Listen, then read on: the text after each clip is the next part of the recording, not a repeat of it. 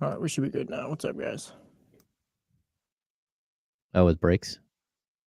Yeah, and I didn't have us potted up either. Going Shout out Warren for letting us know.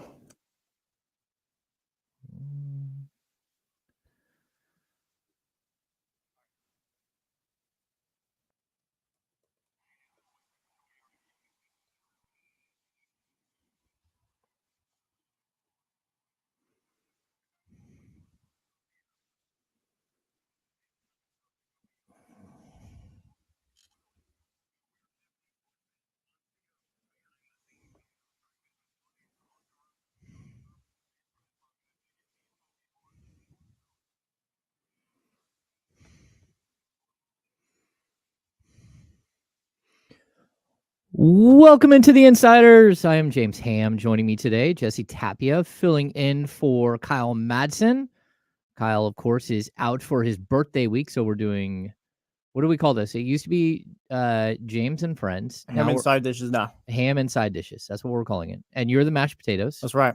We already established this. Yeah. That's the best part right there. In the grand scheme of side dishes, you are the mashed potatoes of this. I would say this entire station, the entire 1320 bubble. Works out, right? Yeah, it sounds right. I think it does sound right. What's going on, everybody? Welcome in. Of course, we are the Insiders, brought to you by Jiffy Lube, and we got lots to talk about today.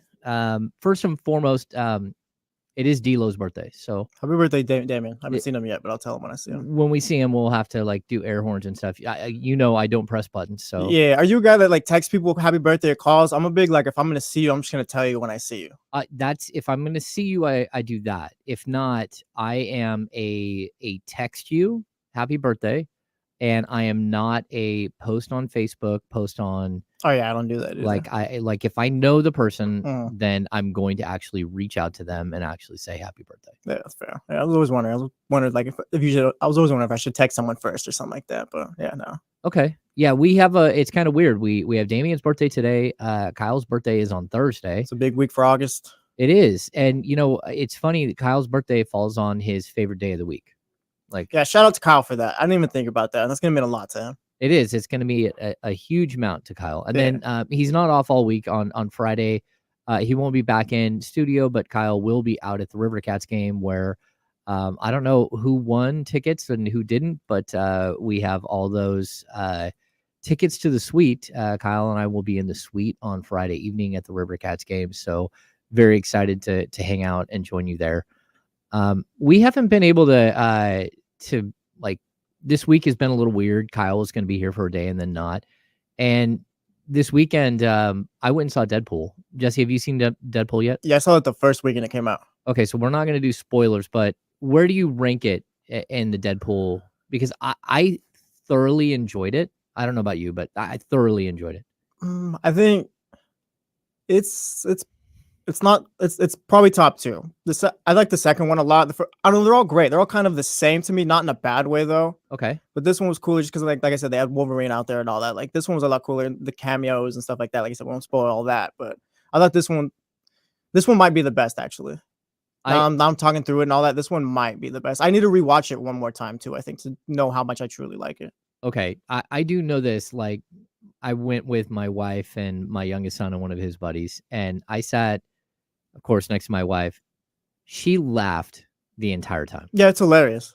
Yeah, like all of the little like jabs that they take. I mean, just spectacular. Like the whole time she was sitting there like, I don't know. This isn't a spoiler alert. They making fun of Fox, like not Fox News, but Fox. I don't know what the big gold Fox. Yeah, Fox, the company, the media company or whatever. Yeah. That has now been bought and dissolved, and they made in fun of it like nonstop.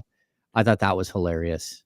Yeah, some great cameos though. Yeah, Zabel threw in here. This one's gonna be going around or whatever on Twitter. So I feel like you could say like Channing Tatum, his character or whatever. That was hilarious. I feel like just all those little lines and like the fact that they kept just kind of like breaking the fourth wall with it was hilarious to me. I thought that was hilarious, and how Ryan Reynolds, how Deadpool kept looking at him like, I have no idea what you're saying. Yeah. Like you need a linguist coach. Like what is wrong with you? Yeah, it's absolutely spectacular. Jesse, one of the reasons why I was excited to have you with me this week is the Team USA thing, right? So we spent a lot of time on Team USA yesterday, and we probably will spend a lot of time on Team USA today, just because it's such a seminal moment for the program, right? It's where you have these incredible stars that have been stars throughout the NBA, throughout the Team USA experience for a long time. Although this was Steph's first gold medal, but still, you got to see sort of these guys age out, right? And then this next crew that's coming up behind. But then I think we expected a little bit of a handoff here, right? I don't know if you did, but we expected Well, it felt like that going into the Olympics. It felt like Anthony Edwards. I mean, this dude barely even played, but Jason Tatum felt like those guys, and we can throw Booker in there. Like they were kind of playing well going into the Olympics. All right, now it's going to be kind of the passing of the torch where the younger guys are going to take over. Then it wasn't. And then it wasn't. It felt like all of a sudden they're holding on to the torch really tightly, and then it became like 3 guys holding onto the torch, and then 4 guys, and by the final game, it's like the 5 older guys are all holding onto the torch. Like we're not giving it up. But you brought up the Jason Tatum thing, and as a Boston Celtics fan that you are, I wanted to hear what your thoughts are on Tatum and the fact that again we're hearing afterwards like Steve Kerr considered him the 11th man, like he was only going to go with a 10-man rotation, and Tatum's the 11th man. It's a 12-man roster, so that's doing Tyrese Halliburton dirty, but because clearly now we know the last guy is. Like, bro, you're last, but. I don't understand the use of him. I don't understand for an all NBA guy. And I think the crazy thing is too, like going back and looking at some of the all NBA rosters and all that stuff. I just wanted to refresh my recollection. And I'm pretty sure he's the only American born first team all NBA player that he doesn't hardly play at all. I mean, because Luka, Giannis, Jokic, and who is the 5th outside of Tatum? There's one more, and I think he's the only U.S. born player in the top All NBA. Maybe it comes down to Steve Kerr just didn't see a fit for his skill set, I guess, which doesn't make sense either to me. I mean, like Tatum, I think we can all agree is like top 7 player. I don't think we have to call him top 5 or whatever. No, that's whatever on Twitter, whatever. But I think he's a top 7 player. And just the fact that Steve Kerr just didn't find just didn't have a use for him just doesn't kind of make sense to me. Yeah, Shea is the 5th. Yeah, it doesn't make any sense, right? So we're all sitting here because he's not Derek White either. Like he can do what Derek White does as well. Well, that's the problem, is that he can do what some of the other guys are doing, and he's actually better at most of the things that they're doing. Like defensively, he's really good. I think Derek White is elite. I think, again, Drew Holiday's elite, but do you need an elite defender in a competition like this? Maybe you do, but do you need 5 elite defenders on the court at all times? I don't think it's something where it's just a massive drop off either. It's like, oh yeah, you need Derek White's defense out there. Yeah, I don't think that there was like a tremendous drop off. And what you're getting offensively is like such a better player. So I was confused the whole time by what was happening. And it feels like Jason Tatum was confused coming out of it too. So I think for me, when I'm looking at the reaction, right, you're always wondering how is a player going to react to something like this? And we see Tyrese Halliburton go out and basically own the day, right? Yeah. Like your standard Tyrese Halliburton, because he did exactly what he was supposed to with that tweet and all that. Yeah, he's so good. He's so good with media, and it's something that we learned very early in Sacramento. And I've compared him. The only other player that I remember coming into the league that was like this was CJ McCollum, where CJ McCollum just got up and it looked like it was open mic night when he grabbed the mic, just like, hey, what's up, everybody?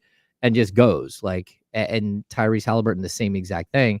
But Halliburton comes out with the tweet. That's what we're talking about. And he has a picture of himself holding the gold and says, when you ain't do none on the group project and still get an A. I can relate to that a lot. You can relate to it. Yeah. Especially in high school or whatever. You're that guy? I was in high school, yeah. Now I kind of pull my weight around here, I feel. But yeah, in high school, yeah, I was that guy. You were that guy? Yeah. Okay. I may have been that guy too. I did end up going to college, but way later. I barely graduated high school. I don't think I want to put my GPA out there. It's all good, bro. You did it. Yeah, I you get lost on the way, right? I worked. I played football. I had all kinds of chaos. parents and stuff, all kinds of chaos in high school, and barely graduated. But hey, here I am on the radio. Right here. I did make it to UC Davis at some point and That's facts. graduated from UC Davis. Now 10 to 12, Monday through Friday on the Insiders. That's right. I survived. But this is such a great line, right? We're all looking at Tyrese Halliburton and going, oh, bro, you got it. Like, you got it. And not only that, but you know that your time is coming, like the next Olympics. And they're not fact checking. At the end of the day, if Tyrese Halliburton wins the next Olympics and the one after that and the one after that, he will go down with 4 gold medals. They're not going to say, except for that first one, you did none. Yeah, no one's going to care about that. No one's even going to look back. Oh, look at how many minutes he played. No one's going to care. Yeah, totally. So, and then we get to Joe Varden from The Athletic put out some quotes from Jason Tatum, and I think it's like a stark comparison, right? I keep trying to say I'm trying not to make it about me. All the storylines all over the last few days. We won a gold, and that's the most important thing. That was Jason Tatum.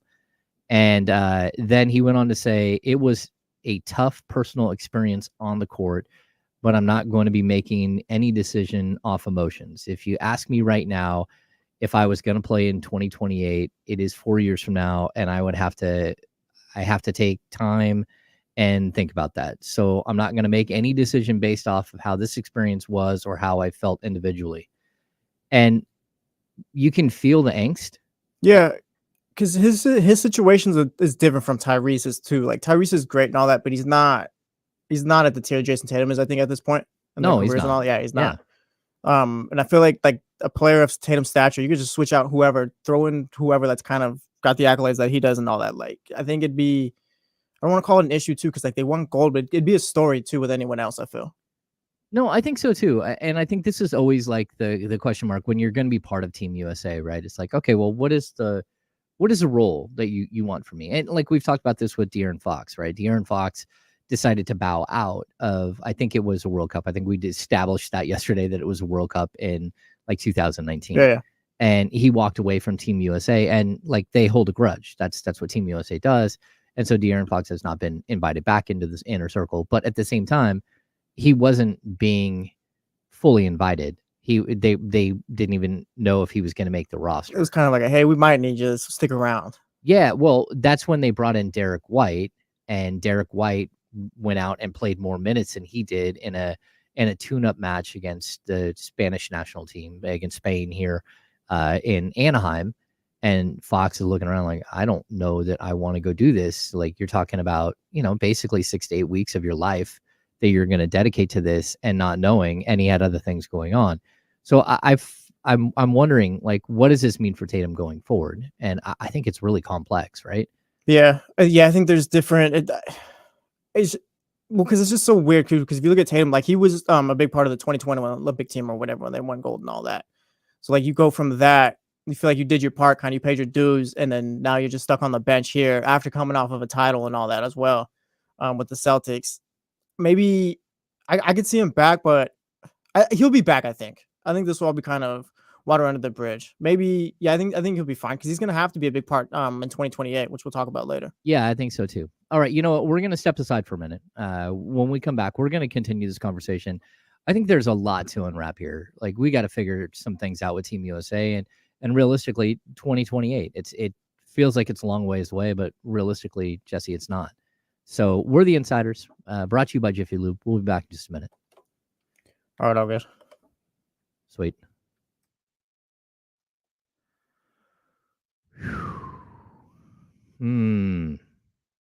See, so I think this matters too.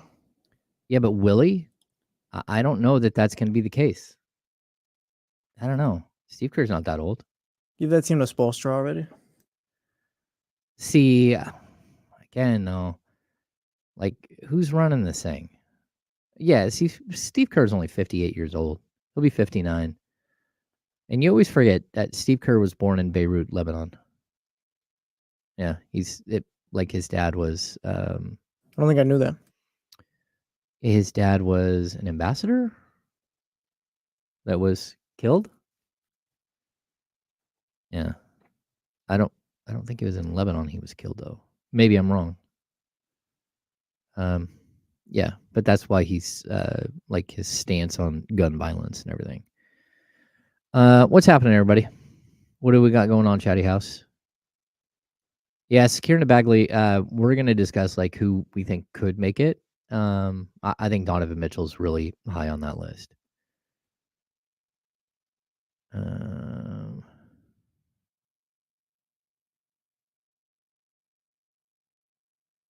Yeah, Warren, I get the entertainment of the Olympics. It's filled with very controversial issues and they need to be addressed. Yeah, I mean, certainly the boxing issue, the female boxing issue. Like I don't know how you address that, but I think what you do need to do is take a stronger stance for your athletes. I think that's something that maybe the IOC needs to do. And then this joke of a debacle with the bronze medal is a mess. Chris Ochoa, I haven't got the NBA schedule yet. I mean, somebody may or may not be putting out stuff here in Sacramento that you could probably find, which I'm not quite sure how that's all working out. But because team partners aren't allowed to put out stuff that they get early from the league, because I know that because I worked at NBC. Cool.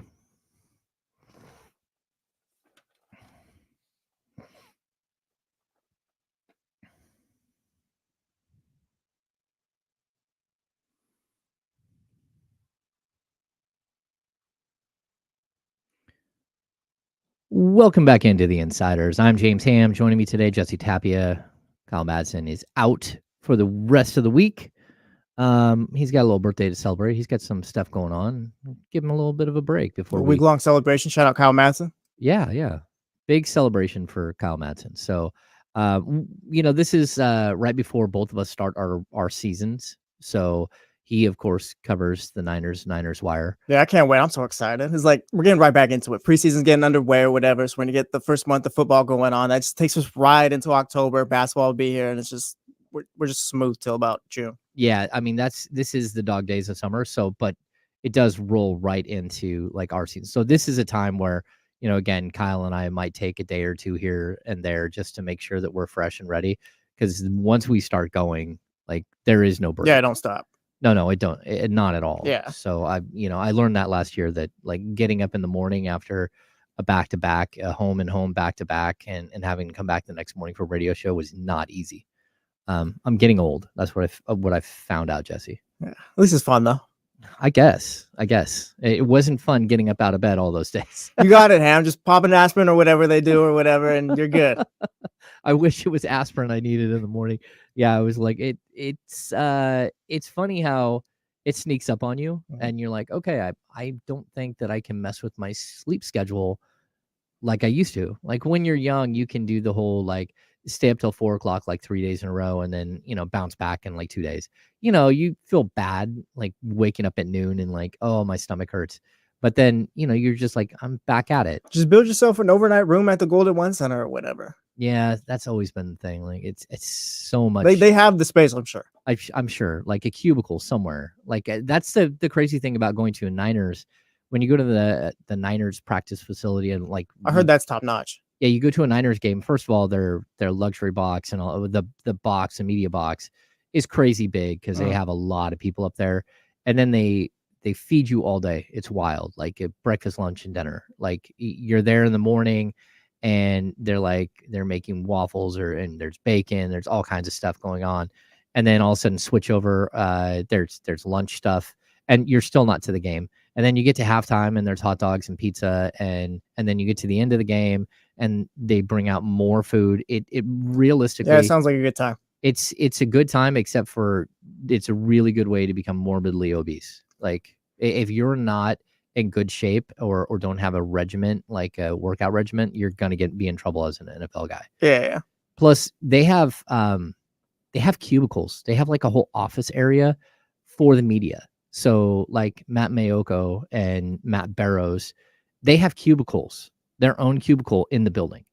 Like they can have like a picture of their kids up on the wall and everything. Yeah, being a 49ers writer sounds like the life because, I mean, they keep you well fed, obviously, and there's never a shortage of stories. Like, we're still dealing with Brandon Aiyuk, and we'll talk about that later and all that stuff. Trent Williams is kind of just hanging out, too, not really he's around. Just chilling. Yeah. He's just chilling. So there's never a shortage for being a Niners writer. That's not a concern at all, like the Trent Williams one. I mean, it's a concern because he's, like, realistically the most. I wonder how much of it is just an older guy just doesn't want to be around training camp right That's now. what it is. That's what it is. Like, he's earned the right to not go to training camp. And, you know, I don't think, at the end of the day, I don't think they're going to fine him. I don't think any of that stuff will stick. Yeah. Let's get back into this conversation, though, because we brought up Jason Tatum, right? And, like, what this meant for Jason Tatum, which was kind of a weird situation. I feel like too, just putting a bow on that, I feel like we, meaning like Twitter, media and stuff, maybe there's something more there than I'm thinking or whatever, but I feel like we made it more of a story than maybe it was, because, like, I think he'll be there in 2028. I don't think there's this whole bad blood between Jason Tatum and Team USA like there might be with who we're going to talk about coming up and stuff like that. Okay, maybe though, because unfortunately for Jason Tatum, he might have issues with Steve Kerr, but yeah, he wasn't able to hide his disdain while sitting on the bench. That's true, yeah. And every time they pan to the bench, there's only 7 guys sitting over there. The Tatum body language shots over the years have been tough. Yeah, he's not somebody that can hide his reaction to what's going on, and either that or he just has like just what the is monotone, just RBF.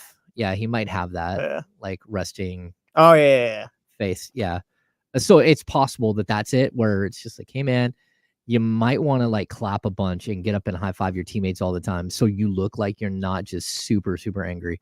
But I also feel like, as much as we want to blame Steve Kerr for what's happened here, right? I think Grant Hill, who is running Team USA, he deserves equal amount of like angst and frustration from some of these guys. They built a team that was very good that ends up winning gold.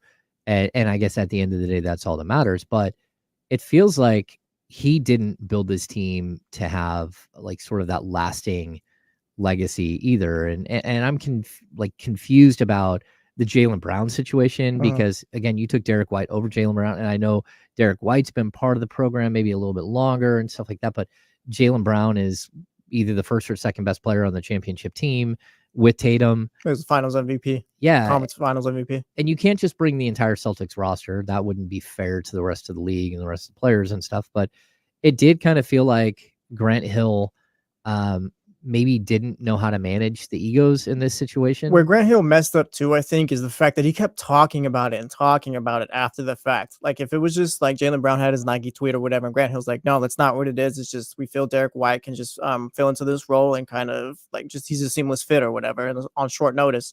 Like, just say that and then don't ever address it again. But I feel like that you're going on podcasts and you get asked about it and all that, but just the fact that you keep talking about it, just more so like, are you just trying to convince us at this point, or like what's going on with that? I think because Team USA, like, there's a history too of, I don't want to call them shady, but they do things their way or the highway. It is. It's always been that way. That's how Jared Colangelo ran it forever. It's his way, or like get out. Yeah, like he's not going to deal with you, and they hold grudges. And I'm intrigued to see if some of the players hold grudges, like the team has held grudges, or if they're going to be like, look, this is an opportunity to win gold, and like I'm going to put it to the side. Jaylen Brown won't be one who's just like, all right, let's just let bygones be bygones. It's fine. Like, no, if he feels disrespected, he's going to make sure that gets answered, I feel. Do you think that he's done? I don't think he's done, but fences are going to have to be mended. Like Tatum, I think Tatum will be back in 2028. I don't think this situation will do anything or whatever. Like, I think he'll be back. They'll get over it or whatever. Like, Team USA, Nike maybe or whatever, and Jaylen Brown, they're gonna have to get together and talk a little bit, I think. It feels like, because if he feels like it's like I don't want to use this word, like a conspiracy against him, where it's just like Nike didn't like his comments or whatever, it's just that's what's keeping him off. Like, that's a bigger thing than just that Team USA didn't select me. Well, yeah, but I would also like, at least if that's how I'm feeling on his part. Look at Steph Curry, though. I mean, Steph Curry is the face of Under Armour. Yeah, but just Steph Curry didn't call it like ethics or anything like that with Nike, like Jaylen did. No, it's true. It's true. Well, and you have to understand that there is a huge amount of control there. Like, there is a lot of influence from the shoe companies and outside forces. Yeah, that stuff matters. They really shouldn't be part of the conversation. It should be about being the best player. And I think that's where Jaylen Brown might look at this and go, I like Derek White. Derek White is my teammate with the Boston Celtics, but let's be real here. Like, Yeah. there's not a comparison. And I think the problem that you have if you're Team USA is that, sure, you're talking about roles and everything, but there's only 12 spots. And those 12 spots should go to some of the best players in the world. And Derek White, while is a very good player, he's probably not in the top 60? Like, I don't know. Where do you put Derek White in the grand scheme of the NBA? Yeah, 70, at least 60, 70, well, he's 80? not top 15 at least with those guys. Top whatever you want to call Team USA. Yeah. Top But 20, top 30 or whatever. Yeah. it's tough, though. Like, Yeah. where do you put him in league wide, even on his own team? Is he the fifth best player? Fourth, fifth? He's probably going off the top of my head, he's probably fifth, sixth. Yeah. So I mean, that's where it becomes difficult, because it's like, this is supposed to be the elite of the elite. And I get that you have to have role players, but that's what Devin Booker accepting a role is about. That's what being a superstar, and that's what I think being part of Team USA is being a superstar and saying, I'm willing to take a smaller role. Well, like Devin Booker. Yeah, exactly. In order to win gold, to like be part of something much bigger than myself.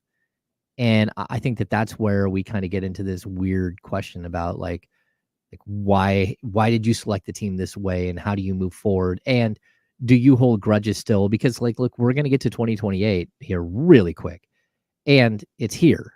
It's in LA, right? Like, you need to put a winning product on, want to lose gold on your home country. Well, yeah, on your home court. We're going to talk about it too, but like LeBron, Steph, KD, like at least I know 2 out of those 3 are probably not going to be there. We'll see if Steph lasts. I doubt Steph lasts until 2028. LeBron won't. KD's talking like maybe there's an opportunity there, but there's gonna be some carryover. You're gonna have to switch it over and all that. Yeah, but at some point, shouldn't you tell a player that no, it's not time for you anymore? Not if they're playing at the level these guys are.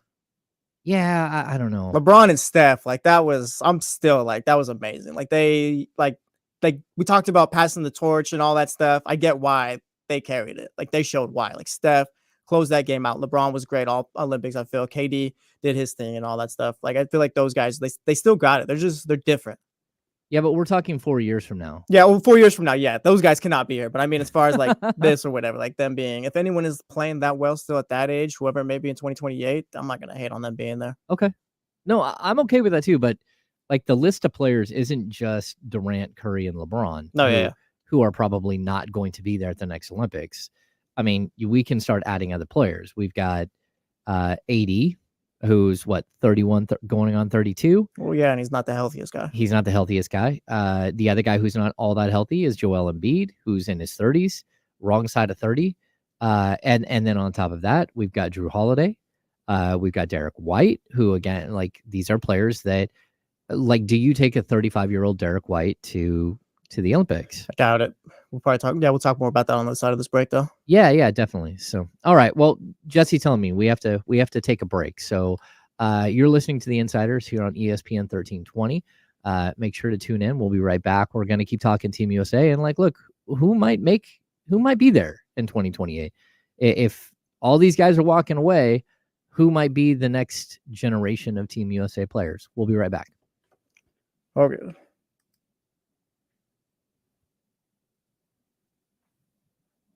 What's going on, everybody? Oh.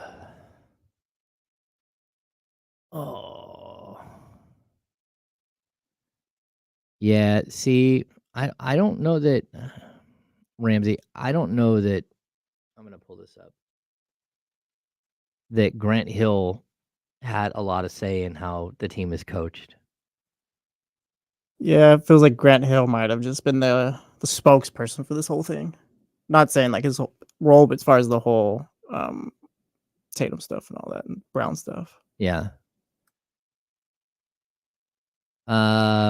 Let's see. Do I think I could break dance better than the Australian girl?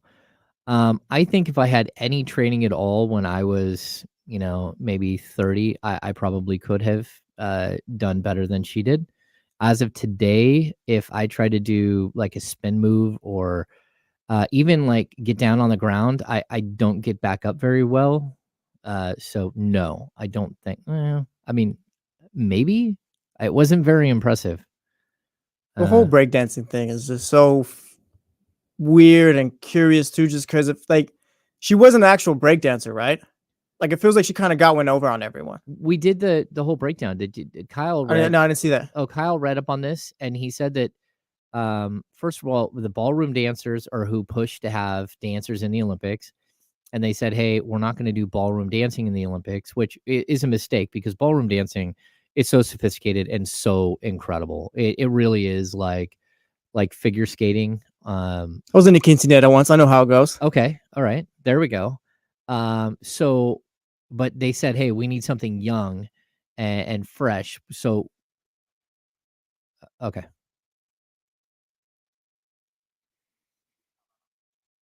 Okay.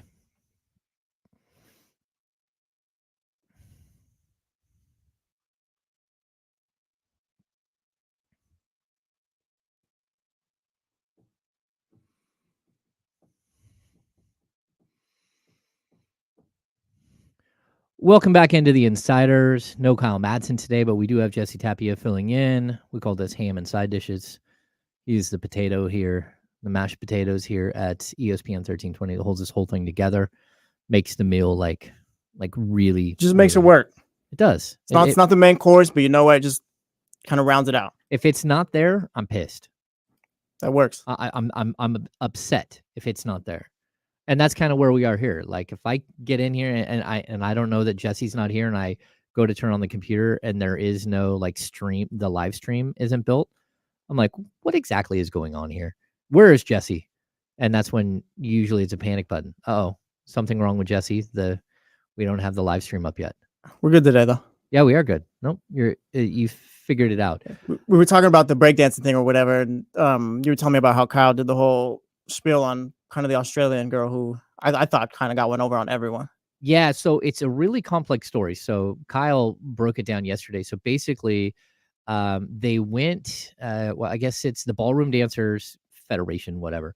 They went to the IOC and said, hey, we need dancing in the Olympics. And they said, hey, look, we respect what you do, but we need something that's like more fresh and more like something that will connect with a younger group. So how about we let breakdancing in? And the Ballroom Dancers are like, okay. So, but we need you to be in charge of like trying to find like whatever it is to get breakdancers, whoever the best breakdancers are.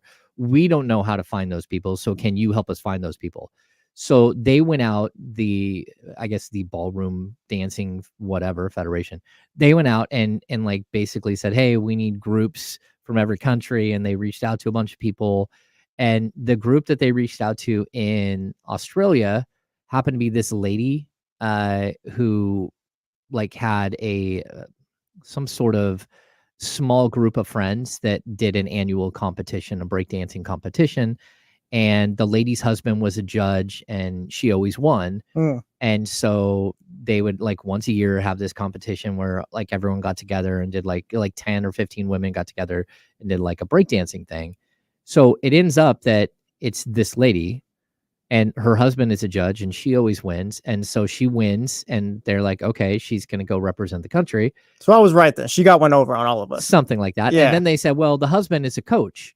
So he now gets an all expense paid trip to from Australia to Paris. And, you know, like they get the gear and everything else.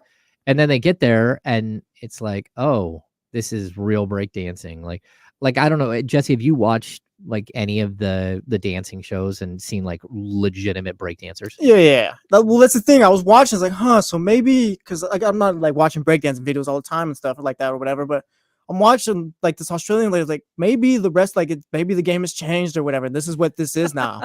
Maybe it's just I'm just like I said, it's just a whole new thing or whatever. But yeah, I could see how if you're watching breakdancing for the first time, you could have thought, okay, maybe there's like an interpretive dance breakdancing, and then there's like the hardcore trick breakdancing, and so you're like, okay.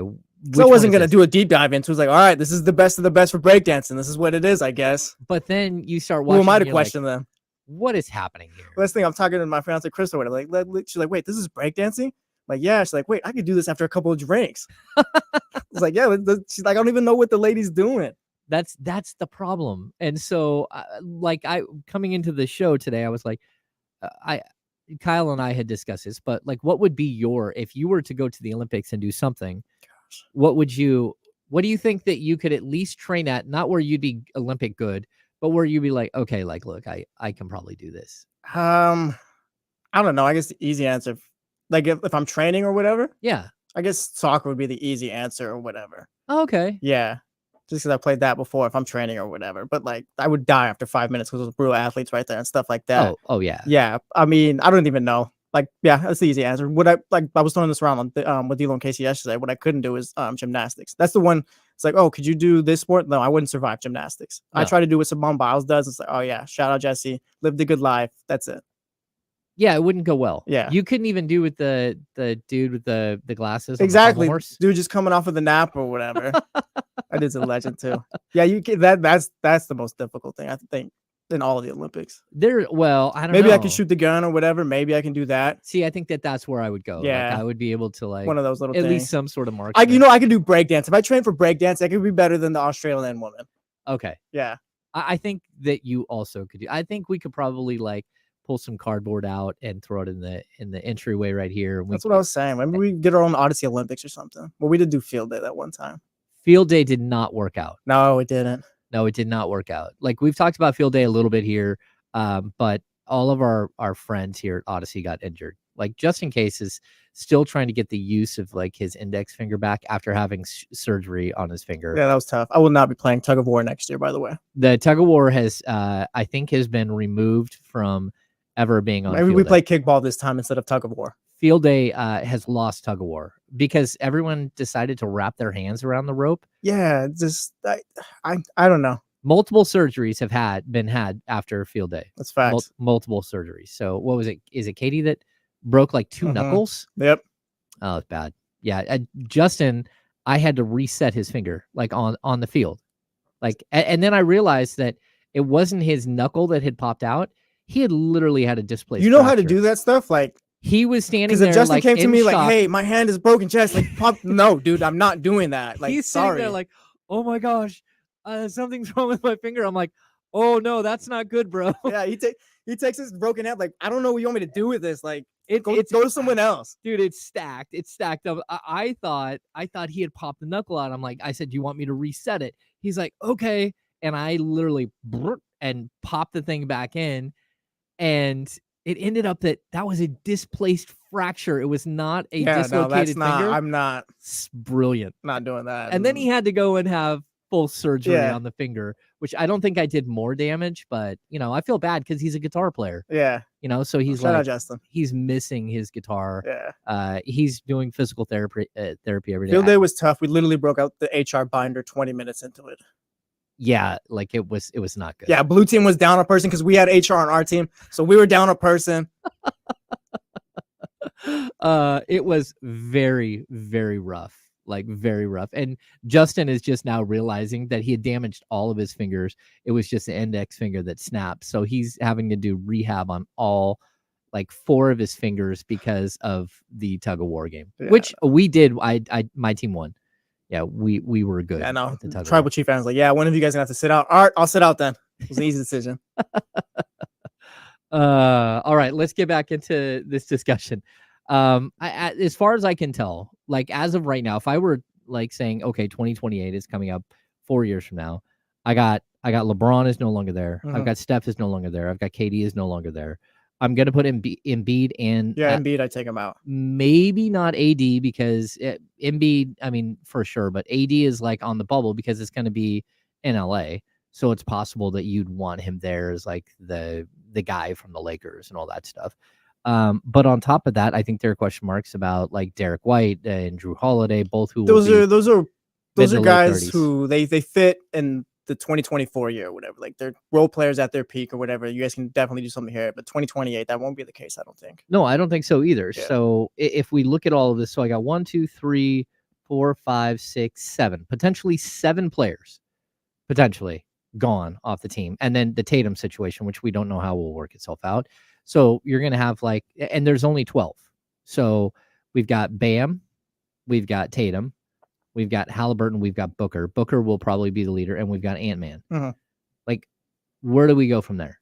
because you got a lot of holes to fill. That's the thing. You got a lot of spots to fill, but we talked Durant, Curry, LeBron. Those were probably the three best guys, or those were the leaders right there, the faces of the team. Yep. Like you're gonna need someone to step up. I don't know if it's Anthony Edwards, if it's Devin Booker, if it's Jason Tatum, but you're gonna need some star power too. And maybe that's where you're like, all right, Jaylen Brown, we're sorry or whatever. Let's talk it out, because you're gonna need to replace that star power definitely. No, I think so too. And I think we've got a few years to figure out who the star power is. But some of the problems that you have, like going through and looking, first team All NBA, Giannis plays for Greece. Luka plays for Slovenia. Shai Gilgeous-Alexander plays for Canada. Nikola Jokic plays for Serbia. Jason Tatum is the only guy. The game has changed. Right? The next group, this is second team All-NBA. We've got Anthony Davis, who we've already discussed, Kevin Durant, Ant-Man, who's already on the team, and then Kawhi Leonard, who, if I'm not mistaken, first of all, I don't think Kawhi Leonard will still be playing basketball. No chance. But they Team USA, no chance. They burned him to the ground and just like sent him packing. Yeah, I wonder.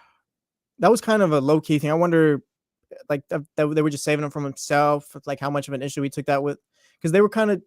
Well, because the issue was that they didn't want him to play because he still wasn't fully healthy, right? Well, that's what they said, but then he said he's perfectly fine, and then the Clippers said he's perfectly fine. Okay, I missed that part then. Yeah, so it got a little funky. Okay, they just sent him home. So we don't know the whole story, but at the end of the day, it was like, if you saw something with Kawhi Leonard and said he's not ready to play, then what happened? What kind of goggles did you have on when you watched Joel Embiid? Because Joel Embiid, for the first like 6 games of build up and tournament, looked like a dude who couldn't get up and down the court. Well, he looked like a guy who just didn't even fit either. No, but still, body wise, he was struggling. Yeah.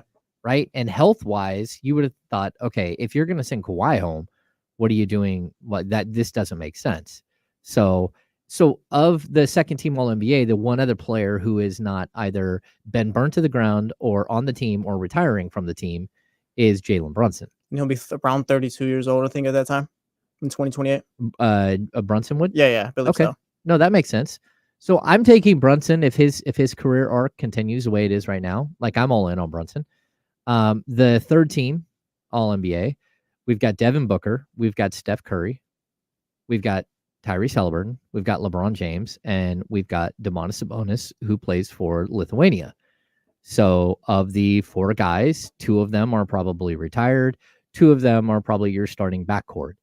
So we only added 1 guy of All NBA team to our list of who's going to be there. And then after that, you start looking at like the next group. And so where are you at? Okay, I guess we'll start here. If De'Aaron Fox can work his way back into graces, do you think De'Aaron Fox makes the Olympic team? Yeah, I think he'd get that spot over someone like Ja Morant. And I think you could add Jalen Brunson and have Fox there too, as well as Tyrese. Okay. Yeah. To me, that makes sense, because at that point, Fox will be, what is he? He's 26. He'll be 20. Is he? He'll be 30-ish. Probably no older than 31 at the time. Yeah. Boy, that's okay. So this is where you start to feel old, when you've covered a team for this long, and then you got a guy like De'Aaron Fox that you watch come into the league as a 19-year-old, and now he'll be 27 in December. So he's 26, 237 days. So he'll be 30 at the Summer Olympics. Yeah. 30. Yeah. It's for the Summer Olympics. So I'm in on Fox. Like, I think Fox he should be there. Like, we talked about it, of the 19 top scorers in the NBA, 18 of them made the All-Star team. The one guy who didn't was Fox, who was number 10 in the league in scoring, which at that time was ridiculous. Fox adds some of that star power too that you could be missing with guys like KD, LeBron, or whatever. Because Tyrese Haliburton is great, but he's not going to go out and just go get his bucket or whatever. Go get a bucket. Like, Jalen Brunson can do that as well. But I feel like you need a guy like Fox, definitely. Okay. So you would take Fox over Ja. Yeah. Okay. Then we have Keegan, who's been part of the select team. Where are you at with Keegan? As of right now, Keegan would be a no for me, just because Keegan would need to be something that he's not right now. He needs to keep developing the way that he is, but I could see it, but I don't think it'd be both of them.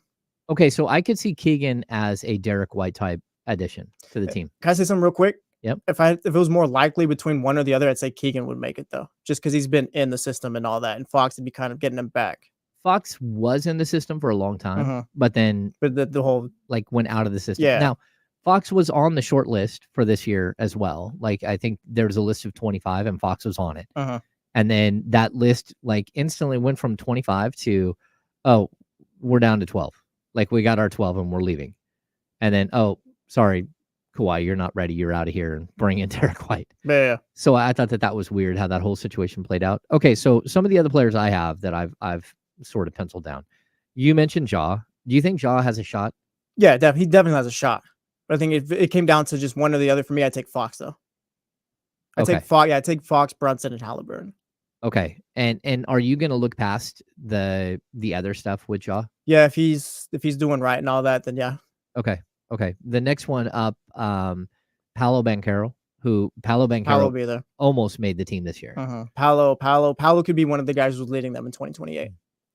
I think so too. Like I've always compared Paolo to Carmelo, and like they're very similar type players. I think Paolo's a better passer and maybe a better rebounder than what we saw from Carmelo, but very similar style of like one-on-one, like lay on you, physical type basketball. I feel like the league and media and all that is kind of waiting on him. He's like the next guy we're waiting to break through that ceiling and become a superstar.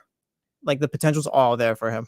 Do you think the potential to be a superstar is there, or do you think the potential to be like perennial all-stars there? Superstar, I'd say. I think Paolo, if he reaches his potential and all, I think he could be a top 7 type player. Really? Yes. Okay, I put him in the top. Like I think he can average 25 and 7, 25 and 8, and like be a really good player.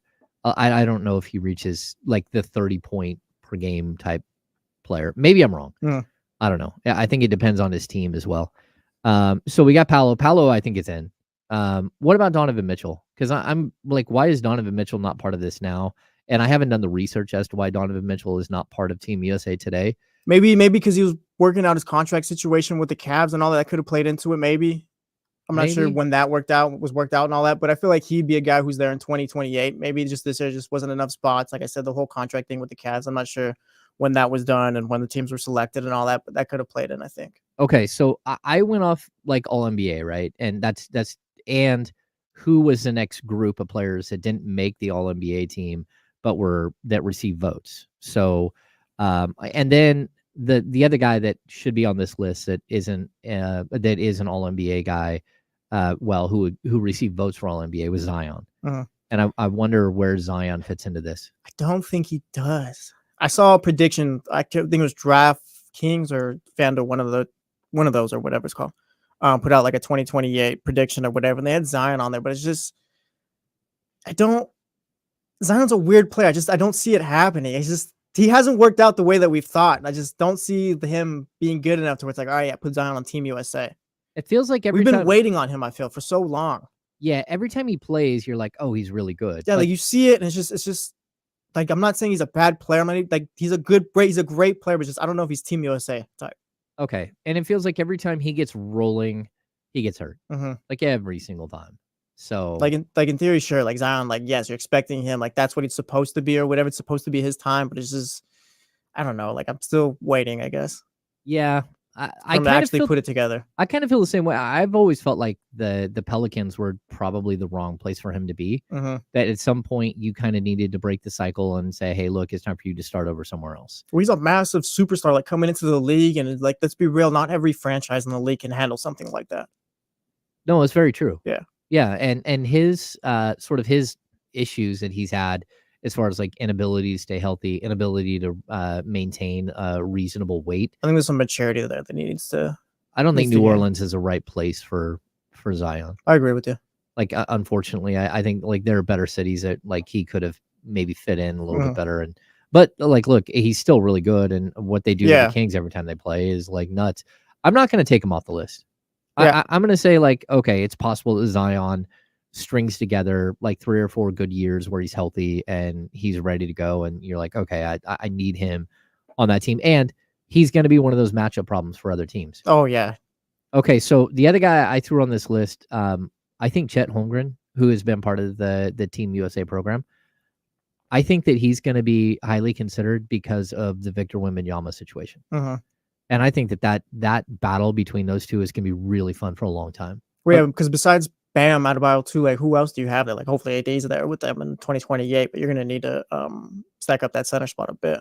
Yeah, I don't know who it's going to be because as of right now, most of the centers in the league, outside of Bam and AD, are foreign-born players. Yeah, like a huge percentage of centers around the league, whether Valanciunas or Sabonis, or like it just go around. You have all the guys from the Canadian team. You got Gobert. Like it's going to be difficult. I think Chet's definitely there. Yeah, it's Chet. I think we could call Chet a lock. Like if he just keeps on doing what he's doing or whatever, because like someone's gonna need to fill that role, that spot. No, I think so too. Uh-huh. Someone's gonna have to defend Victor Wembanyama, and I think that's the other problem. Like we can come up with a list, and there's going to be other guys that are coming up, right? That we haven't seen yet, or that like haven't really taken their step yet. Because I think Cooper Flag is a guy. Yeah, I was going to say him. Someone in the chat too. That Cooper Flag could be a guy that makes the team too, depending on how he develops and all that. Yeah, I think so too. And then I mean, just look at the last couple of drafts. You never know. Like the Jaren Jackson Jr. thing, I think that's over. Like I don't think he's going to be back. Maybe I'm wrong, but I don't think that makes a whole lot of sense. But does Jabari Smith or does Evan Mobley or like do one of these other players like step up and become like a much better player than they are today? Yeah. And I think that like opens a possibility. And as far as like when we talk about Fox or Keegan, which one? It's totally possible that both of them make it. Like, and it's also possible that neither one of them make it. But I bring it up because look at how many Boston Celtics are on the team this year. Again, you got 3 starters from the Boston Celtics, and we keep talking about how Jaylen Brown got ripped off. He would have replaced one of those guys. Like he was the next in line pretty much to be that 4th guy. And like I still think that it doesn't matter like where you're from, as long as you're a bona fide hooper, you're gonna get an opportunity to at least show what you can do. Yeah. I also think like the team, the select team, and all this, the select team has a lot of players that you kind of look at and go, okay, there's a possibility here, and that's where Keegan is working his way through. Where again, I saw it with DeMarcus Cousins, I saw it with like so many Kings players. Harrison Barnes is part of the program forever. Like, so you're seeing these guys that have gone through the system, but they usually start as select players. They move up from the select team. Marvin Bagley was on the select team and then decided to bolt the one summer. It's one of my favorite stories that's been told on this show. Oh, yeah? Yeah, the Marcus Smart thing. Oh, he thought it was Marcus Smart or whatever. I'm sure Marvin's just sitting there like, why is he yelling at me? Wow, coach really thinks high of me, I guess. I was there when all of that was going down. I was at Team USA camp. And I always found it really interesting. Marcus Smart, everyone is out like getting up shots and like rebounding for each other, and like you got the guys that are moving around the circle who are getting their 10 threes at every spot and all that stuff. Marcus Smart was laying at half court, and someone would roll him a ball, and he would be laying on his back in the middle of the half court logo of the Team USA logo and shoot half court shots from there. He would like lean forward like he's doing a sit up and throw the ball. But he would like sit there. It felt like for like 15 minutes, everyone else is like doing their thing, and he's doing this weird. Marcus Smart's a different guy. One of my favorite players ever. Yeah, attempted like half court shot. Yeah. And I was always like, what exactly is happening here? That's a really cool setting if you ever get an opportunity, because you get like really intimate like breakaways. Like everyone is available. Everyone is sitting along the sides, like either getting iced up or switching their shoes or whatever. And you can go around and interview whoever you want. And there's only a certain amount of reporters, and most of the reporters like glob onto their team guy. So like if Steph and Clay are there, like all of the Bay Area guys are over in that area. So it's a really cool way to go get like a one-on-one interaction with somebody where you're actually like having conversations about how the camp's going and stuff. And then you have coaches and stuff like that. The big coaching scrum will happen, and everyone rushes over. But overall, that's one of my favorite settings is a Team USA setting, whether it's in Vegas or it's in LA. It's usually a really cool situation. Yeah, it seems pretty intimate with how they do things. Yeah. It's definitely different than most other scrum settings that you're going to run into with the NBA. Excuse me, Jesse. I'm going to start coughing here. If you go out, just make sure you got to do it on stream. So my problem is that if you're looking at where Team USA today is, and you're looking around the globe, I think we can look at Serbia and I think, oh, Serbia's probably still going to be okay. But they also, Jokic will be older. Bogdanovic will be like 36, 37, whether he's still around playing at a high level. We don't know. But it's going to be, I think the team everyone's kind of circling and saying, okay, 2028 is going to be a problem, is France. Yeah. And just what do you think of that French team and all of the young players they have coming up behind them? I just wonder, like, it's kind of like it's a team that's kind of aiming for just kind of developing for 2028 to maybe take out the US finally. Because I feel like France, Germany, and Canada, those are like 3 teams I've got my eye on. Germany too, they're not maybe with the most star power or whatever, but I like the way they play ball. And it's kind of like they got like a system or whatever. I think it works. Dennis Schroeder was kind of talking about, I think it was him or whatever. Comments didn't necessarily age the best way or whatever, because he says that I think that USA played only entertaining ball or whatever. He says too, in Europe they play more of system ball, so it works. I think we kind of saw that this year. Like USA is easily more talented than all these other teams, but the way they play, it's not this big of a gap anymore or anything like that. And then as far as France, they're kind of just developing, just getting ready year after year for 2028, and then Wemby take us home. Yeah, I think the concern that I would have if I'm Team USA is you look at Victor Wembanyama, who's absolute freak, and it's funny that Dennis Schroeder is the guy who talked about all that stuff when he's the guy who got blocked repeatedly by Wembanyama by playing one-on-one sort of individual basketball and not playing within the system. Yeah, I like the German team because they've got they've got all like Franz Wagner, they've got Mo Wagner, they've got a lot of like legitimate players that I think will grow and become better. But France this summer, they had 4 first-round picks. So Reece Shea is number 1, Alex Sarr is number 2 or 3, Tijane Saloon, and then I think it's Pakome Dadier. Like they're loading up. that's what I'm saying. Like France feels like they're developing for something, like they're building for 2028. Yeah, that, and there's another Wembanyama coming. Is there? Yeah, we don't know what he's going to look like, but there is another Wembanyama. I think he's 16, 17. That's a wild statement. Like, yeah, they got another one coming. There's another one. Yeah, coming down the pipeline. I don't know these guys that are like the winter soldiers. He's as tall or anything, but there is another Wembanyama. I think France is going to be huge. And then you talked about Canada. Canada is the team. I compared them yesterday to like anytime you go out and you play like softball. If you get a team together, a bunch of young guys, you think, oh, we're going to go out and we're going to kill everybody. Like we got a bunch of high school players. We got a bunch of, baseball players who are really good. And then you go out and you play slow pitch softball and you get destroyed by a bunch of 40-year-olds. And you're like, what in the world just happened? Yeah. And it usually takes a couple of years for a team like that to develop and to go from being just like a bunch of hot rods to a really, really finely oiled machine.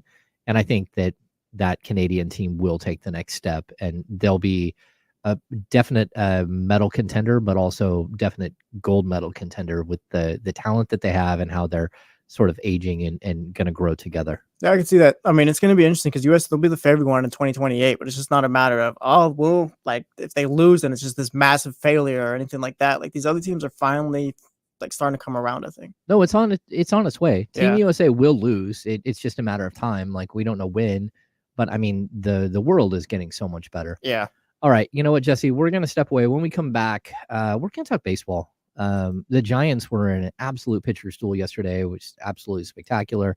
We got Shohei Ohtani, who is once again like on the verge of something special, which is something that we typically say with him because he's amazing. All kinds of baseball to talk about when we come back on the Insiders here on ESPN 1320. I am James. He is Jesse. We'll see you in just a minute. All good.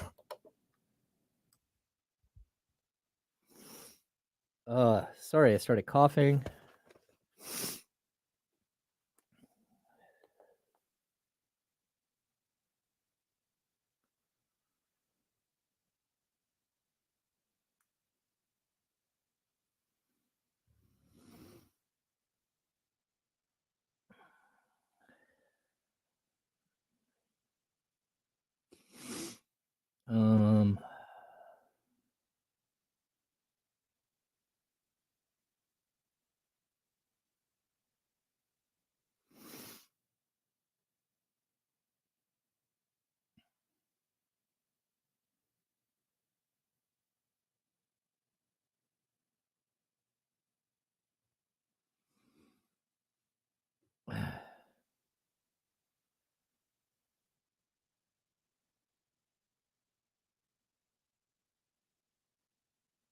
Yeah, David, I don't work with birds, bro. Birds suck.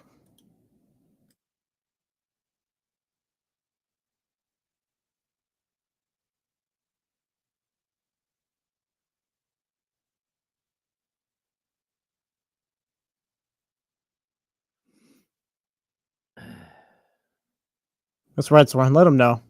The Green Cornet, Sam Howes. I don't even know if is Luke Cornet from here. Wait, say that again. I said, Soren said that Luke Cornet and Sam Howes are getting the U.S. gold in 2028, and I asked if Luke Cornet was even from here. Oh, that's not great.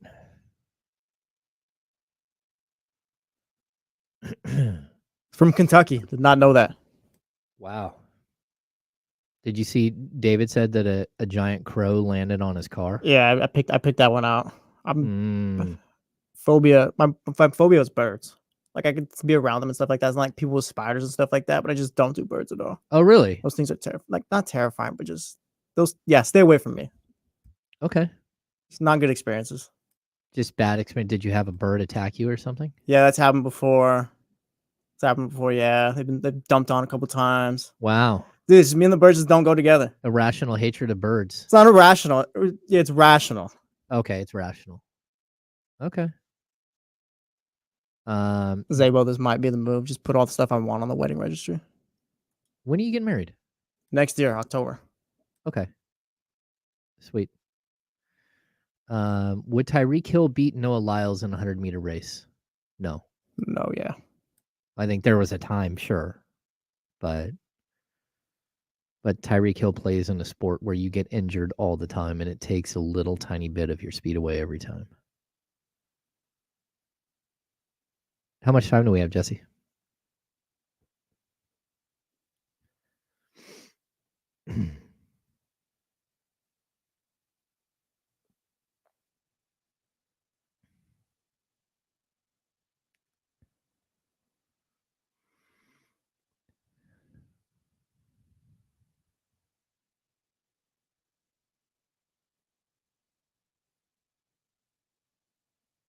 Oh. Then we got some Aiyuk updates. Yeah, I think let's switch up and take that on right now.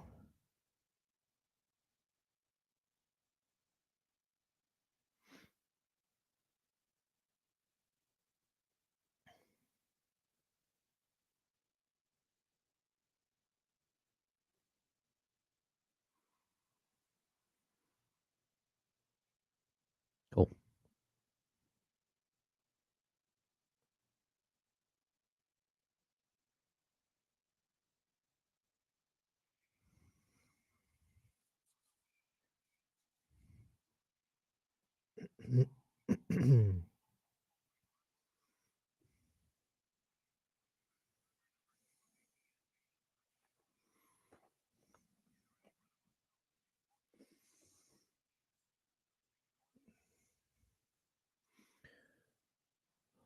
Welcome back into the Insiders. No Kyle Madsen today. I'm James Ham. Filling in is Jesse Tapia. We're hanging out with you on this Tuesday. We have some breaking news. It's not breaking news as much as is breaking update, I guess. Is that how we would? I don't know. Jesse, how? We've got things to say, people. We've got things to say, right? So the Brandon Aiyuk situation has been hanging over the San Francisco 49ers like a dark cloud. And I don't think that there's any end in sight on that. But according to Ian Rappaport, the Steelers and 49ers have a deal on a potential trade, and Pitt is in a good place on an Aiyuk contract, sources say. If San Francisco gives the final sign-off, it's done. And then he continues. San Francisco has an offer out to Aiyuk on a long-term deal for him to stay. He hasn't accepted. Where are we at, Jesse? He's not taking that San Francisco deal. I'll tell you that right now. That deal's been out there or whatever. There was reports, I think, on Friday or Thursday or whenever it was that they were going to kind of come back to the table and talk it out and stuff like that. Nothing's happened. So obviously he's not signing whatever it is they're putting out there. Okay, so what we've heard is that San Francisco started with a $26 million offer. And then I read this morning somewhere, I'm not sure where, that as of right now, it looks like the Pittsburgh offer to him is around $28 million a year. I really have a hard time believing that at a certain point in where we're at, that the 49ers said we're offering $26 million. And this is supposed to be months ago, right? Yeah, in May. And here we are, 4 months later, and we're still at the same 26 million. There's no way it's still at 26 million. We're missing obviously pieces to the story, but yeah, there's a big chunk that just isn't making sense right here. Because if it's between if the Steelers are willing to offer 20 and a half, 28 or whatever, the 49ers really can't get to that number. That's wild to me. That doesn't make sense. That's bad business almost, I feel. It absolutely does not make any sense at all. If you're within $2 million, there should be a way to come to a common ground. And look, if I'm Brandon Aiyuk, I look at Pittsburgh and I think, okay, it's an opportunity to start over somewhere else, and maybe my numbers will go up because they have a good number 2 wide receiver, but I should be the guy. But then you look and you go, okay, do I really want to go out there and have Russell Wilson throw to me? Or, or Justin Fields. Do they even know who the quarterback is? And do they know who the quarterback is after this year? Because if you're going to Pittsburgh, you're signing a 5-year deal, right? 4 or 5-year deal, whatever it might be. Both of those guys are not under contract after this season. Neither one. This is Fields' 5th year, and this is Wilson. They signed him to a cheap, make good deal. I don't know. I feel like Justin Fields can be a guy, but there's also the fact you look at Brandon Aiyuk. Hey, Mike Tomlin's there, and somehow he gets teams over 500. I think he had 1 year. We had Doug Hodges as quarterback, and they somehow went 8-8 or something like that. So I mean, Pittsburgh's not the worst situation. I think out of everything we've heard between the Browns, the Patriots, and all that, I think Pittsburgh probably the best place he could go to right now. I think it might be the best place he can go. Actually, I'll correct you. The best place he can go to right now is the San Francisco 49ers, where he would play for Super Bowl championship. That's fair. At least have an opportunity. Well, that's the thing. Yes, I think we can all agree the best spot for both of them is there in Santa Clara with the Niners. They need each other. I don't want to say that. They're best off with each other. But it's just I don't get where the disconnect is coming from. Because if I'm the Niners, I'm looking at Aiyuk, Kittle, Debo, they're going to be there for however many years or whatever. To me, Aiyuk is part of that next core where we shift, where it's Purdy, it's Aiyuk, it's Bosa, CMC is still there or whatever. Warner, now that's what we're building off of. That's the guy you want around, I feel. Yeah, it's funny because in the NBA, I think you look at your team in longer windows, right? You're hoping for a 6 to 8 year playoff run. And the NFL, you're looking at okay, can we piece it together for 2 or 3 years? And then whether it's a salary cap that catches you or injuries that catch you or age that catches you, something will catch up to you by the end of a 2-3 year run, typically. Yeah. And so you're always trying to reset and be good again. I think the only team that kind of defied that was the Patriots, but even the Patriots, we can go through season by season and see where they had a stark drop off and then they bounce right back and then they start winning and go to the Super Bowl again. But for me, I think you were right when you said it the first time. The best possible solution for both of these, the player and the team, is for him to be back in San Francisco. Yeah. It's where he's comfortable. It's where he knows the quarterback really well. And the quarterback loves throwing him the ball. Now, could he get more opportunity? Yeah, he could get more opportunity. And he probably will get more opportunity. Debo and McCaffrey, they're going to have to take a step back a little bit here and there this year and next year. I just say the same thing about Kittle. This is on a path where there is a way he will have massive opportunity in San Francisco if he just kind of sticks it out and waits till some of the other guys clear out. Yeah, and we got Rams in here. He throws the team can't pay everyone reason 147 where Eric Armstead's a Jacksonville Jaguar. I get that completely. It's just that Brandon Aiyuk is one of the guys that I would pay. And I'd probably work it out with someone else where it's maybe can you take a pay cut here or whatever. But Brandon Aiyuk is one of the guys I'm keeping around. Well, that and Armstead got to a point where, unfortunately, he wasn't reliable on the field, whether he's going to be there every game. He started to have injuries, start to stack up, and it's unfortunate, but that's the way football, works, especially offensive line, defensive line. Sometimes offensive linemen can last forever, but Eric Armstead had a really good run in San Francisco. Eventually, he became a player that they couldn't continue to pay the high clip for. And another team can because they don't have all of these other pieces that the 49ers do.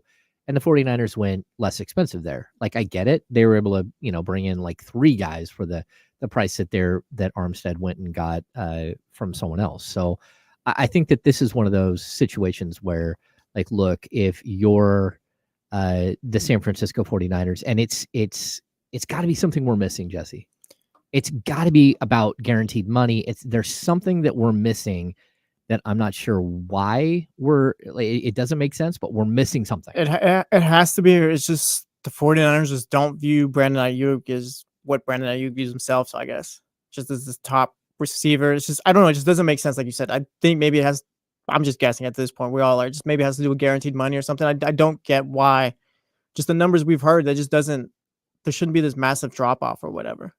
Yeah. And I think honestly, I think like I'm kind of wishy-washy. I think he's going to Pittsburgh now. You think so? I don't think they're going to work it out. Like, there's a deal there. It doesn't seem like the 49ers are going to, budge on their number. It doesn't seem like Brandon Aiyuk is going to budge on his number.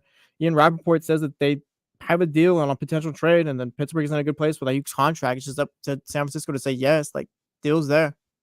If San Francisco sees it, like, we're just like, yeah, we're not getting anywhere with Aiyuk. He's not going to take this deal. I think we're at a point where they probably should say, all right, yeah, go to Pittsburgh. Yeah, but I think that they're at a point where you've got to be so close that you just kind of march a couple of more. I don't think Pittsburgh is going away. Pittsburgh has wanted Brandon Aiyuk for the last 6 months. I don't think they're going away. And I think that they're going to be a team that, like, if you have to wait another week, another 2 weeks, and you get so close to the season, you could say, okay, look, now it's time. We got to go. We can't bridge this whatever gap. I also think there's a little bit of, like, they're playing chicken here. Both sides. Yeah, definitely. That's definitely what's going on too. I wonder how much it would benefit San Francisco just to, if Aiyuk isn't going to be here or whatever, and it's just, you're not going to get a contract done with him, how much it would just benefit for them to just move on now and just, all right, this is our team. Play out these last couple of weeks of training camp. No more distractions or whatever. Trent Williams, here's your money or whatever. Come back and it's all right. Here's our squad. Let's go. Yeah, but I always like, how are you going to be just as good as you were last year or better? And I don't think you can be. You won't be. That's the thing. Like, the San Francisco 49ers, I think, lost. If they trade him to the Steelers and I don't think they're getting a George Pickens back. We'll see. Maybe they can get a player in a different position group or whatever. But the 49ers lost, I think, in the situation if they trade him to Pittsburgh. If they trade him, they lose. Yeah. And I think they understand that. Like, I think so too. You can be, I just hope so. You can be really confident as a like a GM, but if you can't see that you're going to lose in this situation, then I don't know. Maybe you can get a 2nd round pick for him or whatever, and that'll help you next year and all that. But, like, you're trying to win Super Bowls now, and Deebo Samuel's great. He's a playmaker. He's one of the best in the league. But you're gonna have a hole at wide receiver too. No, totally. Yeah, I totally agree. It's this thing's been wearing on us for a while, but I feel like the further away we get from, like, the dramatic scene that was last week, the further we get from that, the more I think he's staying. So that's just me, though. Yeah, we'll see how it goes. All right, we're going to step aside. When we come back, we're going to talk a little bit of baseball. We might talk some NBA schedule. Maybe we'll get some insight on what's going to happen with the Sacramento Kings in the coming weeks with regards to the NBA schedule. And I don't know. We got plenty still to talk about. So we're the Insiders here on ESPN 1320, brought to you by Jiffy Lube. I'm James. He's Jesse. We'll be back in a minute.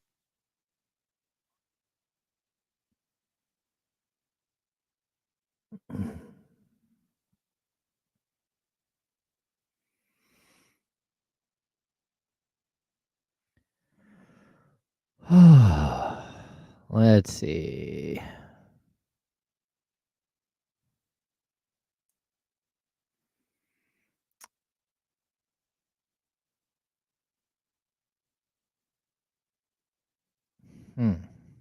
I'm hearing possible first in-season tournament game. What are we calling the in-season tournament now? I believe it's the NBA Cup. The NBA Cup. That's right.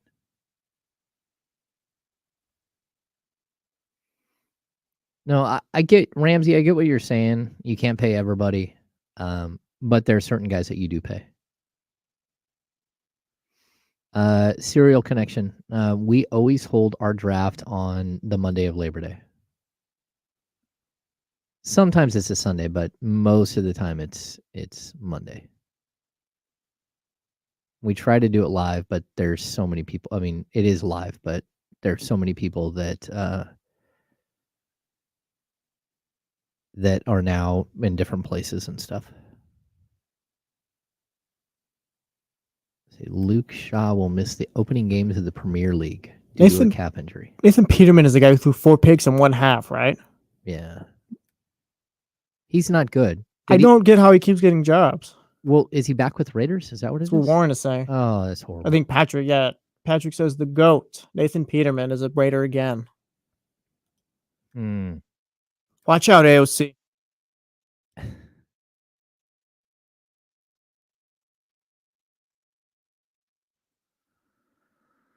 Raiders are going to be a fun team. I got my eye on them this year. You think they're going to be we good? did like league pass teams for the NFL, like the Raiders would be one. Okay. They have a lot. It's just a matter of what's that quarterback going to do for you. And I feel like we'll be saying a lot about them too. Like, oh, if only they had a quarterback this season.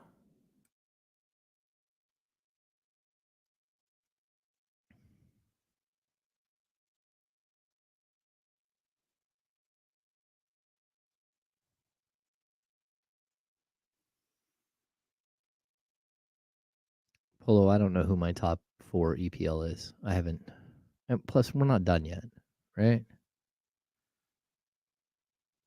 Kind of want to see what some of these new defenders look like for Man U.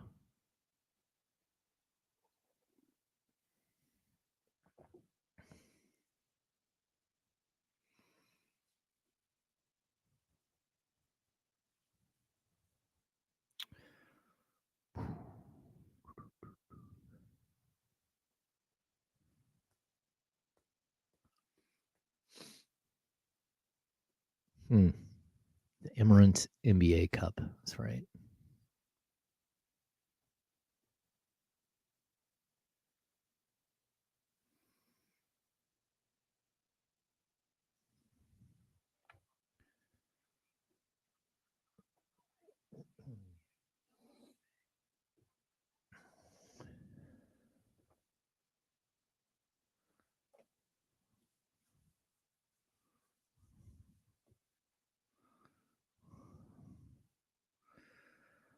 Welcome back into the Insiders. I'm James Ham. Joining me today, Jesse Tapia. Kyle Madsen is out for the rest of the week. Nothing going on. He's celebrating his birthday, taking a little breather. Well-deserved break for our friend Kyle. But Jesse, we got a little. Well, I did not know that today is Damian Barling's birthday, right? Yep. I did not know he shared a birthday with DeMarcus Cousins. I did not know today was DeMarcus Cousins' birthday. Today, DeMarcus Cousins, Sacramento Kings legend, Boogie Cousins, is 34 years old. If I would have had my way, DeMarcus Cousins would have been a Boston Celtic the year he got traded to the Pelicans. I was fighting for that for so long.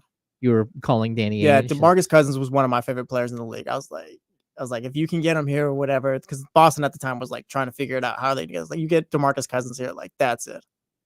That's crazy. I love DeMarcus Cousins. I can't believe he's 34. Yeah. I started covering the Kings the year that DeMarcus was drafted, so 2010, and that's just crazy to think. So, dude had Hall of Fame talent too. Like, he was a monster. He was kind of no question. He was one of the first, I feel like, that started taking threes as far as the big man.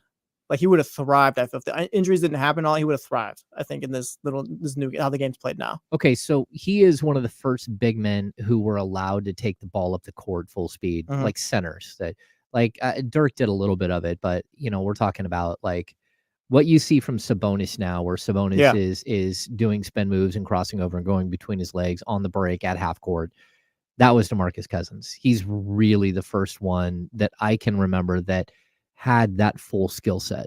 So and as a true center, as like sort of a center hybrid, we had 7-footers like, again, Dirk, Kevin Durant, who are dribbling and doing crazy things as well. But as far as a big man, the other thing that DeMarcus as a player, what I loved was how he contorted his body. Like his ability to move his upper body to get through people. Well, he didn't look like the most athletic guy either out there, but it's just like you said, like he could just move.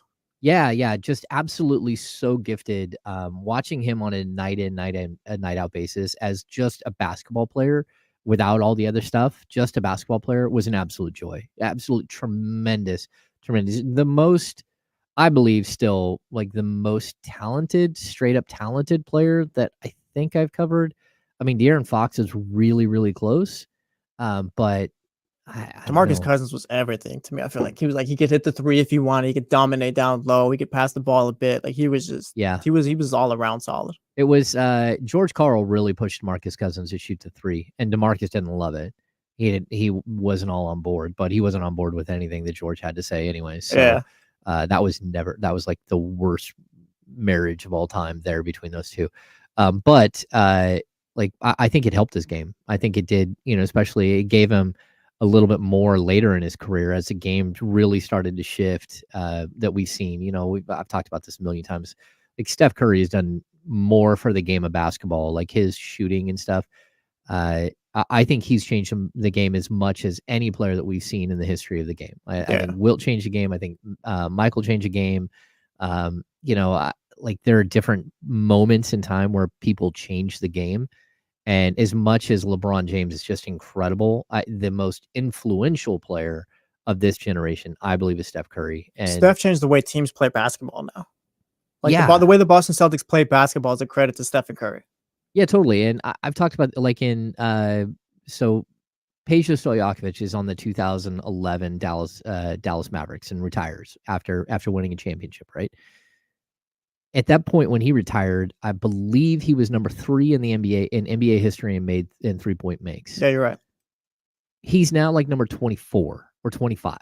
That's an insane thing to think about too. Just the fact, just the game. Like Peja was that guy, but like the game has changed so much. It was like now everyone does this. Yeah, it's absolutely insane how much he's changed the game. And you can throw James Harden in there, you can throw Damian Lillard in there, but realistically, the guy who started shooting further and further out, they started shooting such huge, massive amounts of threes and making a high percentage of them was Steph. And I think he's changed the way that the game will be played for the next like 20 years. You go out to the blacktop now, and like, first of all, everyone does like the James Harden sidestep move. Yeah.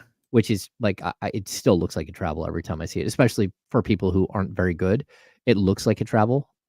But like you see it everywhere. And then you see guys hoisting from nonstop. And you go out to watch any sort of like rec basketball, all they do is shoot threes.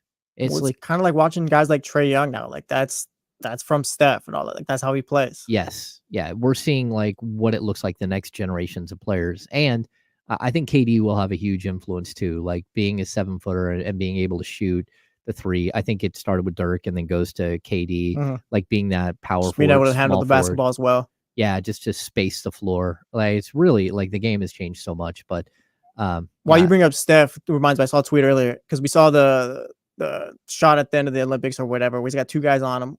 What is that his greatest shot ever? What is Steph's greatest shot ever? Oh, I don't know. For me, it's still the one against the Thunder where he pulls up from damn near half court, it feels like, or whatever, and hits it. It was like an ESPN Sunday game or whatever. Well, there's always like the game where, like against the Kings, where all of a sudden Steph hits like, I don't know, 6 shots in a row, and you're just sitting back like, I can't believe this is happening like this. Like, I can't believe he's so good, and just like boom, boom, boom, boom, boom. Yeah. And there's nothing you can do. Like, it's such a, it doesn't matter how good the defense is on him, he will still find a way to like rip out your soul. So there's no guarding that. Yeah, there's no guarding it. I don't have a lot on the schedule yet, but we will. I think the schedule is coming out tomorrow, the next day. We'll have all kinds of breakdowns on the NBA schedule. But from one of my sources, it does look like the first NBA Cup game the Kings will play is November 15th against Minnesota at home. So November 15th, mark your calendars. That's going to be the first time we see the crazy court. That's at least what I'm hearing right now. So these things on occasion change, but I think that's probably going to be when they open the NBA Cup. And, they did really well in the NBA Cup last year. Let's fix up those courts a bit, though. Let's fix some of the things that maybe didn't work last year. What did you not like? Because I think the Kings court was incredible. The Kings court was fine, but I mean, as a whole for the NBA, like let's clean it up a bit. Let's not have this blue ass court or this whole red court like it's Boise State. the Boise State field or Eastern Washington or whatever. It could be gray, it could be like color of, it could be tan or whatever. Flag thrown on me for what I was gonna say. It could be whatever you want, but it doesn't need to be red, yellow, or whatever. Like make it a little bit easier on the eyes. Okay, a little easier on the eyes. Just clean up the little things because I think the NBA, the in-season tournament works fine. I think the color of the court, like I like the change. I think when it all looks totally different out there, and you're like, hey, this is cool. Yeah, I don't know. I like it. It does have a different feel. I don't know how long it will last as like a novelty item. I think it'll be here for a while. I think it'll be here for a while as well. But I also think the courts are fire. I think the uniforms are spectacular. The Kings have really the last couple of years of like nail it with the uniforms. Yeah, they've been really top notch. Yeah, totally. We were going to get to some baseball stuff to lead off this segment, but I want to get to a little bit. Last night, the Giants lost in extra innings. What an incredible pitcher stool. Like, absolutely unbelievable pitcher stool. I think it was Chris Sale and Blake Snell combined for 23 strikeouts. It was. It's something like one had 11 and one had 12, I believe. If I'm not mistaken. It's the first game in like, I don't know. There was a stat that went out last night where a 9-inning game where there were 30 strikeouts in 9 innings combined between the two teams and no runs scored. Yeah, absolutely. That's got to be tough going back to the dugout. Like, hey, fellas, you maybe want to help me out here. I'm pitching, having the game of my life right here. And it's just maybe give me one run. The Braves were able to do it. It's a point that I've always made about a perfect game or a no hitter, right? It's like you want to give all of the props to the pitcher, right? But in order for the pitcher to win, the offense actually has to score a run. Yep. Or the game just keeps going, and then they don't get to pitch anymore, and they lose their no hitter by not being on the court.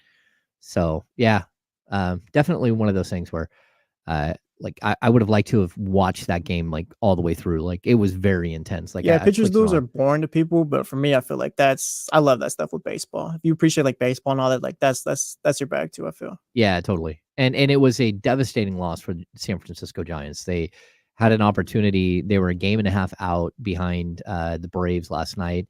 They lost to the Braves as opposed to moving up to a half game. They could have moved to a half game out of the wild card.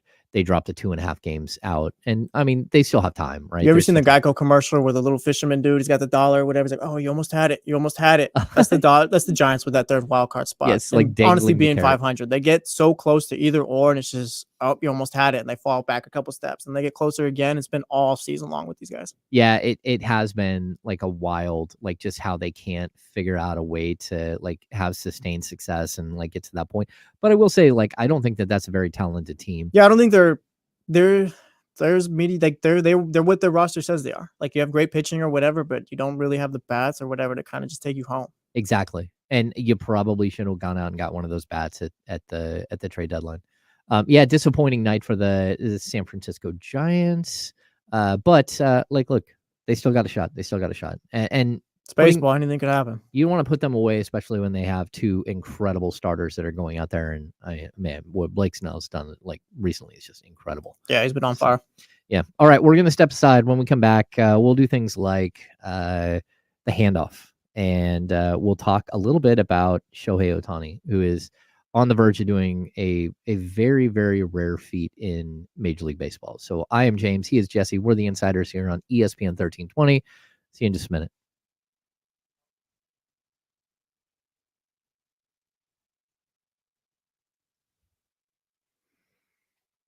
Oh.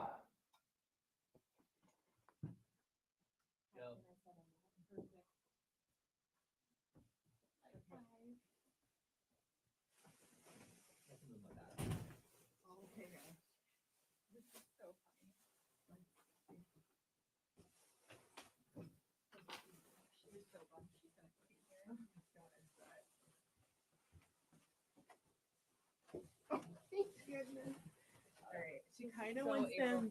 She wants them in frame. I know Damien moves the camera. He's gonna be right there. So yeah. Should we get a stool? Or here, you could probably shorten. But they tie these like. Or you can tie it to the stool. Oh, you want it? Or you can hook it under the corner there. Actually, let me get one of the stools out there. We can just set it on there. Hang on, let's see if it'll click in. Well, you could probably you can pull it out and retie it. Yeah. Yeah.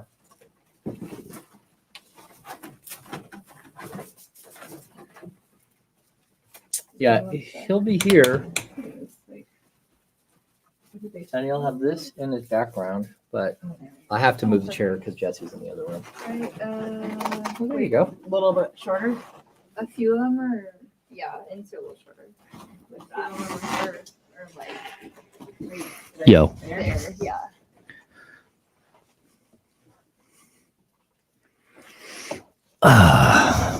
Swear, was a Girl Scout. I think we did this shit. Well, that's cool. Should we take off the clip? I feel like one of these, Hmm. the tallest one needs to Oh, come down. yeah. I'll just pull them all down, do the clip a little bit. It's that one.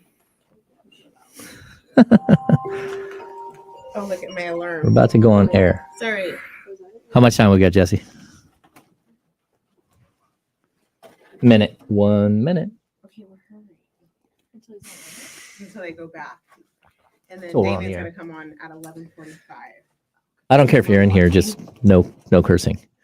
Kimberly. I know. Kim's cussed twice on the show. Twice on the you've cursed twice on the show.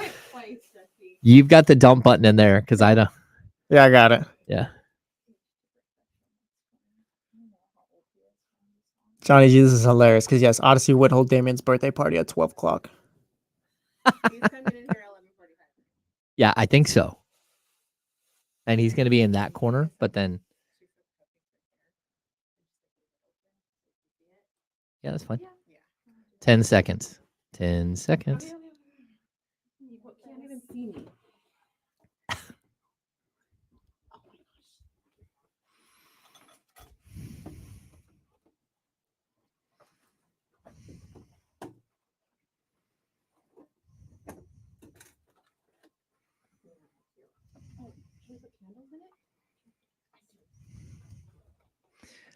Welcome back into the Insiders. I'm James Ham. Joining me, Jesse Tapia. We're just hanging out here on this Wednesday. It, of course, is Damian Barling's birthday. There are things going on here in the studio. Things are being set up. Things are being set up. Like he's a special character here at ESPN 1320, and he deserves his props for his birthday. That's So, facts. I don't know how old he is. Like I'm not even gonna guess. He's a young soul. I don't tell people my birthday how old I am, and I don't know how old he is. So, but we're gonna have people coming in and out here. I believe, like here's Kimberly There's right an behind appearance me by right Kim. now. Yeah, there's Chatty House favorite, Kim, right there. She is a Chatty House favorite. Jesse, last night we had Shohei Ohtani. He just keeps doing these crazy things. So he's up to 36 homers and 33 stolen bases. I don't know how many games Dodgers have left in the season. I guess I should have looked that up before I like started this. It's all good, James. I'm pulling it up right now. You're pulling it up right now. Okay, thank you. This is what Kyle his life is like. Jesse, he has to produce and talk on the radio at the same time.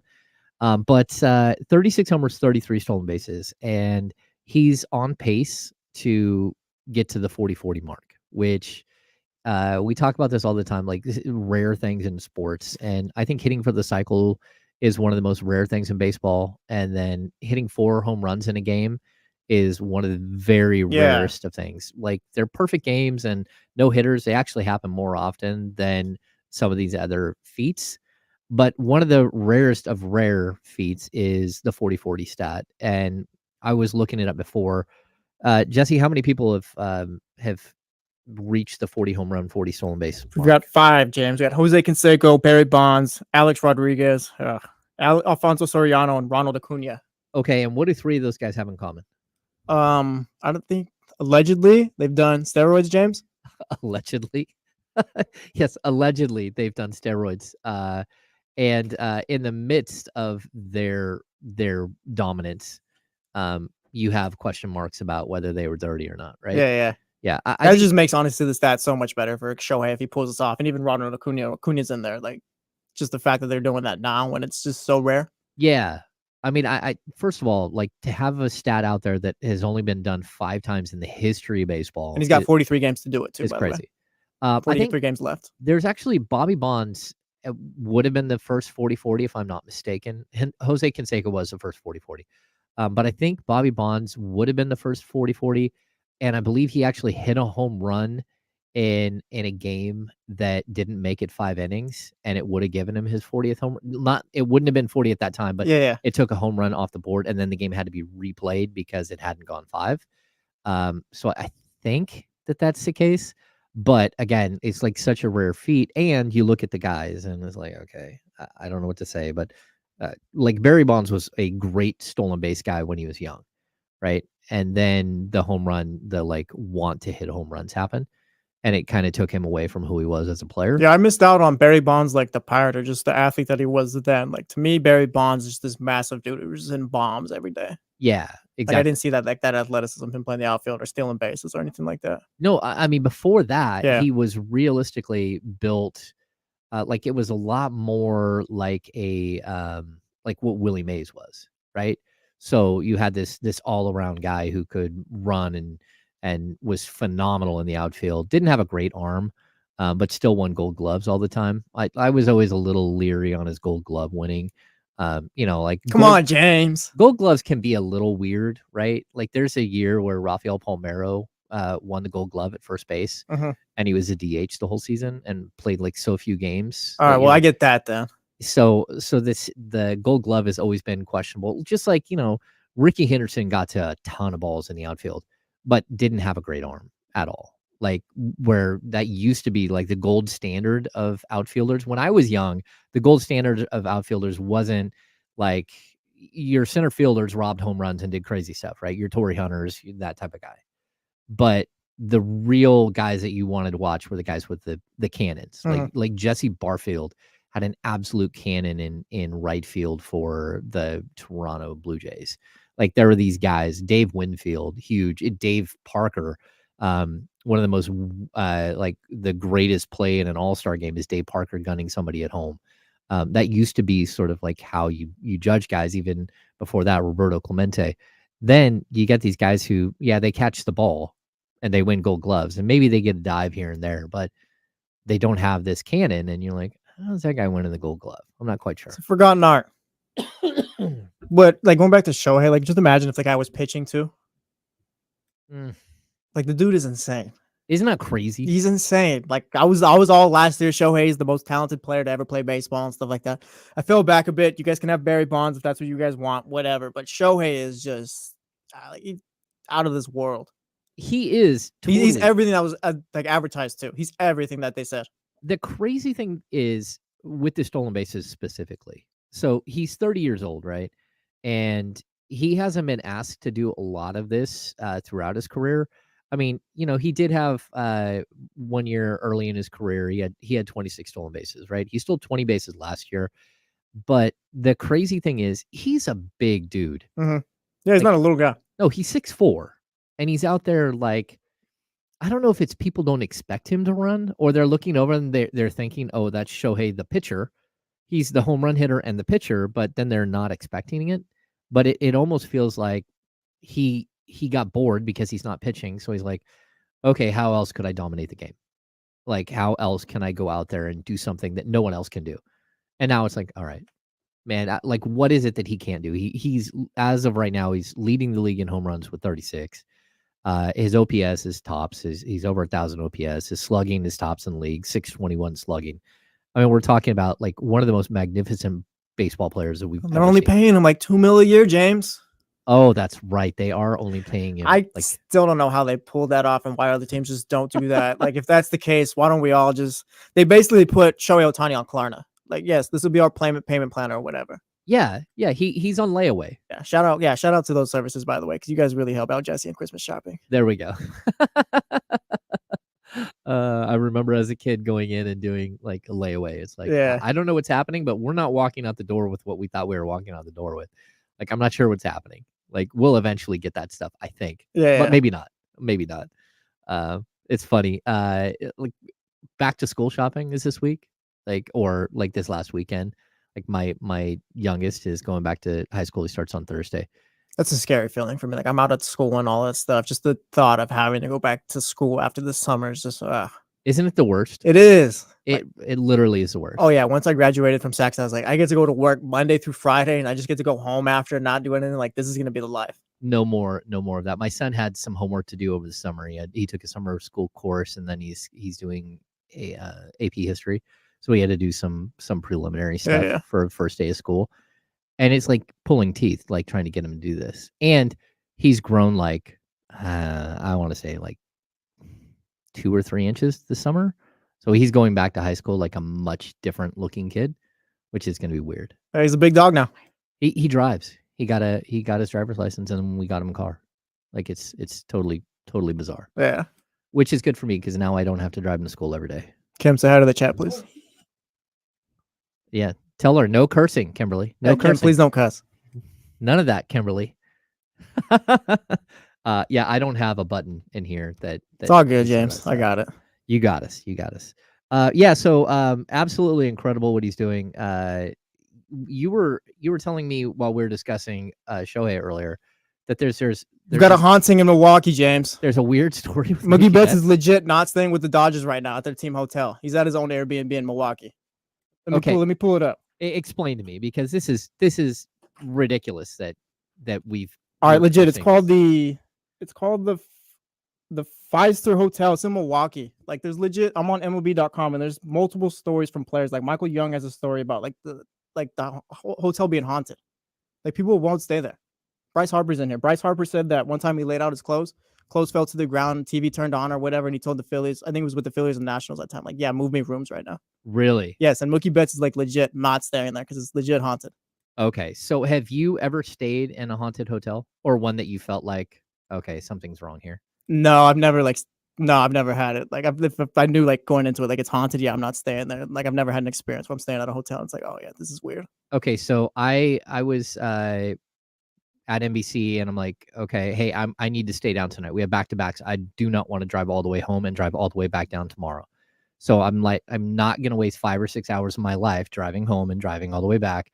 So you guys have to put me up in a hotel. And they're like, okay, fine. But like, it's last minute. We don't have, like, most of the time they put you at like the Intercontinental or whatever, like a very, very nice hotel down the street. So they're like, okay, go ahead, but you have a budget. I'm like, okay. So I was able to get this room for like, it's like something dirt cheap at the last minute, like $120 a night in San Francisco, which is unheard of. And then your fees, whatever. So they're like, okay, that's fine. You can stay. I show up, and I swear it's like The Shining. Like, the hallways are like 400 yards long and just eerie. And the carpet is from the 60s, and the whole thing is like stunningly scary. Yeah, like, I can't do that. I'm like, I don't know if I can stay here, but I did. I got it out. They also gave me like the worst room. I was all the way at the very end of this monstrous hallway, and it was absolutely freaky. That's the thing. Like, I'm not anti-ghosty, like ghosts or whatever. Like, just leave me be. Let me be by myself or whatever. Like, you've been here before, do your thing or whatever. Just, I don't want any problems at all. So are you a ghost person? Do you do you believe in ghosts? Believe in the spirits from time to time. Yeah, I think yeah. Like, okay. Like I said, Bryce Harper said his clothes was laid out and it fell and the TV's on. Like, what am I supposed to believe at that point, James? The man is legit. I'm looking at the story. Like, the man is legit. Like, looking around his room. Is anyone else in here? Doors locked, latched, all ready to go. Like, and his clothes are laid out. Yes. Yeah, that gets a little weird. That, I mean, honestly, that's a little strange. But like, who knows? I mean, it is possible. He's Bryce Harper. It's possible there was a stalker. I got more from the Bryce Harper story. So yeah, the clothes were on the floor, right? The table was on the opposite side of the room than where it was on the wall. What? Like, it was laid against the wall on the opposite side of the room. Like, had he gone into the shower and he came out and it was like he was asleep. He woke up and it's just, my clothes are on the floor and the table was against the wall. That dude's got a stalker. Let's be honest here. It's Bryce Harper. Like, come on. Good looking dude. He's like living the life. That's the thing though. We got like Mike Cameron is in here. Michael Young. Let's see. G-Man Choi. G-Man Choi's got a funny story. Carlos Martinez, Clint Hurdle. Like, this is a thing. It's on MLB.com. Like, this is a thing. Okay, so how many players every year decide not to stay in that hotel? I'm not sure how many, but like it.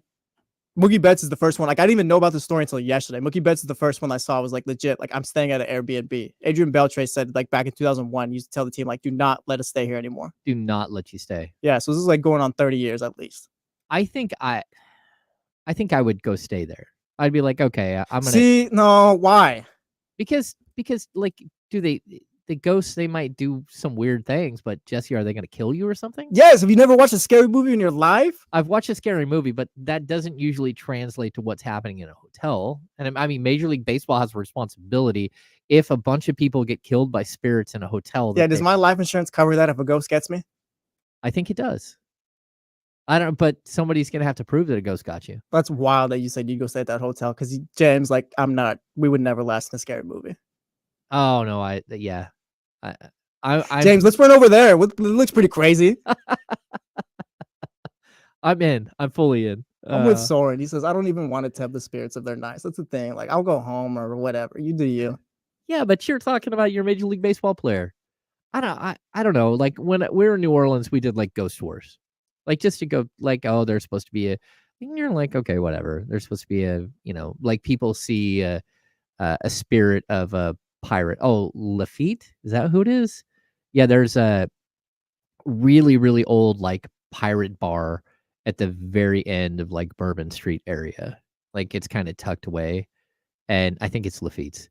And it's supposed to be like, oh, on occasion you'll see him sitting in the corner. And I'm like, okay. Like there's a lot of drunk people. There's a lot of drunk people here. And they allow that's Steve. He's here every Thursday, okay? Yeah. He's just really pale. Yeah. He is not a ghost. He's get him a burger, he's fine. He's just a guy who wears pirate clothes all the time. He's fine. He's fine. I don't know how we've lost our way here, Jesse. And I don't know where it's August 13th. That's how, James. Like it's very possible. When we're gonna get Damian Barling in here for the handoff. I do see him outside. He's looking pretty suave. I've got to be honest. It's a big day for Dame. You know he's gonna show out. He is. Yeah, he is one of the better dressed men that I've ever met. Like probably the best dressed that I've known. Yeah. At least in this office, definitely. I hung out with Doug a lot, and Doug like for studio work is like on point. Like he has a very very large wardrobe of very expensive clothing. Yeah, there's guys like Damien and Doug, and then there's me where I'm just wearing sweats all day. Like, yeah. Damien has entered the building. We've got Damien in the building. Okay, so until he gets hooked up and like figures out what's going on, he's got to guess. Looks excited, by the way, for those looking for the reaction. He's excited. He is excited. He's excited. We're gonna have to ask him if he knew that he shares a birthday with the DeMarcus Cousins. Did you know that? Did you know that, Dave? Yeah. Oh, he knows. Okay. I didn't know. Did I not set up your computer all the way over there? No, it's good. We got it. We in here. There we go. Happy birthday, man. Thank you. Thank you, guys. Thank you. That's very nice of you. That's a very nice surprise. I don't know who that was. That's Amanda. That's April's daughter. Oh, okay. Yeah. Oh, very cool. Yeah. All right. Excellent. How you doing, man? How you holding up? You guys holding up all right? We just got done talking about ghosts. We did. We were talking about ghosts. That checks out. That's fine. Every once in a while, you got to talk ghosts or... We were talking about the Mookie Betts situation. He won't stay in the team hotel. He's in the Airbnb. Yeah, I'm not mad at him. He's right. That's what I would do. I am not mad at him at all. Where do you land on this? Yeah, if he's not comfortable there, I'm good. I will stay somewhere else. Perfectly fine. I gotta say though, like if I'm a player, like what the hell is the MLB doing? Why do you guys keep sending us here? Because obviously it's an issue. Like I was telling James, like there's testimonies or whatever from players, like no, like it's legit haunted here. Right. Yeah, that's at some point Major League Baseball's got to listen, right? You've got to hear, hey, there's a problem. There's an issue at this hotel. Like book one of the other 5-star hotels. Yeah, but I'm waiting for something to happen to a Major League Baseball player where all of a sudden you've got to do something about it. If not, it's just kind of a fun story. I think it's funny. And I admire Mookie Betts' commitment to this. Like, I'm not staying there. I'll stay at an Airbnb. Tell me all the team activities, and that's what I'll be there. Yeah. And we know, like, Rudy Gay told us what happens if you get injured in Milwaukee. Like, what happens? You get fat. Oh. That's what he said about his friend OJ Mayo. Oh, well. Yeah, so I mean that's what happens. Like you eat a bunch of like cheese curds and like hang out. Like, but do a lot of drinking and cheese in Milwaukee, I've heard. I think there's a lot of drinking that goes on in Milwaukee. Yeah. Like I haven't got to go to Milwaukee. Well, that's their bag, right? Legit. Beer's their thing, beer and cheese. Oh yeah. Like it used to be like more than half the beers were made there. Yeah. in Milwaukee. Mhm. So I don't know. I would like to go to Milwaukee. It's not one of the cities that I have on my list that I don't want to go to. Like, I would like to go cover a game there. That would be fun. Okay. No? Yeah, I wouldn't. I mean, I'll go to the arena, but like, I don't have a desire to go to Milwaukee. That would not be at the. I think of NBA cities I've never been to. Toronto is at the top of the list. If I'm heading to that area, I'm just going to Chicago too. Okay, so I've been to Toronto, and it's incredible. Yeah. Like, I was there for the finals, and Yeah. it's an amazing city. I'd love to do Toronto. I think that's the only NBA city I've never been to that like I really, really want to go there. Okay. I will say this. When I was in Toronto, it's kind of like going to Portland now or going even to Sacramento now. It used to be like when you walked through a major metropolitan city, you didn't smell weed everywhere you went. Mhm. Toronto was like that. Like, they were way ahead of the curve. Mm. Yeah, way ahead of the curve. There we go. Yeah, it was like, what was that, 5 years ago? And like, I walked by a construction site. There's a guy wearing a hard hat and a orange vest. He's got a stop sign, smoking right there. Like, what is happening He's here? holding the stop sign. I mean, there's nothing else he can do. This is a progressive city. Shout out Canada. What is happening here? Looking at all those suckers in Detroit, like, what's good? What's good? Looking across the water, like, what's up, Detroit? Yeah. That's a great basketball city, like Chicago. Like, are you going to Chicago, Jesse? Is that what you're saying? No, if I'm saying if I was going out that way, I just head to Chicago. That's Okay. one city I want to go out to. Chicago's dope. I really like Chicago. I like Chicago too. Yeah, it's an amazing city. Yeah, plus like Chicago's good for tours. Like, Mhm. again, I don't go on tours everywhere I go, but like the architectural tour where they take you through the river and you're looking at all the buildings that are just like wonders there. It's just absolutely crazy. And then Wrigley Field is probably the coolest tour I've ever been on. Like the Wrigley Field tour, they take you into like the press box, but then they're like, here's Harry Carey's like box, like Yeah. this is where he called all the games, and then they let you on the field, and the Ivy, they let you like go out to the Ivy. It's just absolutely wild. Yeah, I've never done any of that. I think the dope thing about Wrigley Field is that you're just like walking down the street and there's Joe's house and there's Stacy's house, and then all of a sudden, oh no, that's Wrigley Field right there next to Stacy's house. Like, Yeah. that's dope. That's dope. I thought that one was cool, and the other one was St. Louis. The first time I went to St. Louis, it was for a women's Final Four, and we were going to the Cardinals game with Trey Wingo, and the driver was Just gonna drop some names here. Oh, Trey's my guy. I love Trey, but the driver was such a smart ass because he was driving. He's like, okay, guys, and we're driving down like this main road. I think it's. Keep a lookout. I think it's somewhere on the left. And then just all of a sudden downtown opens up and there's this huge baseball field like right there on the street.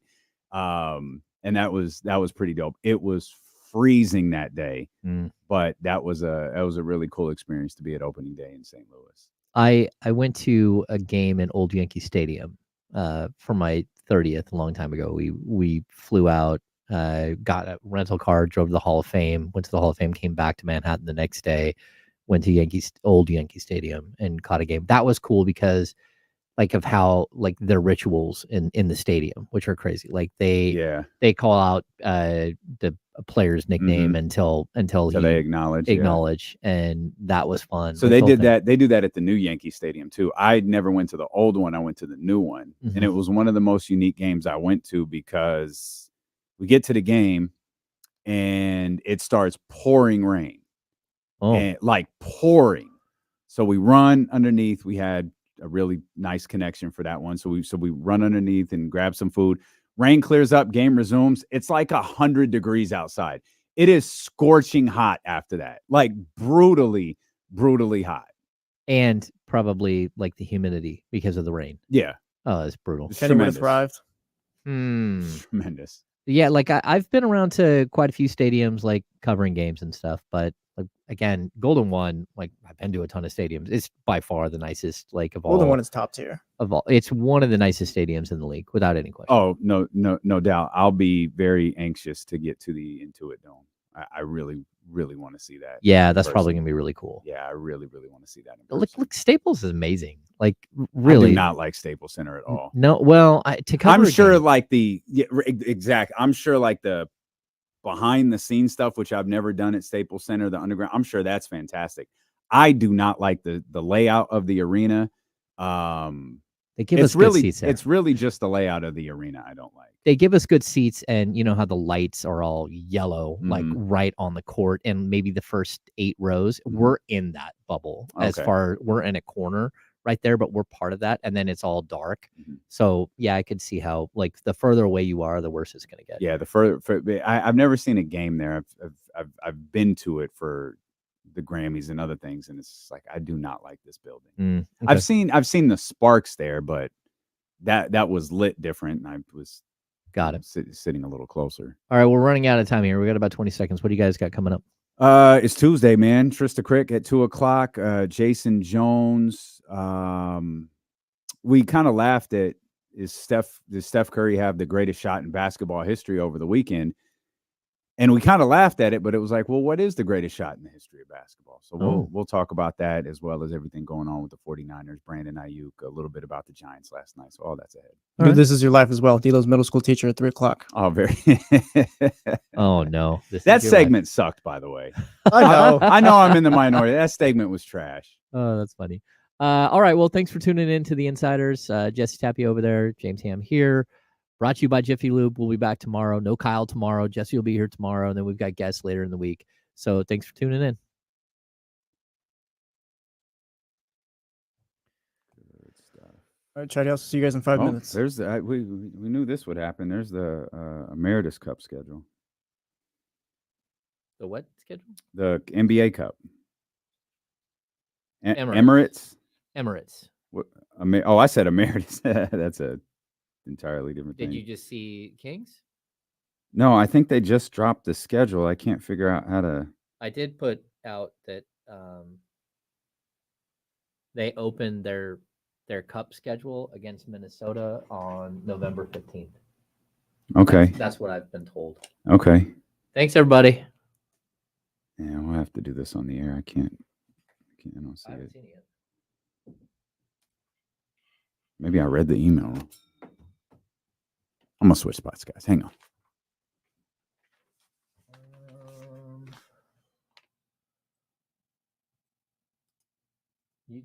You do that or you do this? That one. Okay. Cool. What else do I do here? No, you got it. There we go.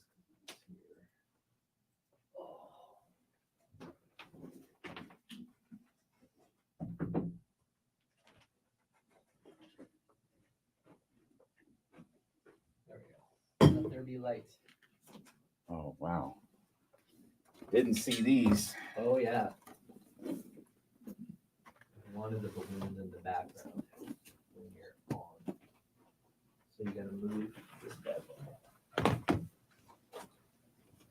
Hey, you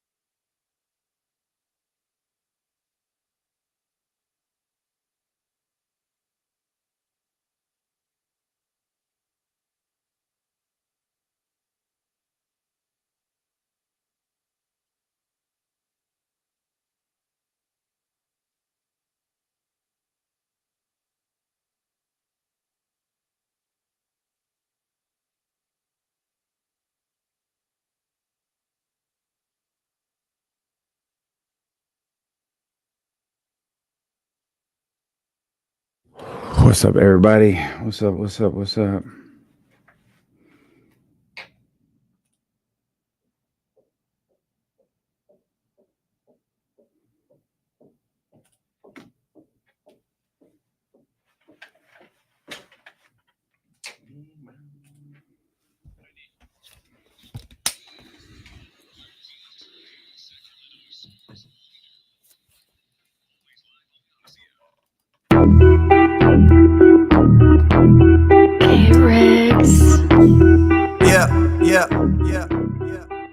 We got them screaming D-Lo, KC, D-Lo, KC, D-Lo, KC, D-Lo. We got them screaming D-Lo, KC, D-Lo, KC, D-Lo, D-Lo. We a number one spot. We a number one spot for some sports, huh? Got the city going crazy when we work, huh? We top two, but we ain't two, we in first, huh? And when you need the real, we is who you search, huh? D-Lo, KC, D-Lo, KC, D-Lo, KC, D-Lo. We your number one spot. Hey. What's good? One more time, just for fun. Welcome in here to the Tuesday, August. Relax. I got this. Ain't no just for fun. Put the air horns on again, goddammit. Come on. One more time, goddammit. One more time. Happy birthday to the Sacramento legend, D-Lo, a.k.a. Damian Barley. You already know the vibes. One more time. If I was there, I'd press the air horns one more time, man. Happy birthday. Let's go. Let's get it. Leo season in full effect. It is the Sunday of the summer, but still, it's in full effect. As Mark Primo said yesterday, we're the main event. Happy belated to Mark Primo. Celebrating birthdays. Happy birthday to DeMarcus Cousins. And, Hey, Boogie. Appreciate all the love. And thank you to Amanda and April and those who contributed to the surprise of the balloons and the cupcakes. It's a great look, man. Very shocked to walk in and see Amanda crouched in the corner. That was not what I was expecting here this morning. But I appreciate it, man. Thank you for the love, and thank you for tuning in to episode number 994. Ooh. So happy you are here with us as the countdown to 1,000 is in full effect, and we are starting to line some things up, man. If our first guest, if this goes through, we got a huge first-time guest joining us for the 1,000th episode. It's big time. So once we get official confirmation on that, we'll announce it. We're excited. We just found out we're taking over the roller rink downtown Sacramento man. On Friday night. Yeah, it's gonna be a good look. Super hyped about that, leading into the 1000th episode, leading into the weekend, the last night of the roller rink being open. I'm skating too. Yeah, I believe I ain't that. doing no ice skating, but I'll do some roller skating. That's for sure. Yeah, we're gonna be out there, man. Come through, pull up. It is going to be spectacular. That is this Friday, beginning at 6:00, out at the roller rink, where the ice rink normally is, for those who are unaware, in downtown Sacramento. And shout out to Sacramento, man. I know this post from Richard Deitch was kind of making the rounds yesterday, but Sacramento being at the top with like just some obnoxious share of the audience in terms of Olympic viewing and in terms of Olympic basketball viewing. We have said it for years upon years that this city is a sports city. We might only have one professional sports team here. We might only have the Sacramento Kings here, but this city loves sports. That's facts. Not just Sacramento sports, not just professional sports. This city is constantly rated in the top of markets watching college football, watching national championships, watching NCAA tournaments, of course, watching the NBA, the NFL, Major League Baseball, and all of that. Sacramento is a special city. Don't let anyone ever convince you that this isn't a market that absolutely loves sports. This city is all about professional, amateur, whatever. They are all about sports. That's what it is, man. And it's one of those things that this is not just a one-time thing. This isn't just a current thing. This has been happening for decades. Yes, facts. For decades. Facts. It don't matter if it's the Olympics, no matter if it's the NBA Finals. We all know the Kings haven't been there, and we still watching the NBA Finals. That's right. The Super Bowls. Look, a random yo, this Monday Night Football game was a big game. Like we going to the Nielsen ratings. Mhm. Sacramento top 5. Yep. Sacramento ain't never had Every no time. football team. Yep. You know what I mean? You normally see the top two market, the two markets playing. Mm-hmm. Then you see like a market really close to those two top markets, and then you'll see Sacramento in there somewhere. Yeah, random all the time, man. And Sunday was no different. It's gonna be no different once football season starts. I remember there was a couple of times.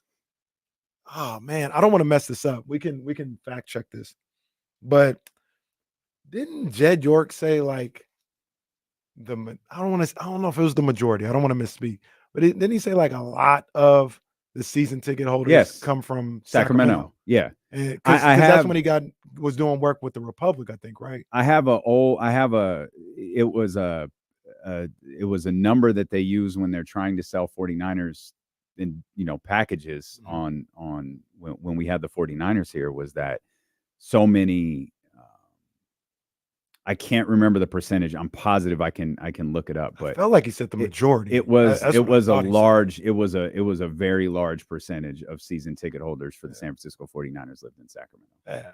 I mean, and I'm sure I never heard Mark Davis or anybody speak, but I'm sure there was a ton of season ticket holders in Sacramento for the Raiders. You know what I mean? Mm-hmm. And they're still, and then like you said, the telltale sign, no disrespect to my people over at Sac State, Stingers up. You know what I mean? Like I said, Coach Thompson, try and get me on that sideline for that Fresno State game, man. You know what I'm saying? I'm looking for that field pass. The cameras, that'll make the cameras go crazy if I'm on the field for the field pass. You know what I mean? Mm-hmm. So I'm trying to work that out. So those are my people. But Sacramento ain't never had no college football. Mm-hmm. They ain't never had no big time college football. Yet every national championship game, who's up there, top 5, top 10. On the West Coast. We ain't even talking about like the South. Like that's where football is really on the West Coast. It's Sacramento all the time, man. So it's just what we do, man. We love sports here. It's a sports town. That's why I laugh in the face of the Casey Pratts and everybody else like that, who's like, will Sacramento get tired and not support the A's? All right, stop, bro. Stop. That's people who are just unfamiliar with the city and unfamiliar with the passion of the sports fans here. I used to work for someone who said Sacramento isn't a sports town. Like they ran a sports station and they thought Sacramento wasn't a sports town. That's crazy, right? It's absolutely insane. And when you look at, look at the summer of the last 2 summers of the Republic. Look what those Republic games have looked like. All these people who think that Sacramento is going to tire out from the A's, from a professional sports franchise, Major League Baseball that they've never had. Like, you're gonna get tired of seeing Major League Baseball. And with all due respect to those guys, because they're working hard, like you sound ridiculous right now. Now maybe you're appealing to a different market out there. A salute, do what you got to do. But everybody here is looking at you like something wrong with you, right? And you talking about that in 3 years they gonna get tired? Like by the 3rd year, are you crazy? First of all, for any games that anybody wants to see, that's going to be a tough ticket, right? So then, like, if you just want to go see Major League Baseball, I'll go see the Royals. Yeah. I'll go see the White Sox. Like, those might be the only tickets a lot of people can get. All those hats that Kenny has to use. Well, shout out to the White Sox. They come into San Francisco in a couple weeks. We better sweep them. You better not wear your White Sox hat that day like you tend to do. It shouldn't matter. They got 28 wins. Sweep their asses. But fact remains, like it's going to be more than perfectly fine. It's going up in downtown Sacramento when the A's are here next year. I promise you that. Shout out Sacramento. That was the point in all of that. Shout out Sacramento. I know we said the number at some point yesterday on the air. It really was like a ridiculous share. You said 45, I believe. Is that that's what I thought it was? 45 share number. They were number 4 in the country. I that's what I thought it was. And just thinking back to that, like that's ridiculous. That's absolutely ridiculous. A 45 share. Explain what that means. I know the number being higher is always good, but like, what is that? Is that like 45% of the TVs in Sacramento were watching the game? Nailed it. Okay. Yeah. No explanation. Yeah, that was it right there. Yeah. Which is so this is crazy because West Palm Beach, they're 1 with a rating of 12.5. Their share is 38. Could be a lot of different things at play. They all go by the rating. The rating is what is how they're ranking it. Yeah, the rating is always that's the thing advertisers base everything on. The market share doesn't really matter as much because number of the number of households in the market matter. And as you are and have become over the last 4 years very, very aware of, just as it is in radio, the Nielsen way of tracking ratings is a bit sketchy. But it's essentially, in terms of television, it is the most accurate sample size that we have. And that's how they determine this. They know when we're talking about Davion Mitchell graphic tees, and they can serve us 50 ads for graphic tees, but they can't quite tell that we're watching an old football game on NFL Network right now. It's spectacular. Like, it's we still got to use that 60 system. It's absolutely amazing. Like, Nielsen has evolved in the same way baseball has. Oh man, that's all bad. Baseball is getting better. Baseball is getting better. Nielsen is not. Nielsen absolutely is not, man. So we in here. We're gonna get you throughout the day. Lots of things to talk about. I think some of the NBA schedule was just released. I think the in-season tournament. Can anyone confirm this? I thought that's what the push notification was that just popped up. I thought the in-season tournament schedule had just been released. But I might have read that wrong. If I did, I apologize. I got to be honest. I don't know, because when you talk about Twitter, the only thing going on right now is Brandon Aiyuk news. And what's the news? Well, it depends on who you ask. Like, some would say it's the 49ers trying to get a resolution to this whole thing. And it's not really new news, but it's being reported. So it's being reported that the Niners Aiyuk has two situations right there in front of him. The Steelers and the Niners have agreed to the framework of a deal. And if Aiyuk wants to, go there for the money that Pittsburgh is offering, that deal can be done. The Niners have a long-term deal on the table for Brandon Aiyuk. If he wants to stay, he can sign that deal and be good. But it sounds like basically they're saying, like, figure this out. The ball's really in your court. We have a deal ready we've had multiple deals ready, but we have a deal ready with the Steelers. They got a contract there for you. If you're good with all that, let's ship you over there. If you want to stay, sign the contract and let's end this charade. Sign the contract, big boy. Sign the contract. What is that? So we'll see what happens. We're talking about Aiyuk on the come back from break. Yeah, we'll talk about Aiyuk, and we'll talk about the schedule that did come out, the in-season tournament schedule. So we'll have that for you. We're just getting started. We're happy you're here with us. Shout out to MAP Training and maptrition.com. Got my birthday started off right with those pre-workout BCAAs, that thermogenic, and those cravings crushers. Hey, I'm going to be honest, Greg, if you're listening, I don't know how good those craving crushers are going to work today. I got a dozen cupcakes behind me, and I mean, it's my birthday. Like, I get to have like 1 or 2 or 3, right? So we're gonna tap into those. But head over to maptrition.com. Use the promo code DLO1320 to get 10% off of your order right now. If you have any questions about the supplements, you can ask my man Greg. You can ask him on the website. You could ask me, because I can tell you all about it, man. We're gonna be in shape here in 2024, headed into 2025. Again, that's maptrition.com. We'll come back so much more ahead here. We're just getting started. Steeler and KC, Sacramento sports leader, ESPN 1320.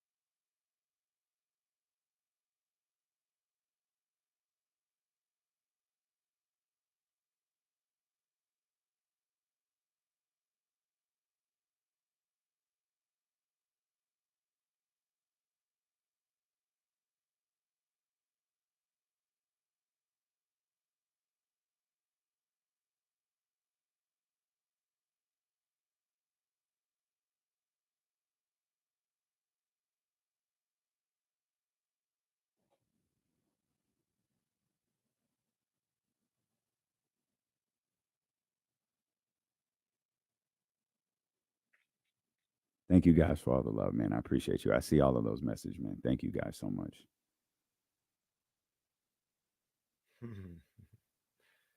Yeah, so I got to talk to all my what am I? Am I a 90s baby or 80s baby? Because I was born in the 80s.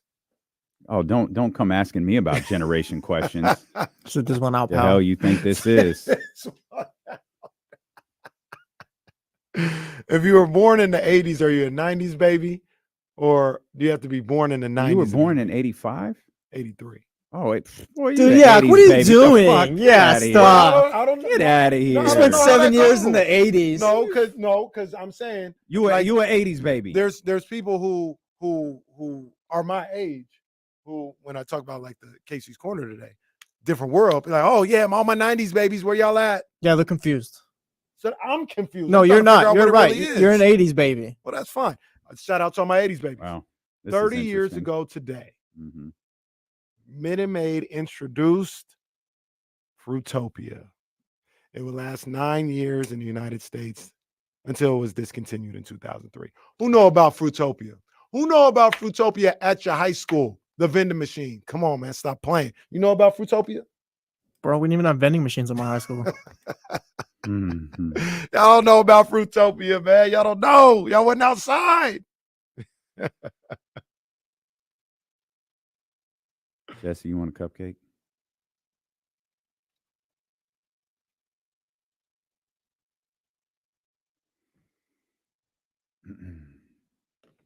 Fruitopia, McDonald's. Is that a shoot? Yeah, it was at McDonald's. Yeah. Fruitopia was big in them streets. Pause. November 15th. Shout out to the orange icy at McDonald's. That's the best Oh, drink. man, come on. It never got any better. They tried to recreate it. It ain't the Yeah. same. It ain't the same. I don't like that, dog. That one quit.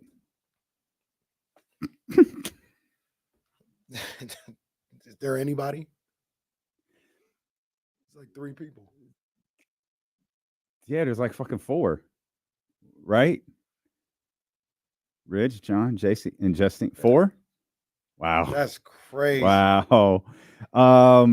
We've got a lot here. So help me drive here. Okay. What do we want to First do? of all, come on, man. More air horns. Come on, man. D-Lo's birthday. Come on now. Okay. Come on, man. Well, More air horns. I appreciate you. And I appreciate West Sat Kings fan who's saying, are you choosing TV or nap?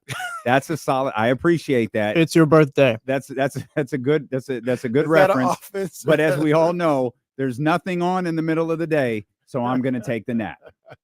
Appreciate you. Is that an office? That's an office joint? That is an office reference that you're never going to get to. I'm gonna get there. What you talking It about? was Kelly's birthday and they forgot, so they gave her the choice of a nap or TV for her birthday.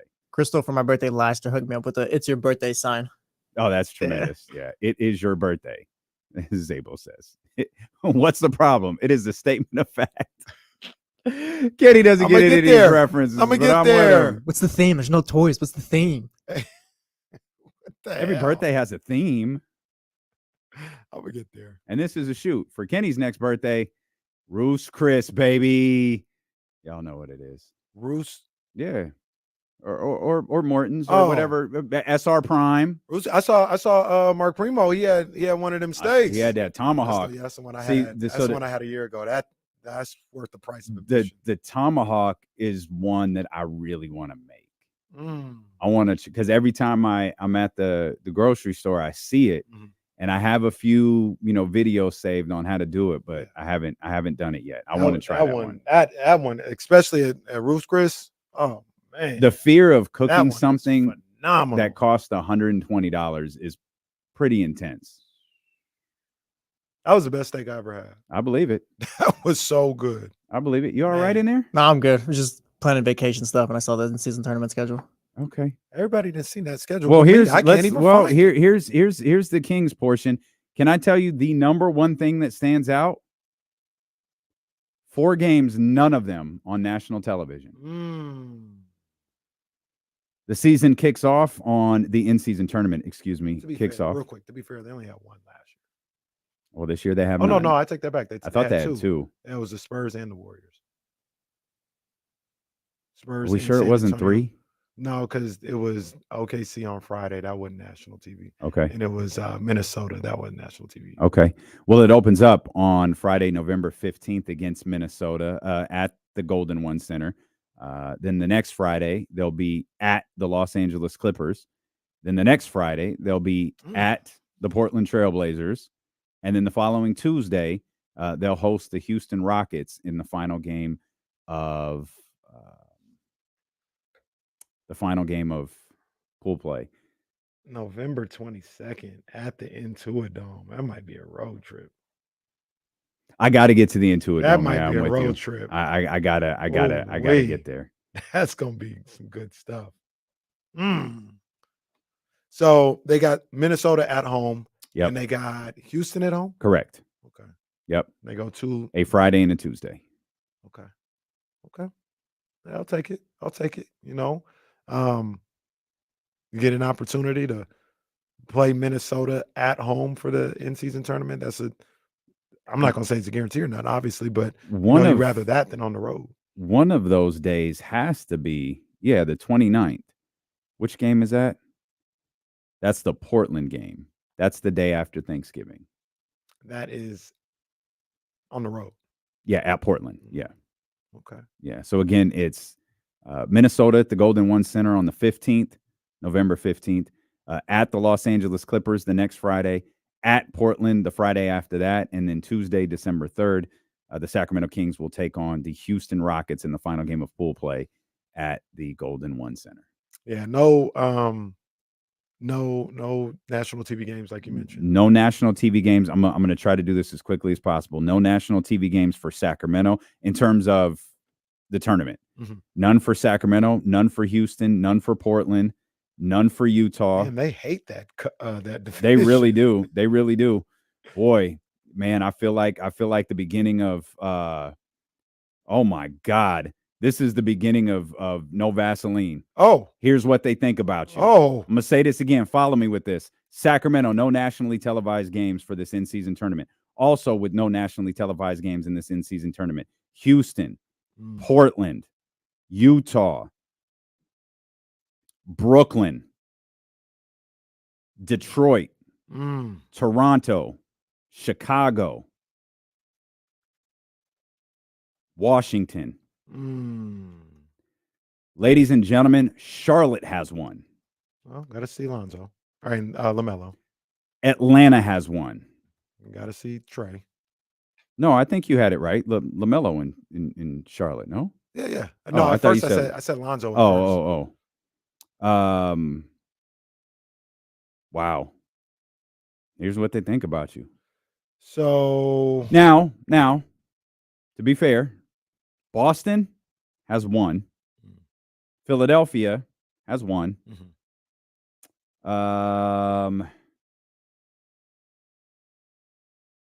New Orleans has one. The Lakers, 3.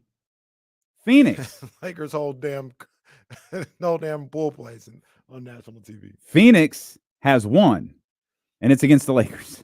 So, The Clippers only have one. so I think the Kings. Where are the Warriors? The Kings are a little bit a victim of their pool because you've got really the only team you'd really say, hey, let's say see the Kings and them.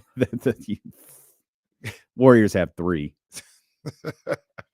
The only team that you would look at and be like, hey, put them on national TV is the Timberwolves.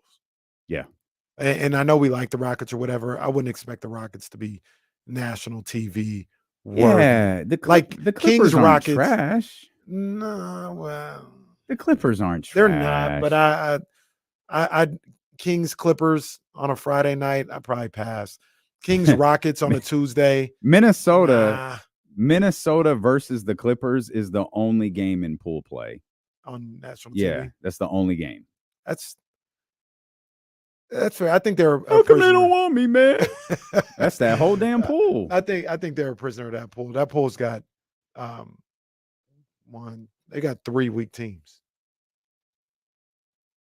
The Clippers, Rockets, and Blazers. Is there any pool with 3 weaker teams? Clippers, Rockets and Blazers. And when I say weaker, maybe Houston might be solid, but they're not national TV level. Let's see. OKC, Phoenix, LA. No, not there. Denver, Dallas, New Orleans, Golden State, Memphis. No, not there. No, that's going to be by far the weakest. There's New York, Orlando, Philadelphia. Brooklyn and Charlotte are in a pool, but they're in a pool with Philadelphia, New York, and Orlando. Yeah. Detroit and Toronto are in a pool, but they're in with Miami, Indiana, and Milwaukee. Maybe the closest, but I don't know. Boston, Cleveland, Chicago, Atlanta, and Washington. That's probably the closest. Chicago, Atlanta, and Washington. Yeah, that's the closest. But and then the killer with that is when you talk about national TV is sure the Clippers, say the Clippers and the Kings. It's a good game, potentially national TV game. But if the Nuggets and Warriors are playing that night, you're not putting that over that. Or the Lakers and Suns, you're not putting it over that. So, yeah. Well, we'll see.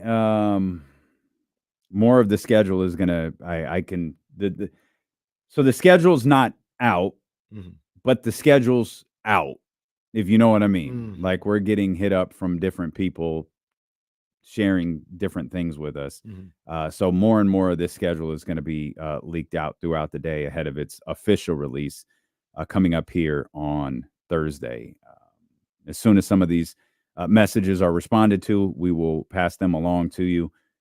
Or anything else that gets released throughout the day, we will pass it along to you as it pertains to the Sacramento Kings and the schedule for the 24-25 season. If I'm looking at this the right way, so I'm looking right now at I guess this is the national TV schedule for the NBA Cup. The 15th is Minnesota at the Kings. The national TV game, I'm assuming the ESPN game, Grizzlies at Warriors. You could have put Timberwolves Kings there. You could have done that. You didn't have to have Grizzlies at Warriors. I don't know why they're Dylan Brooks ain't there. Clay's not there. I don't know why matter of fact, that should have been flex that out. I guess it's Steph versus Ja, but they ain't got nothing popping off. Yeah, and then still Steph. And then on the 22nd, it's Mavericks at Nuggets. That one's not getting Kings Clippers isn't superseding Mavericks and Nuggets. Sure. And then you got Houston and Portland you're just not going to get any national TV games with those guys. We asked this yesterday. The Kings had 11, I think I counted 11 true national TV games. Not counting NBA TV. Yeah, 22 total, but 11 true national TV games. I think the number's probably around 7. Yeah. This year. It checks out. Which is fair. It's fair. Like they didn't make the playoffs last year, regardless of how much we enjoyed or how exciting I think they're going to be. I think it's fair that you have less than what you had when you did make the playoffs. I think the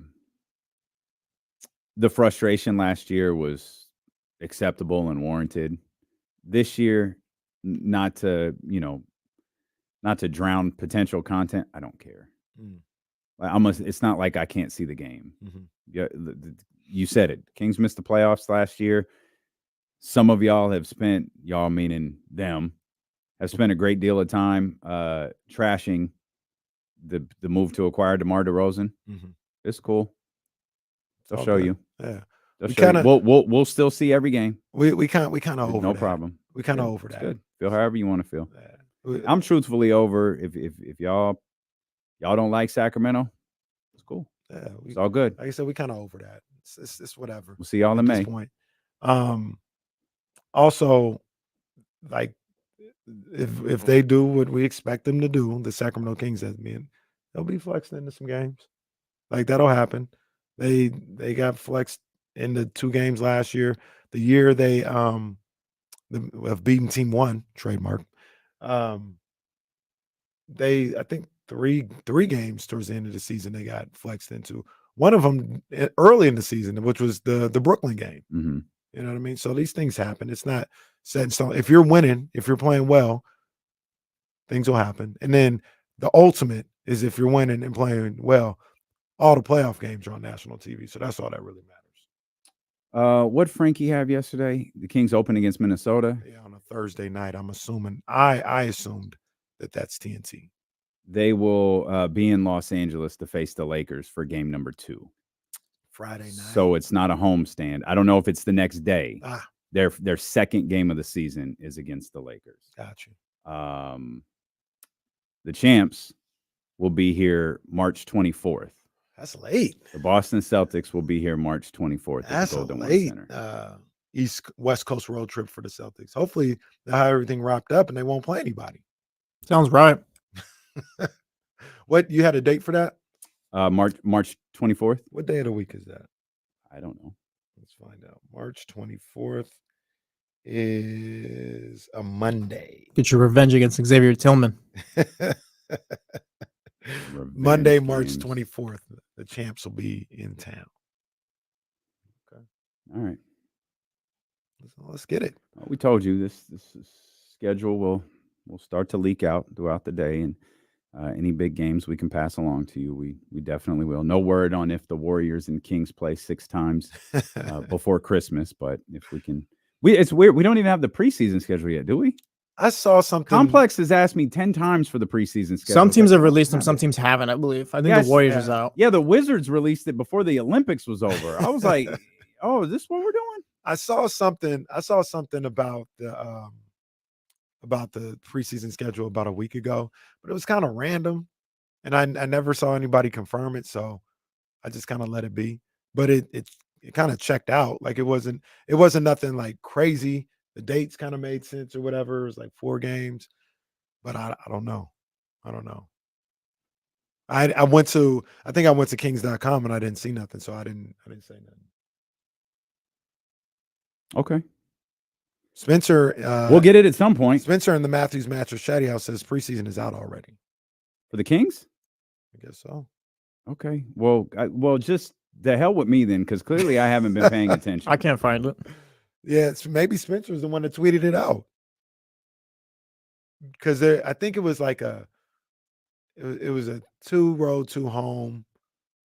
It was like Utah here. Okay, yeah, we got at Golden State October 11th, versus Portland October 13th, at Utah October 15th.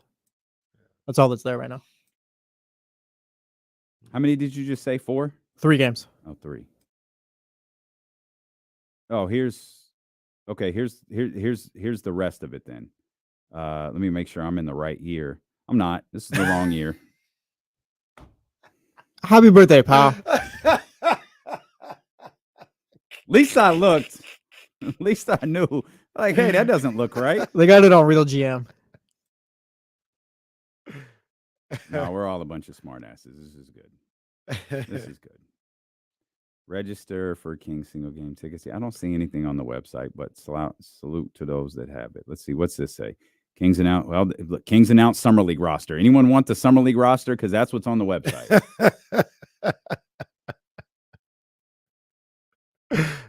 we're just last to get everything. Oh, man. Well, we got Lakers though. You said the second game of the season gets the Lakers. Yep, World Champ's gonna be here March 24th. that's right. So yeah, That's right. good stuff. Kings were, we'll get back to Brandon Aiyuk as the day. There's plenty of time to talk about Brandon Aiyuk, but since we're talking about the Sacramento Kings and we're dropping news as best we can here, the Kings were 0.6 points away from having 2 20-point scores last season. De'Aaron had 26.6. Domas was 19.4. And then you have Malik at 15.4. It seems really important that DeMar slides right in between those scoring numbers of De'Aaron Fox and Domantas Sabonis, not Domantas Sabonis and Malik Monk. I think he needs to be their second leading scorer this season. That's what it feels like, right? Is it ridiculous to think that this team could have 3 20-point per game scorers? No, that's not crazy at all. Because I know we've talked about Domas falling back a little bit or maybe having less pressure to shoot or whatever. But we don't know what type of room this is going to create for him. We don't know what this is going to do like for his game, knowing that DeMar can score from anywhere. Yeah. And I literally asked for 1 or 2 extra shots a game. He almost got fired for it. Could he get it now? Would he take it now? Maybe that's the question. Not can he get it? He could always have gotten it. Would he be willing to take it now? And could this team have a guy at 26 or 25, 21 and 20? I think. Go ahead, just go ahead. I think Sabonis falls back a bit as far as his shots and his points. Like you said, 3 20-point per game scores. Like if it does happen, my mind instantly went to DeMar, Malik, and Fox. I don't think Sabonis is a 20-point per game scorer this year. I think he's going to fall back a bit, where he's probably facilitating a little bit more. Like you don't need him, because my biggest thing is like you don't need him now to like go out to like Sabonis. Fox isn't playing. We need you to step up, get these shots up. We need 20-some points from you. Like you don't need that from him anymore. Securing Bagley brings up another like 17, 14, and 9. It could be, or you know, and I know Securing Bagley's being conservative. It could be 17, 14, and 10. Like he could average, like he's capable of averaging a triple double. Yeah. Maybe that's the other route of all of this is you're right. He falls back a little bit, and it's De'Aaron and Domas that cook offensively. I think having someone like DeRozan here, like it opens up Sabonis to maybe do more, I guess, like elsewhere. The thing, so I'm like, I'm a little like not confused, but I'm trying to figure out where it would be, because I think I agree with Jesse and Securing Bagley. The natural person for numbers to go down would be Domantas Sabonis, right? Because as much as I think this offense is going to be crazy, I'm not going to predict that Domas is going to stay at 20, DeRozan going to average 20-something, Fox is going to average 25, and Monk is going to go up, and Keegan is going to average 8. Like, I'm not going to predict that. The natural person to take a dip numbers-wise would be Domantas Sabonis. But the thing about that is, it feels like Domantas Sabonis doesn't score a whole lot like in the offense. Like they don't run plays for him. It feels that way. It feels like there's some pick and roll, offensive rebounds, get to the foul line, and that's how he gets up to about 17, 18 points. Like it goes to what you said. Like he gets 19 points a game while shooting sometimes like 10 times. It's not a lot. So while I feel like the natural person, like I said, to go down would be Domantas, he may stay where he's at, because he's not taking a whole lot of extra shots. You know what I'm saying? Like his number of shots and everything can stay where it's at. Yeah. He can stay with his production. Where the shots, I don't know where the shots would come from. Like where they maybe Fox takes a little less. 13 shot attempts per game for Domas last year. He averaged 19.4 points per game, and he averaged 13 shots. Malik, for context, averaged 12.4. Keegan averaged 12.7. And then, of course, De'Aaron was the man out there, and he averaged 20.9. De'Aaron might slide down to 18. Might slide down to about 18. But do we want that? I'm okay with it. I'm okay with, because you got DeMar now. I mean, Harrison averaged about 9. So those are gone. Those are not, so nine going to DeMar, another 2 from De'Aaron. That puts you at 11 for DeMar. And that's still, in terms of last year's standings, that still puts him 5th. And another 2, I'll say another 2 from Sabonis. So that puts you at 13. I think DeMar's taking more than 13 shots a night. I think it's going to be closer to 15 or so. I agree. And 13 is the number. So like, does it work this way where, I mean, Davion was taking about 4.5 shots a game. Like, you're not really going to have that backup point guard because you're going to stagger lineups and stuff like that. What about Keon, though? Yeah, but like, I don't think Keon is getting extra shots. I think 15 is the number for DeMar, because he took 17 and 17.2 last year. And I don't expect him to have the same type of attempts. I think it comes down to about 15. So, to me, there's a realistic scenario that Domas averages 20 points per game on the exact same amount of shot attempts that he took last year. Mm-hmm. I mean, and that's completely unfair statement to make. He shot 59.4% last year. Mm-hmm. And that was always the thing, at least from my standpoint, when I was talking about Domas taking more shots. The dude does not take bad shots. Mm-hmm. Like, he's not out there one-on-one in the game trying to, get on Sports Center. Like, he takes his shots in the flow of his game. Mm-hmm. And never he could do that exact same thing, and you can still get him at 19 while having DeMar in the 16, 17 field goal attempts per game category. You could. But again, he doesn't have to lead. I'm sorry, I interrupted. Go ahead. No, you're fine. You're fine. DeMar doesn't have to do here what he did with Chicago. And I think that's the biggest caveat to this whole DeMar DeRozan conversation and trying to take what he did in Chicago and implement it here in Sacramento. Is this is an entirely different setup than he had. Like, he has guys who can go with him in Sacramento. And he didn't have that for at least a chunk of last season in particular in Chicago. Yeah, for sure. That's why I think it's going to be about 15, 14 shots a night.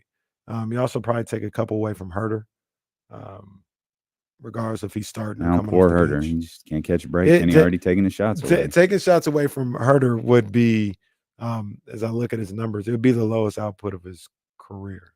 Last year, he tied the lowest amount of field goal attempts at 8.8 a night. Other than that, he hadn't been below 10. Yeah. So if you're taking more shots away from him, say he's down to 6 a night, I don't know. We'll see what that looks like. And shout out to Ramsey and Securing the Bagley in the Chatty House, the Matthews Mattress Chatty House, for pointing out Domas shot 61.5% the year prior. 7.3 field goals made on 11.9 attempts per game. The year before? And he averaged 19.1. That's what I'm saying. That's just Domas. That's just who he is right there. That's what I'm saying. Like, my thought is his numbers would go down, but he does so much off of like pick and rolls, off of offensive rebounds, getting to the line. The shot attempts may go down, but he still may end up averaging around the same amount of points. We'll come back. We're going to figure this out. We're going to figure out exactly what the Sacramento Kings are going to do. And Jerry Jones. Oh, well, KC just wants to get his Jerry Jones impressions, and we didn't get to talk about him walking back. Don't worry, we'll talk about it soon. Plus, Brandon Knight, it's so weird. I mean, holdouts are not new to the NFL. Maybe it's the caliber of players. I'm not sure what it is, but man, this feels like an exceptionally tense training camp preseason here in the NFL. So we'll get to all of that. Plus, we'll stay on top of all of the Sacramento Kings schedule releases. James is working on some things right now. We think we have a number for the nationally televised games, but James is working through that right now. As soon as he has that, of course, we'll pass it along to you. Steelo and KC, brought to you by Sky River Casino here on Sacramento Sports Leader, ESPN 1320.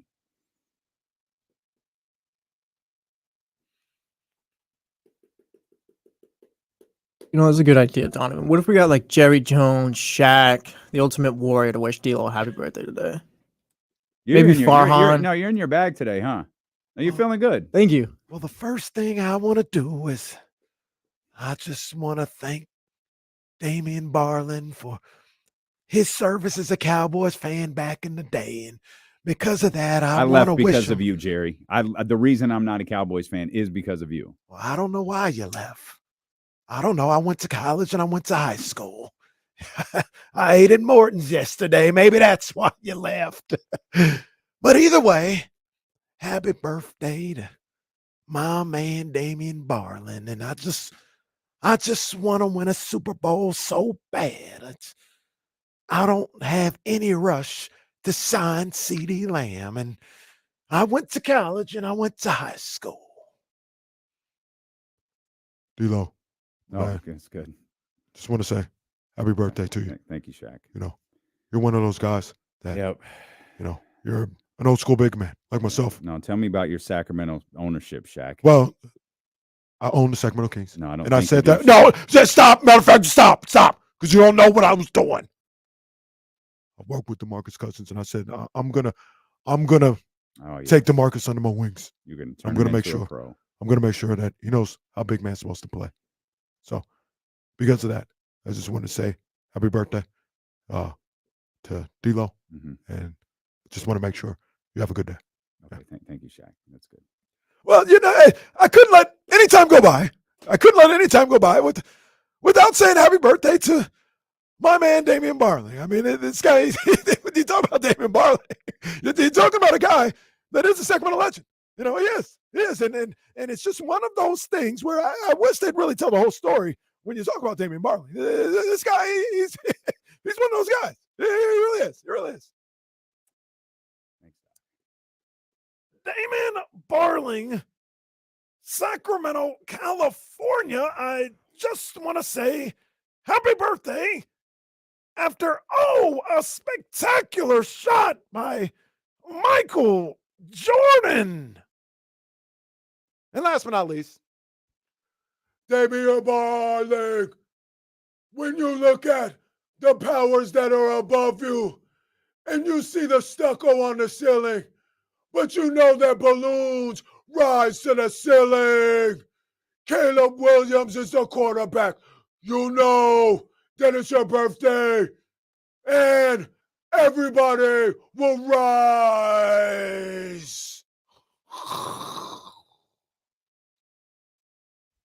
All right.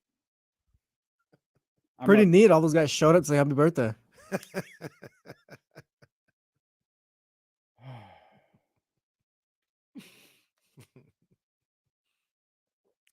Oh, how could I forget? Sorry. Damian Barling, quite frankly. No, that's good. I just want to say, because you understand the game of basketball, I want to say happy birthday. Thanks, Draymond. But while I say happy birthday, I want you to know that your birthday is really about me. And it's really about the things that I do great.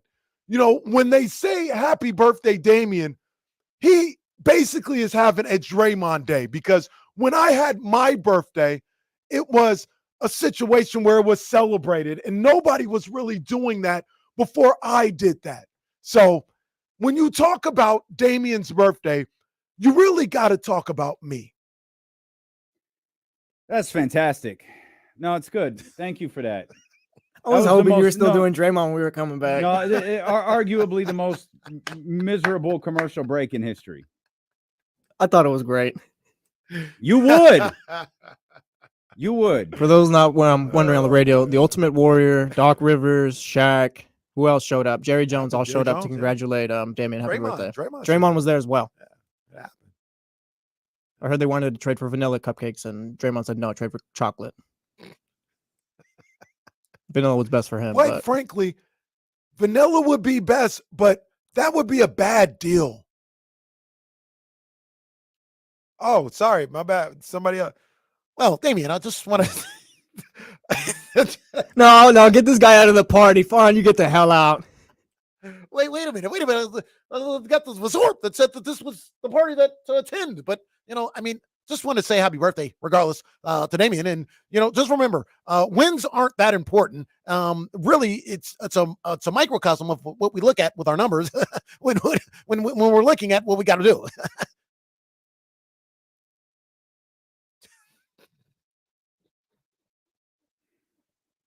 This is yep, Jesse. Yeah, no, this is good.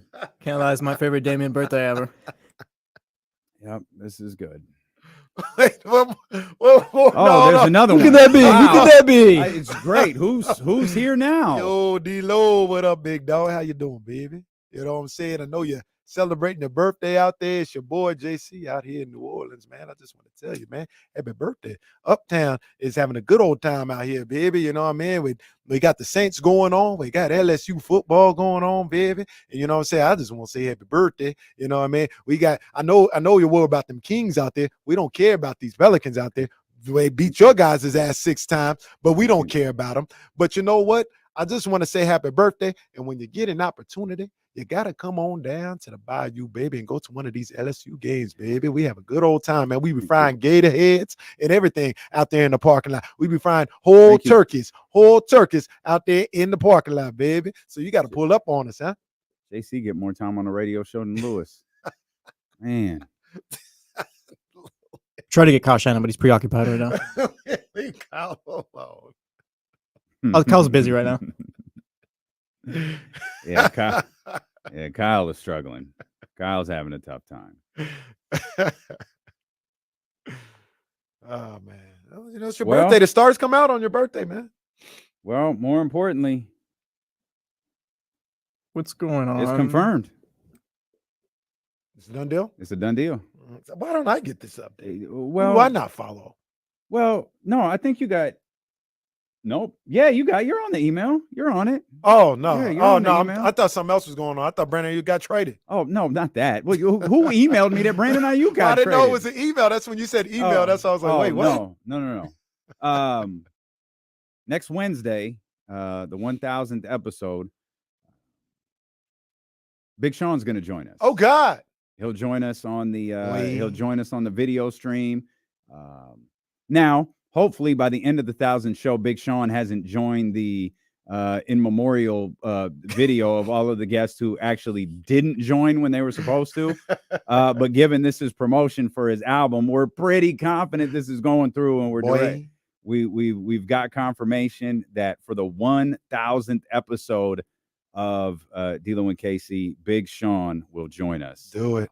That's exciting, man. Yeah, really, that's the only guest we got so far. I wasn't sure how to book guests for this. I have a couple of ideas, but I wanted to invite a bunch of people, but then I wanted to invite Matt, but we do have 1001 episode. Yeah, that's true. That is true. So I was like, well, what do we do here? And we can't necessarily invite James. He's just going to be here. He'll be here. So we have a few things planned for that day, but that is confirmation that Big Sean will join us for the 1000th episode of D-Lo and KC 1 week from tomorrow. Really excited about that. Yeah, that's some real good stuff. We'll be doing this a lot on the 1000th episode, but I don't want to wait until next Wednesday to do it. A couple of people that I really want to shout out who watching their work like on social media has just been exceptional.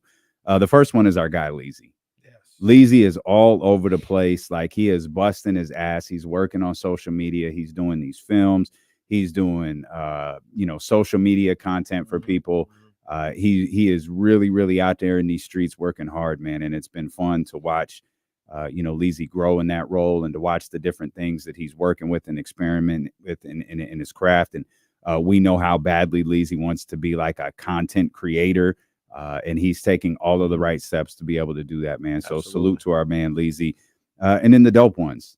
Yes. If you have not seen some of the recent work from Don is Dope, I encourage you to head over to his Instagram page and check it out. It is absolutely incredible.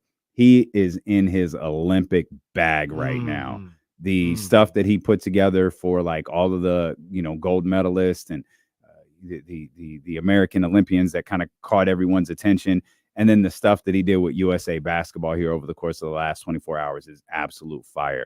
Again, go check it out. If you haven't seen the dope ones, he's out East working on some things. But, if you have a chance to shoot Don is Dope some love, man, please do. Yeah. And go check out the amazing work that he has over on his IG page. He is doing his thing, man. Both of them are, man. Leezy's doing his thing. He's doing a phenomenal job, man. I echo everything that you just said. Shout out to my guy, Leezy, and then shout out to my man, Don, man. He's doing a phenomenal job. Yes, indeed. Yeah. So let's get back to business here after enduring a grueling Jerry Jones impression during the commercial break. Well, not everybody heard it. Jerry walked back his comments about CeeDee Lamb a little bit. He actually said, well, I guess I got in a little bit of trouble. I guess some people were upset. Yeah, Jerry, your fan base was a little pissed off that you said there wasn't a sense of urgency to get one of your star players back on the roster. But okay, I get why that can be confusing for you, Jerry. This is, he ultimately said CeeDee Lamb is missed, and I'm sure he got yelled at by Steven about his stupid remarks. And now it's so funny. And I said this to you the other day. Emmitt Smith held out in 1993. Mhm. I'm not the best at math, but I think that was 31 years ago. Mhm. He still, to this day, is the only player leverage moment that people ever mention. It has never happened outside of that, where someone has gone crawling back, which Jerry, by the way, is terrible at this. He paid, and maybe this is part of the problem. He paid Dak. He paid Emmett. Yeah. He paid Zeke. Mhm. He paid all these guys that held out. And now you have arguably the best receiver in the game, certainly no worse than a top 3 Mhm. receiver in the game. And now you got a backbone all of a sudden. Man, this is it's a weird thing to watch unfold, given we know, the Micah Parsons stuff. The Dak Prescott stuff is completely unprecedented. It's very literally, if Emmitt Smith is the one everyone points to, there's no one to point to when it comes to Dak Prescott.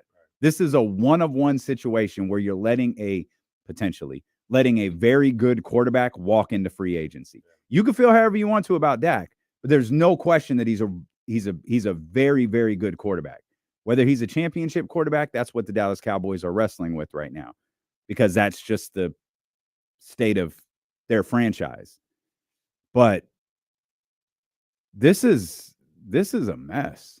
I'm trying to think, because I think you're right. The Dak Prescott is unprecedented, the situation. How good was Drew Brees when the Chargers let him walk?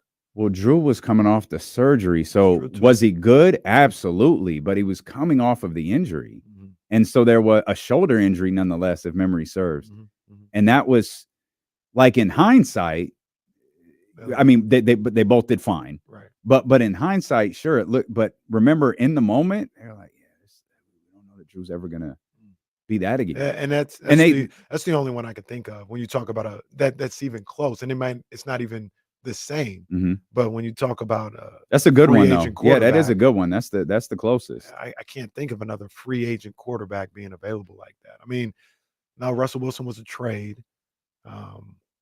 Yeah, I can't even think of one. Dak you're right. It is a one-of-one type of deal. Sean Cunningham tweeting some more notable games for Sacramento. We know that the home opener will be against the Minnesota Timberwolves. The Lakers will be in Sacramento on December 19th and December 21st. It's one of those. Okay. Oh, it's a 2-game set. The Kings will be at the Lakers on December 28th. That's a Friday and a Sunday, that 19th and 21, I believe. Because that 3:00 sounds like a Sunday afternoon.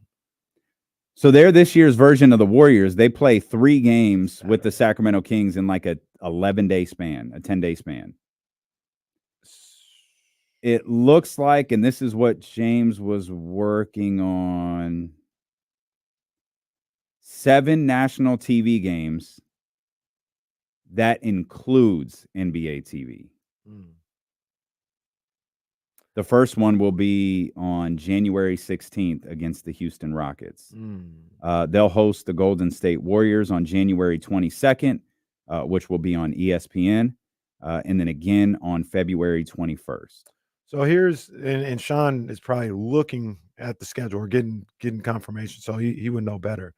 But the first national TV game being, am I reading that right? Where you're saying the first national TV game will be January 16th versus Houston? That's what I take that to mean, yes. So the season opener against Minnesota is not on TNT. And then you have a Thursday the 19th against the Lakers. That's not on TNT either.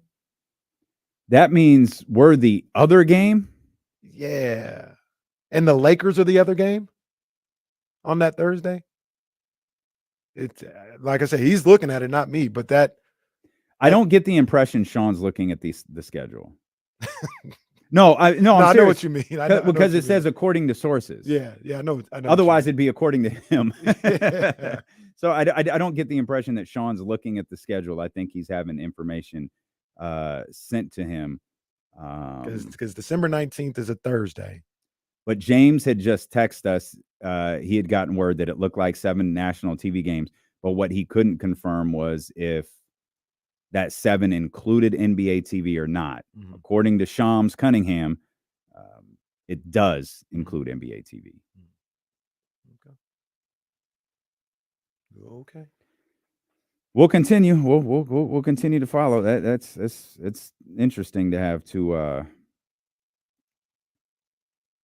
Thursday games, neither on national television. They host the Warriors on 1/22. That is not Martin Luther King Day, but it's that same week. It's Wednesday. See Jeff Hardy rules saying 7 not enough, 7 TV games, whatever. Y'all, it's whatever. That's Don't even matter. No We big get to see all of them. Mhm. Let them sleep. Yeah, no big Let 'em deal sleep. at all. No big deal. Okay. Back to the National Football League.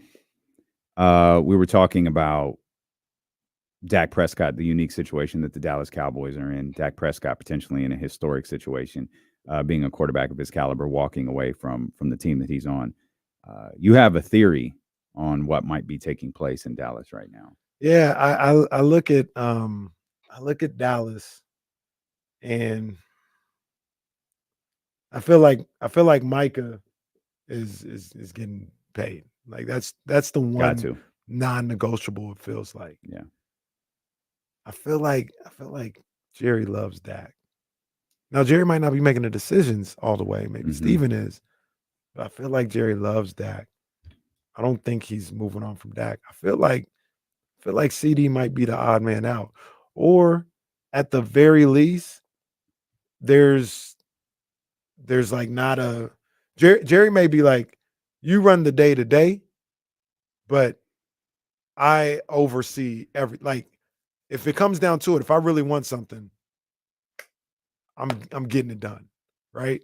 Like he may have given Steven the day to day, like yeah, you handle the tight end position. You know what I mean? You've got authority to do all that, and I'm gonna listen to you for the most part.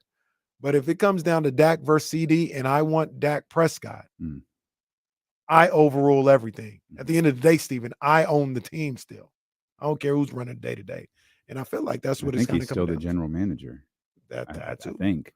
I think that's kind of what it comes. I feel like Steven is probably saying like we need to pay Dak. Like if we got to choose, we need to pay. Or excuse me, we need to pay CD.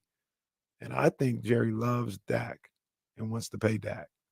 And he probably feels like, and I don't want to say rightfully so, but he probably feels like we can replace CD. Like we've done that. Mm-hmm. We've done that. We've had a Dez Bryant. We've had a T.O. We've had a Amari Cooper. Now we've got CD. Like we can go find another. We had for a second Miles Austin. Amari Cooper is not CD Lamb. I agree. Miles Austin's not CD Lamb. I thought Miles Austin I was very agree. good. Miles Austin appears to have been a product of Tony Romo. Or well, don't do that. Don't do that. But when he was, I agree. I think CD is the best out. Well, Dez he got was pretty paid good. off of his time with Tony Romo. Dez was like really that's good. not CD Lamb. No, I like agree. CD But Lamb. look at Dez. He found Dez Yeah, and I then he can't. found CD. I can't. I got T.O. Well, like- they didn't find T.O. No, but he got him. He may be saying, I can just go get another wide receiver. I've done it for the last however many years. Hmm. I don't know if I can go get another quarterback. Now, did you see those rumors? We talked about it a little bit yesterday. Was it on the show or was it? I don't think it was. It wasn't on the show. Or at least if you're going the direction I think you're going, it wasn't on the show. I don't even think it was on the break. I think it was privately. Oh, yeah. Well, the rumors are out there that Jerry loves Shedeur Sanders. And Dallas is one of those teams that Dion said he would okay Shedeur going to. And I'm not saying they're tanking or nothing like that, but I feel like they say he is enamored with Shedeur Sanders. And he may look at it like, I'll move on from Dak and go get this superstar young quarterback right here in Shedeur Sanders. And like keep CD and everything works out that way. And I'd be sick if they got Shedeur Sanders Where's Shedeur? like number 2.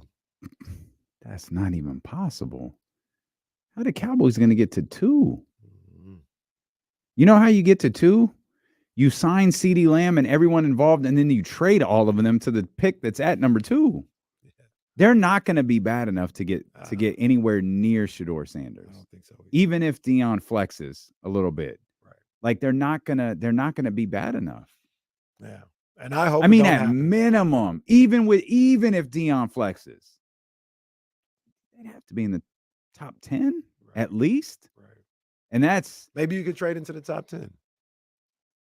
I feel like they'd maybe. I don't Maybe. think they'll be this bad, but the Niners were 12. I think they finished maybe like 8, 9 when they or got so. to Trey Lance. I think they Okay. I'll look this up. I think it was they- 13, 12 or 13, but I think they were it's 12, fine. and to get to that, they had to. I think they might have been 6 and 10, 7 and 9. Because the only reason that I'm struggling on what it was is because we're doing the show, and I remember they they got to like one game under 500 Mhm. in December, and I was like, that's all I'm asking for. But they don't even have the damn record here. Well, point being, they didn't bottom out, but they Mhm. were under 500, Mhm. and they were like 12 or 13, and they were able to get to 3. I don't think the Cowboys are ever going to be that bad where they'll be under 500. So I don't know how that would work. I really hope it don't happen though, regardless, because Shedeur, that's my boy, and I do not want to see him in Dallas. Do not want to see him in Dallas. That's my boy, Shedeur Sanders. I think he's the truth. I know you do. Did you see, or Jesse? Did you see? Is Jesse in there? Oh, he's not in there. So remember, did you ever see the video we were talking about with the Colorado did, and they clipped it, and people were questioning The the pass. throw, yeah. Yeah. Did you see that was like trending where other colleges were doing the same? I didn't. Other colleges, they had like the one that was most memorable is, I don't know if you remember this play in the Rose Bowl with Jameis Winston for Florida State. Okay. And Jameis is like under pressure and he's falling back or whatever the case. And he's like, whoa. And he like falls back. Yeah. And they clip it there. And then it's a touchdown in the Florida State. That's awesome. They were having a good time with that. That's pretty funny. But yeah, that's my boy. I'm a big Shedeur believer. So I definitely don't want him to go to Dallas. I don't think that you have anything to worry about. I could be I wrong. don't think so either. It feels they're just way too good to be in that conversation. They at the best case scenario, they'd have to finish below 500. I don't think they're a below 500 team. No, I don't think they are.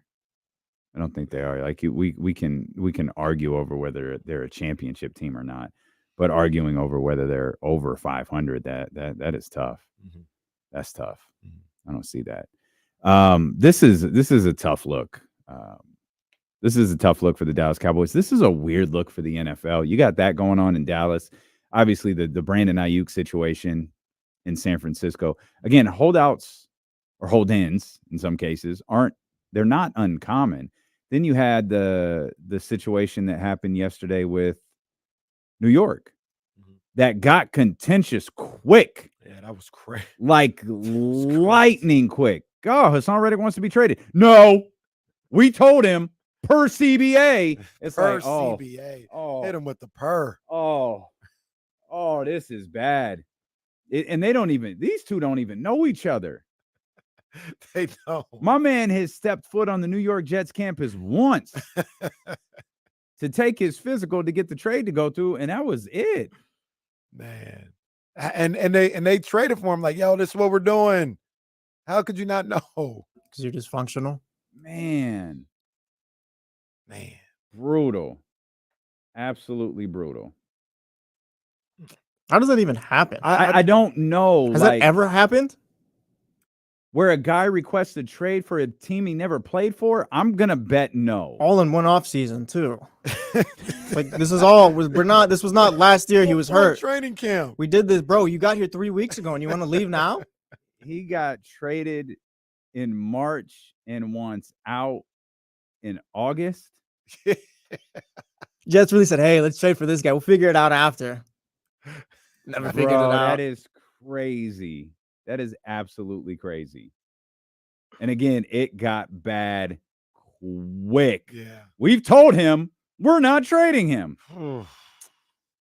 So, I mean, what needs to happen in this situation?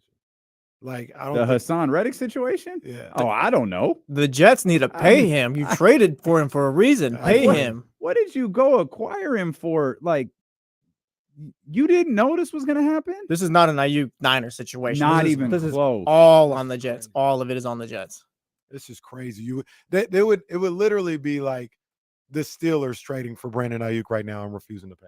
Exactly. Or just severely underestimating what his actual worth is or whatever. What did you think? What were you anticipating when you were you under a rock when you decided? Like, did they get a call from Philadelphia? Like, oh, you want to trade us to Hassan Reddick? Sure. Hey, can you believe this? These guys want to trade us. I don't know why they want to do that. Like, sure, just take it. was Don't literally- even Google. Just take it. Just say yes. Just say yes. Don't even Google. Philly was like, "Hey, we can't pay him, but if you guys are going to, here, take him." And the Jets just were confused, I guess. They didn't even get that. Eagles were like, "Hey, do you want to sign Reddick?" Can you believe these guys? Yeah, we'll trade for Sure. Wait, who cares? You might have a situation. No, shut up. You don't know what you're talking about. Sure. Make the trade go through. And they get them. And then they do the Googles after they agree to the trade. And like, oh, he wanted out of Philly because he wanted a contract? Oh, man. You didn't trade for like a safety either. You traded for like a position group who gets paid.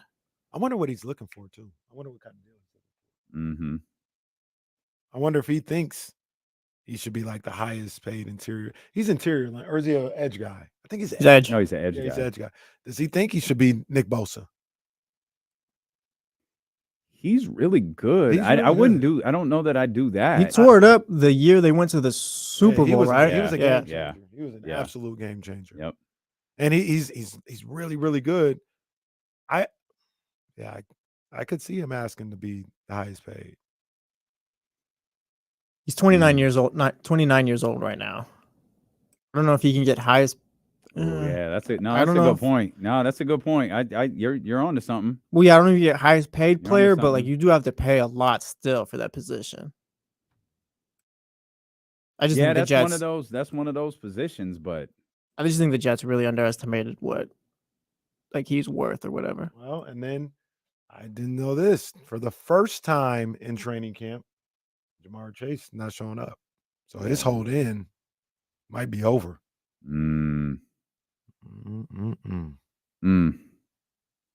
What a weird preseason. in It the really is, NFL. man. We'll come back. Bro, Did you? is the did red you light wanna not come on? in? Is the red light not on? Do you want to come in? No. Can you? Yes, we'll be right back because Kimberly said go to a break. Yes. Birthday show. Oh, snap. Yo, this wow. is crazy. Well, we were literally just on the air. Yep. Happy birthday to my dog. You know what it is, man. Happy birthday. Yeah. Thank you, Tribal Chief. Oh, you don't have Is this at a Charlie stash? Oh, now you're not drinking?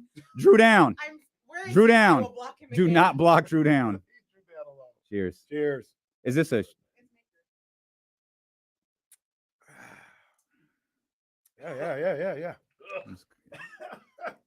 That's good, delicious. Thank you. No, is this got for the life at water. Odyssey? This is good. Thank you. Oh, that's top shelf then. Thanks, boss. Yeah, it would have been more fun on the air. It would have been, but Next year. We'll get it next year. yeah, that's all right. Everybody wait 365 days. If it's a good look, you know what I mean? That video's great. Drinking on no one cares. No one cares if we drink on the air. Did she say it's not a good look? Yeah. When have we ever been a good look? Yeah, I don't know. That's a good point. Jesse asked, when have we ever been a good look? Those aren't mine. When have you ever seen me use? What would I use scissors for? I didn't open that. I did. That's what I'm saying. So you didn't put the scissors back. Well, I was busy. Do you realize you just yelled at me for something that you did? Yeah. This cupcake place? It's called it's in that's what it is. They're vegan. It's very good. You won't know that it's plant-based, I promise. It's delightful. I wasn't going to tell them, but I wasn't going to tell you guys, but Kimberly blurted it out. I what? Said it out loud. Said what? That they're vegan. I wasn't going to tell them. Oh my God. Thank you. Thank you for doing that. You guys see all the treatment. And we ever wonder who's the favorite. When it was my birthday, I just came in and did the show. You know Well, what I mean? this is This is all But April. I'm just saying. You're the favorite, guys. She's still in there with the door shut. I am the favorite, huh? Yeah, what do you need? You know what I need. Oh, Pause. ask her right now. You will? Sorry, that's my bad. I can't talk like that on this show. You're just gonna go ask her? What are you gonna ask her? Is it okay if you have, what is it? The Luke Belair champagne out at the 1000 He sent show. it to you as a friend, right? Or what? Yeah, we don't have no relationship with them anymore. He sent me 36 bottles. And then also ask her, we don't have anyone sponsoring the food thing. No one's working on this or what? No. In fact, no one's not. So I ask her if it's okay if I buy it.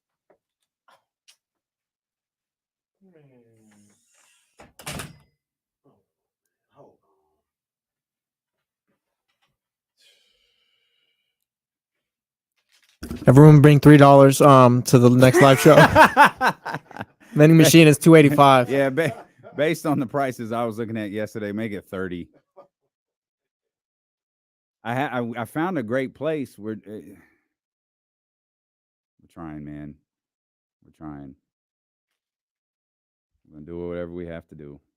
I'll tell you one thing though, if I buy that food, none of you motherfuckers over there better even look at it. What am I talking about? Y'all won't even be here.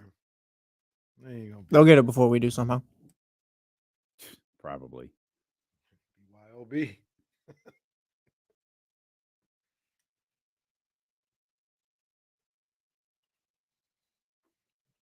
Sauce.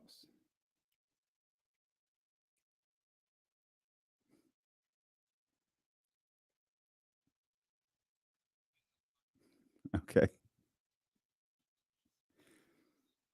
Latest update from the YouTube auto-generated AI chat summary.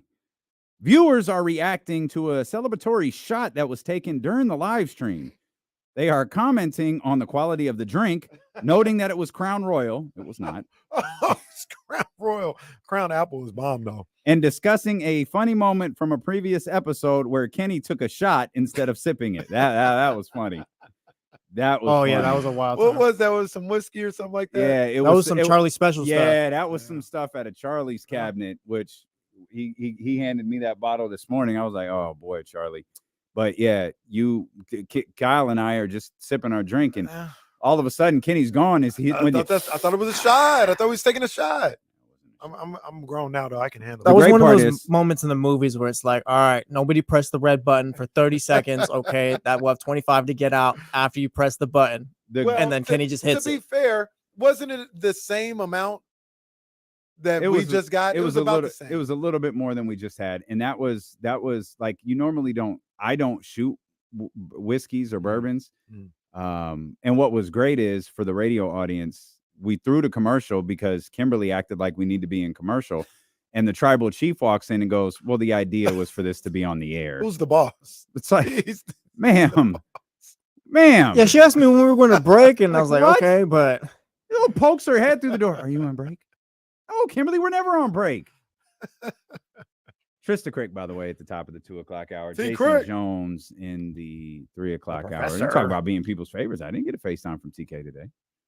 Well, because you're going to be on the show. That's not even the same. Damien is. If I move those balloons, He not only is he the favorite of Odyssey, he's a favorite of Sacramento. No one is buying that Odyssey thing. Like, Jesse, real quick, steak dinner for you? Okay. Bro, Me what? either. We were meeting. It was a meeting, and it coincided with a contract signing. That's what that was. What are we talking about? Bro, I got to go to Morton's because of you. Thank you. No, because of PDX. I don't Yeah, think that's what it was That's for. yeah. Did PDX sign a contract that day? No.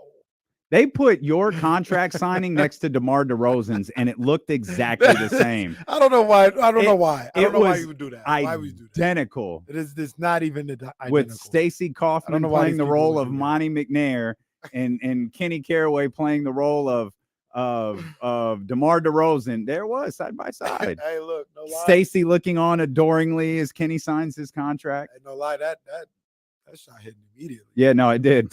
Yeah, no, I'm trying. What the hell was that? I'm playing through it. All right, here we go. It's my time. Hey, what the hell was that? We need to get another one before TK come on and really turn this I thing need out. to get some water. Yeah, that Maybe Kim was right. Man, oh man. I'm sitting here like, nah, it's warm. That's what it is. It's a little warm. Let's get to these what callers, was huh? that? Boy, What the hell was that? Leezy, it's your show for the rest of the day, buddy. Yo, what's poppin', D-Lo and KC? What's good, guys? HAL, what up, man? Hey, HAL, real quick. You know what I'm saying? Did everything go smooth the other night, man? Y'all have a nice little time? Oh, you know, just putting in some work, you know? Leezy was out there. He was working on something, man. He was like, man, you know, I really like this girl, man. You know, he was working on something, man. So, you know, had to let him know. I had to let her know. At least he's the man out here. There you go. He the man. Hey, I appreciate that, Casey. Hey, I heard you guys talking about Crown Royal shots, and I was like, hey, I got it. That What's was up? not Yeah, Crown I don't know Royal. what this I don't was. know I have no you idea guys- what that- this That was. wasn't Crown Royal. It was markers, but it's okay. Hey, I'm down It was with a whatever you shot guys nonetheless that is just swirling around our insides right now. want. Pause. Yes, sir. It's just all Well- over the place. Whoa. So, flag on the play. Yeah, there it is. All right. All right. I'm special guest referee. I had to call the flag. Yeah, hey guys, I just wanted to call in. I don't got no hot takes today. I just want to say thank you. I appreciate you guys for always supporting me. Both of you, D-Lo, Casey, you guys always hook me up. And happy birthday, D-Lo. I hope you celebrate Thank you, today. Casey, we're gonna pop some bottles when I see you. It's all Yes, sir. good, man. I just wanted to show y'all some love. Yes, sir, Appreciate man. you, Shout out Leezy. Leezy, man, doing this thing, man. A lot of everything that we've done in this 4 years, man, couldn't have been done without Leezy, man. You know what I'm saying? Boosting the profile of what we do, and just showing love, man, and working hard, man. I tell him all the time, he's gonna get wherever he's trying to get. I'm sure of that. Yeah. I'm sure of that. You know what I mean? Like he gonna get there because he work hard, he handle business. You know That's what I'm saying? excited about for the 1,000th episode, because it's not really a celebration of 1,000th episode. It's a celebration of the people who helped get us there. Mhm. We joke all of the time, this cheap ass company, our work is outsourced. Between Dr. David's photoshops and Zay's videos and bringing Leezy to Soul Bloom or King's Games or concerts in the park or whatever, the amount of content that we have to promote what we're doing wouldn't exist without you guys. Like, it absolutely would not exist without you guys, because there's only so much time in the day, and Jesse's got 50 things to do. Casey's got 50 things to do, including his home life. I've got 50 things to do here, and we just couldn't do all of this without you guys. So 1 week from tomorrow, we'll be celebrating you, man. That's what the 1,000th episode is going to be all I about. know that. I know one thing. They didn't skimp on this alcohol. Now my lips are numb. Do you need to go to Kaiser? Go to Kaiser. Kenny- Boy, oh boy. Kenny I needs to said, go. wait, what? Kenny needs to go across the street because he had like an ounce and a half of alcohol. What's wrong? My friend had a This shot. this one different, bro. This one, You gonna be all right? I'm fine. I'm just saying this one different. Did you get a shot? No, I got to be on point. No, you Well, gotta all get right. some. Huh? You gotta get I'm back here. I'm good. Do you have food in there? Just if I got you some could get- sweet potato I was chips. I was gonna say, if you don't have any food, I'm gonna ask you to leave Going that to alcohol I'm alone. going to the fortress of what'd you say? Fortress Snackitude. Snackitude, yeah. You want some skinny pop? That ain't, the way Kenny's acting, that ain't gonna help. Kenny needs like a double bacon cheeseburger or something right now. And some Jack in the Box. Isn't that what they say? Jack in the Box is like Kenny's like, was there weed in that shot? Was that an edible shot? What was that? Oh man, Tribal Chief wasn't playing around. Well, that's how the Tribal Chief roll. They do that on the regular. Maybe he's feeling cool too. Ask him for his company car. Yeah, go. Yeah, yo, we'll check. Hey, tell him we want In-N-Out for D-Lo's birthday. Get back on Twitter. Who's back on Twitter? So we'll get back on Twitter. Oh, And we'll get pro reference, Well- pro football reference. we was Get all that. That I love that you're a mess right now.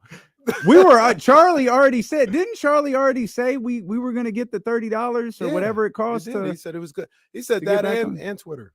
Well, Twitter is up. Well, right Twitter's now. well, Twitter is I don't know no, what it's that not up. Well, I It's don't know. not It's up. It's not blacked out like it was. It is. No, it is Not for me.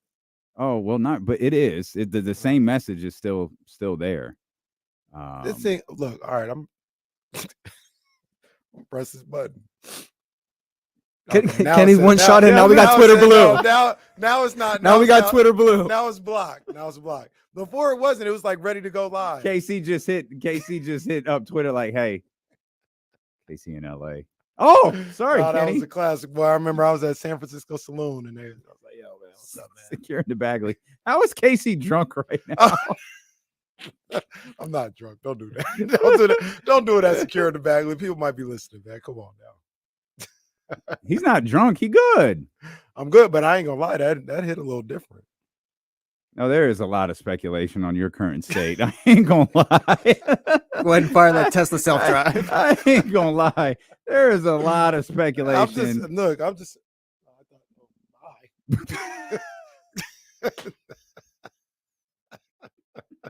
I thought that was the tribal chief walking this way. No. And then I No. turned around. And Yeah. Keep this up for like 2 more minutes. This might go on the top 10 list. A late entry. Casey gets drunk off of one shot. Oh, this shot was different though. Oh man. Do we have any new updates on the schedule? Nothing. No. Nothing. I still I trust my guy Sean Cunningham, but I can't believe That'd be I'm gonna pretty- go with him. that'd be- I can't that'd be believe pretty both incredible. of those Thursdays wouldn't be on TNT. Like at least one of them would have to be on TNT. Yeah.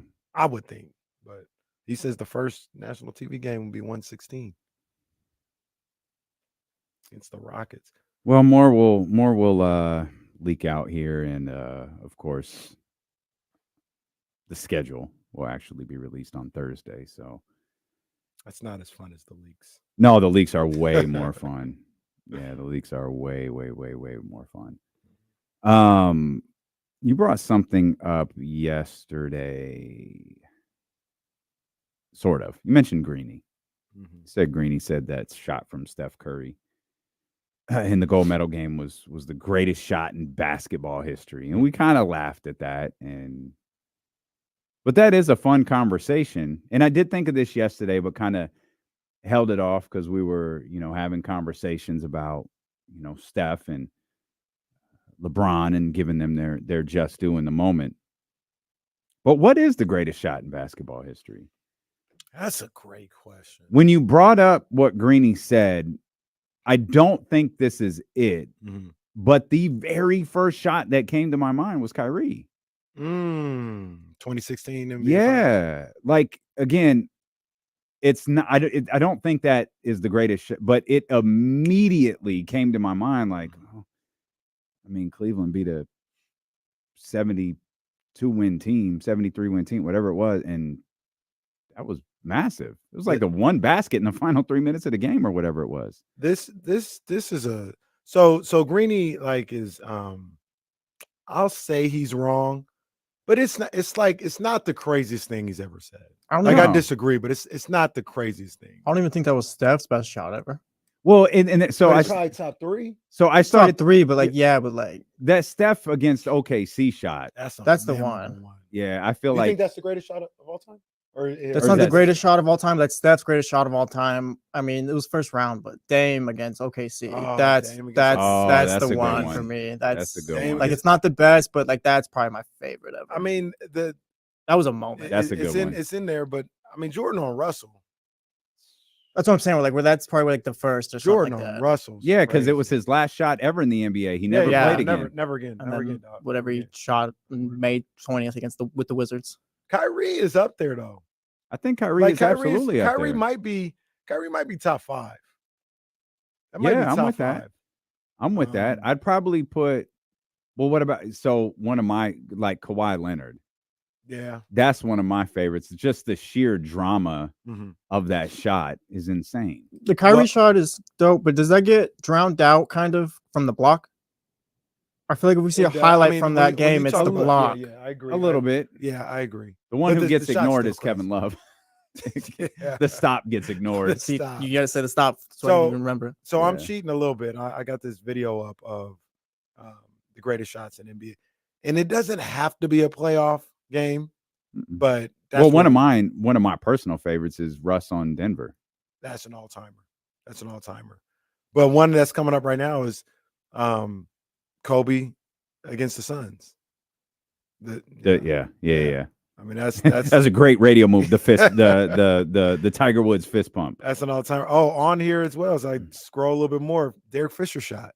There. Oh, that's a good one. Yeah. Man, What about Jordan on Elo? that's an all timer. Yay! Bulls win. That's an Bulls all-timer. win. That's an all timer. Another one that I forgot about that I'm looking at right now is Ray Allen. Oh, of course. Yeah. That one saved LeBron's legacy. Of Oh, don't do that. I'm saying, if you believe how they tell it. You know one that is came up just now that that it's probably not like even on the top 25, but I do remember it. I think it was a great moment. It was the Paul Pierce shot in Washington. That was the buzzer beater to beat. I think they're playing Brooklyn. Oh no, they're playing Atlanta. See, you don't even remember. That doesn't even register. That with was me. a great one. Paul that was- Pierce was in. I called game. Oh, that was a one. great shot. That one. I remember that more than the actual shot. Did you call bank? No, I called game. Was that the line? Yeah. Legend is Well, Come on. or you go first, Casey. I don't even want to go. Oh, don't you're really gonna do that? No, that's why I said. Oh no, yeah, Yeah, no, that's- no, what is your no, no, problem? No, I'm not gonna go. I'm not Go gonna ahead. do it. Go ahead, Jesse. Is LeBron's shot against the Magic the most overrated one ever? No, it's not overrated. overrated. No. It's not overrated. It's just of no consequence. That's what I'm saying. It's It's- no consequence, yeah, but it's on highlights. We Well- see it like it's like one of the greatest ever. Well, because on a highlight reel, you don't have to bring context to it. And a highlight reel, he hits the shot, he turns around and celebrates. The fact that they lost the series doesn't matter. Mhm. It's a highlight. Mhm. I always remember it as like, why are they showing that? That's a great moment. It's though. a great shot Yeah. in the context of a singular play, but when you have the full context of that story, it's nothing. Because I feel like if the NBA were to do like a top 10 all-time shots or whatever, like they would throw that in there. I feel like that's how much people like that shot. They might. Yeah, they might. And it's like But I the thought other- LeBron's buzzer beater against Toronto was better. That was a good one. Nah, yeah, maybe. I think that one was better though, more iconic. The Magic? Yeah, Okay. yeah. Was that, well, come to think about it, was that even a buzzer beater, the one in the corner? Or was there like a Mhm. little But which one? Which one you the one where didn't Bron hit like a crazy shot in the corner? against Toronto? Yeah. Yeah. That was the buzzer? Mark Jones on the call. He hit it and then he points like that. Oh, okay. Goes the other way. Okay. Yeah, bank shot. Off I the- couldn't the remember if buzzer. there was like 2 seconds left or Yeah, something. He beat Toronto Magic, a lot. Bang, like that. Oh, and look, sidebar. Oh, I don't know if it was an hour, but it was a good 30 to 35 minutes I spent on that thread. Well, if you combine, LeBron? here Yeah. at work and then when I got home, it Yeah. might have been an hour. Yeah. LeBron is hilarious. Yeah. LeBron. LeBron is hilarious. The debate will go on forever about the all-time greatest between LeBron and Michael Jordan, but LeBron is the all-time funniest forever. And did you see they got more angles of Of the kid? Yeah. Yeah. And there's some speculation about what the kid said. I don't know about that, but he said, "Stop, don't do that." Hey, Now that's not what he did. He kept walking. Then when he got to the entrance, he was feeling the music a little bit. Said, "Stop, Don't do that. Let's get TC in here. 916-909-1320. What's happening, TC? Yes, sir. Before we get started, what's up with my two brothers? Happy birthday, air horns for D-Lo. Yeah, Appreciate man. you, bro. Yeah, Thank you, brother. yeah. Thank you. All love. You know, I had to tap in, and with that. Hey, listen, man. Hey, y'all talking about these last minute shots? I'm all for that. But listen, we gonna keep it short and sweet. I ain't gonna hold up today. This D-Lo day, Kenny. That boy standing on business, man. Hey, listen, I wish him the best. I love BA, and I love what he did, bro. Just me personally, I love what he did, and I'm a missing big dog. But he gonna move on over there with Mike Tomlin, and Mike Tomlin know what to do with him. All right, with look, TC, maybe so. I mean, you felt the same way about Trey Lance. Does Dallas? How does that work out? It ain't work out good for Trey Lance. Worked out just fine for the 49ers. He said, "I'm gonna miss him." That's funny. That was big. And Brandon Christian Aiyuk, McCaffrey energy right Well, there. that was when Dwight tweeted, "Lord, carry him now," when Gordon Hayward broke his foot. I was like, he's not dead, Dwight. Just going to Pittsburgh. and Brandon Aiyuk. I think Brandon Aiyuk's a great player. I think he'll do well in Pittsburgh. I do believe that. But all right, we'll see what happens. We'll see what you looking like in January. We'll see what happens if it goes through. We'll see. Mitch, 916-909-1320. Oh, all the stars are coming out, man. Oh, yeah, for it's a D-Lo's big day. birthday. Well, no, man. I don't Come think that's on. what it's for. What's up, Mitch? Yeah. Fashion Street, folks. Oh. How's it going, Danny? Casey, what's happening? What's up, man? How you doing? Popping? What's popping? I said my grandson here. I think it was easy when he was 2 months old instead of 2 years. And something tells me terrible it's gonna get twos? tough as he gets older. Terrible twos going down? Oh yeah. Yeah, I know. I got teenager terrible and, ones. Get him in college. Then my job is complete if I'm still around. Yeah, you got a little whiles to go. Yeah, a little while ago. Time is flying, but I tell you, it was easy when I was working. I kind of miss work, especially miss the dogs. Mitch gonna go get a job just so you don't have to I do miss babysit. them. Mitch does love dogs. Mitch gonna go get a job so you ain't got to babysit. No, I love the guy. First, I hope Trey. Why does Dallas trade Dak and just throw in Trey Lance? I love the number they pick, and I think is this a possibility? I'm sorry. I know I never give you a chance to talk. I don't even hear half your replies. I'm like half deaf. I'm sorry. It's okay, Mitch. You good, big dog. On Shohei Ohtani, if he wins the MVP and he won in the American League last year, will be the first guy ever. And I know KC is another guy so close at the Giants, almost got the big fish, so close. I know you don't say anything about the San Francisco Giants. 49ers, I love it. But you don't say anything about, you don't talk to your Giants anymore. You're not strutting. You're not strutting like you usually do, brother. They're actually playing very well. They took an L last night in a It was a great hell of a game. Yeah, it was a great game. Blake Snell is going crazy. He hit right you now. with a brother. Yeah, what did he say? What did he say, bro, too, earlier? He said, "What's popping?" What's popping? He said. He said, "What's popping?" He was in his bag, man. I think Mitch been hanging out in Jersey City, man. Yeah, Mitch been hanging out with Pino or something, man. Like I don't know what's going. It must be. He in Newark. Man. Mitch been in Newark lately. Talking about what's popping. Mitch been using all this free time. But yeah, the Giants got. We talk about the Giants a little bit later, but last night's game was That was incredible. I'll tell you like this, and like I said, we can get to it later. I'm watching now. It's appointment TV at this point. It's that time of the year. Yes, that time of the year. I don't hate that. They're playing well. I know last night I got home. I said, it's 6 something, or I was a little late. Yeah. It's 7 something. It's time to turn the Giants game on. It's that time. It's not popular. Mm. I love games like that. Oh, those are great. Love games like that. Oh, absolutely. That will get me to watch baseball. And I'm with you. It's a little early for me, but I'm kind of curious what they're doing. Mm-hmm. And Lord knows there's nothing else on. So I want to WNBA come back on Thursday. Well. I know. Cannot wait. Cannot wait. Let's get it's Titus, right? We got Titus here. Real brothers. Let's go. What's up, Titus? My brother? Titus, what's good? Titus fell under the ring. Titus. All right. Well, that's fine. So I'm still on this video. Look, Greeny, I'm gonna stall you out a little bit, Greeny. I'm gonna stall you out. I don't know if Steph is even top 10. Like, we're going through shots that we haven't even mentioned. The Allen Houston shot against Miami, first round. That's an all-timer. I'm just seeing Allen Iverson stepping over Tyronn Lue. That's an all-timer. Well, you put one in our notes that we haven't mentioned yet. With I can't Larry remember. Johnson. Yeah. Oh, You're Larry drunk. Johnson. Larry 4 Johnson. Yeah. Not drunk. Larry Johnson 4-point play. Yeah. I mean, that's an all-timer as Yeah. well. I'm looking at Dame got 2. You know what Dame got the one against Paul George, and then the one that beat the Rockets is an all-timer. You know, like Steph, I know Steph will get the credit. Like Steph deserves all of the credit. We talk about big shots, though. You go back to that game against Serbia, where I think KD hit a 3 when Anthony Davis was pushed into him, and they had I think it was a 6-point possession. Yeah.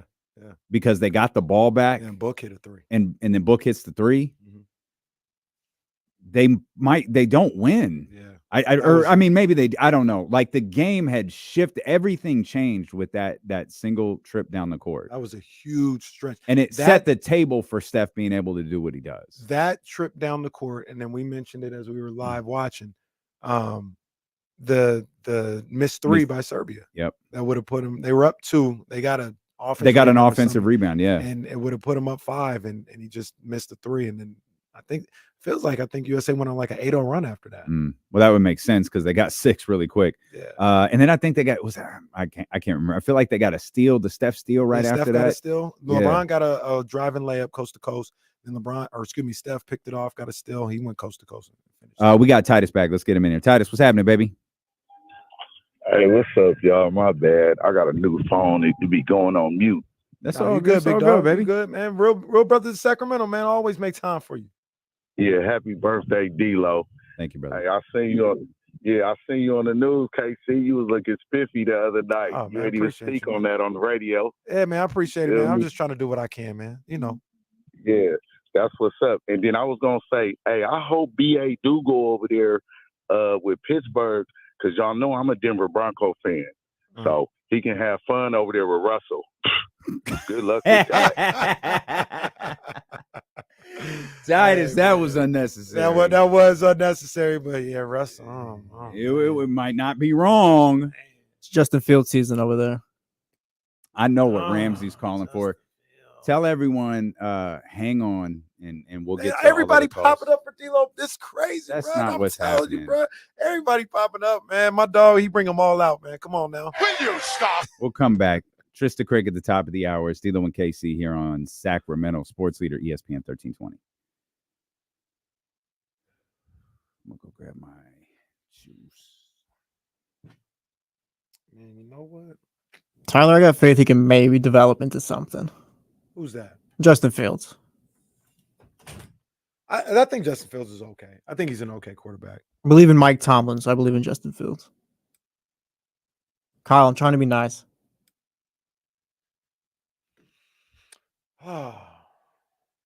Look, everybody, definitely not drunk. But if I had three of those shots, yeah, I'd be wasted. I don't know what the hell that was. Took one and almost brought up the Horry shot. I didn't bring it up.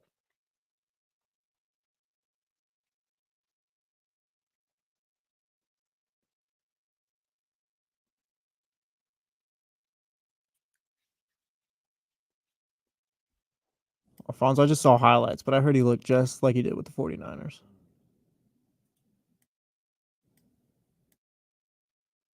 Little cupcake. It's very rich.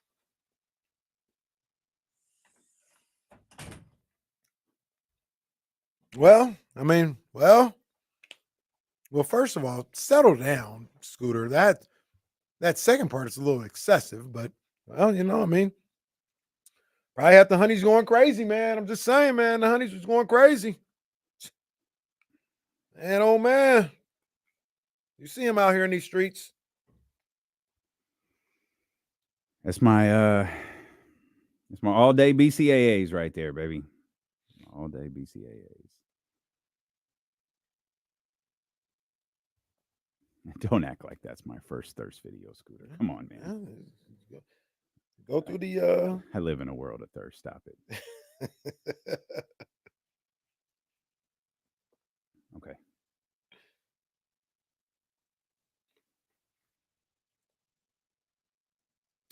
Sarah's IG is always hot. Always, always, always. Thank you, Kyle. Appreciate you.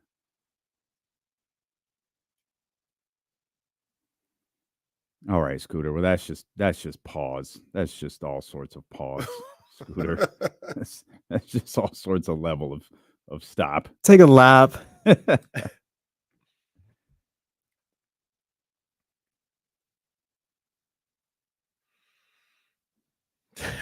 Take a lap.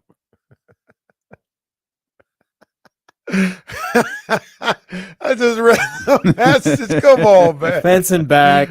Come on. Act like you've been there before, Scooter. You're not new, Scooter. Oh, come on, man.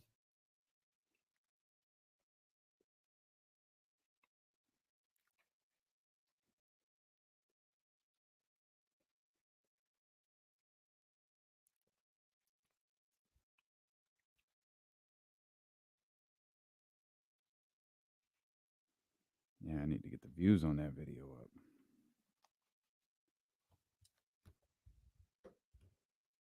It's gonna be on the shade room in a second. I'm telling you, bro. I'm telling you. Well, because I said it during the commercial break. Got to get those. Hey, those bro. views. Look, man. This is just what happens, man. When D-Lo's birthday pops off, everybody come through.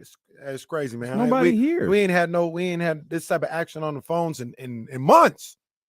That's facts. I can say this with all certainty. Ramsey is not calling to wish me happy birthday. He'll say happy birthday. I do not think that he will. He was at the game last night. I remember he told me he was at the Giants game last night. Ramsey, how was the game? Yeah, first off, I'll say it in English or in Spanish. Happy birthday, Damien. Okay, all right. Look, he said it. He said it begrudgingly. No, I didn't say it. But yeah, no. Look, now he wants to fight me over. You see, this is Ramsey right here. Ramsey a fool. Oh, sorry, Bear. Go ahead. But yeah, like I said yesterday, I was at the game, and from what you saw on TV, it was about 10 times more intense being there.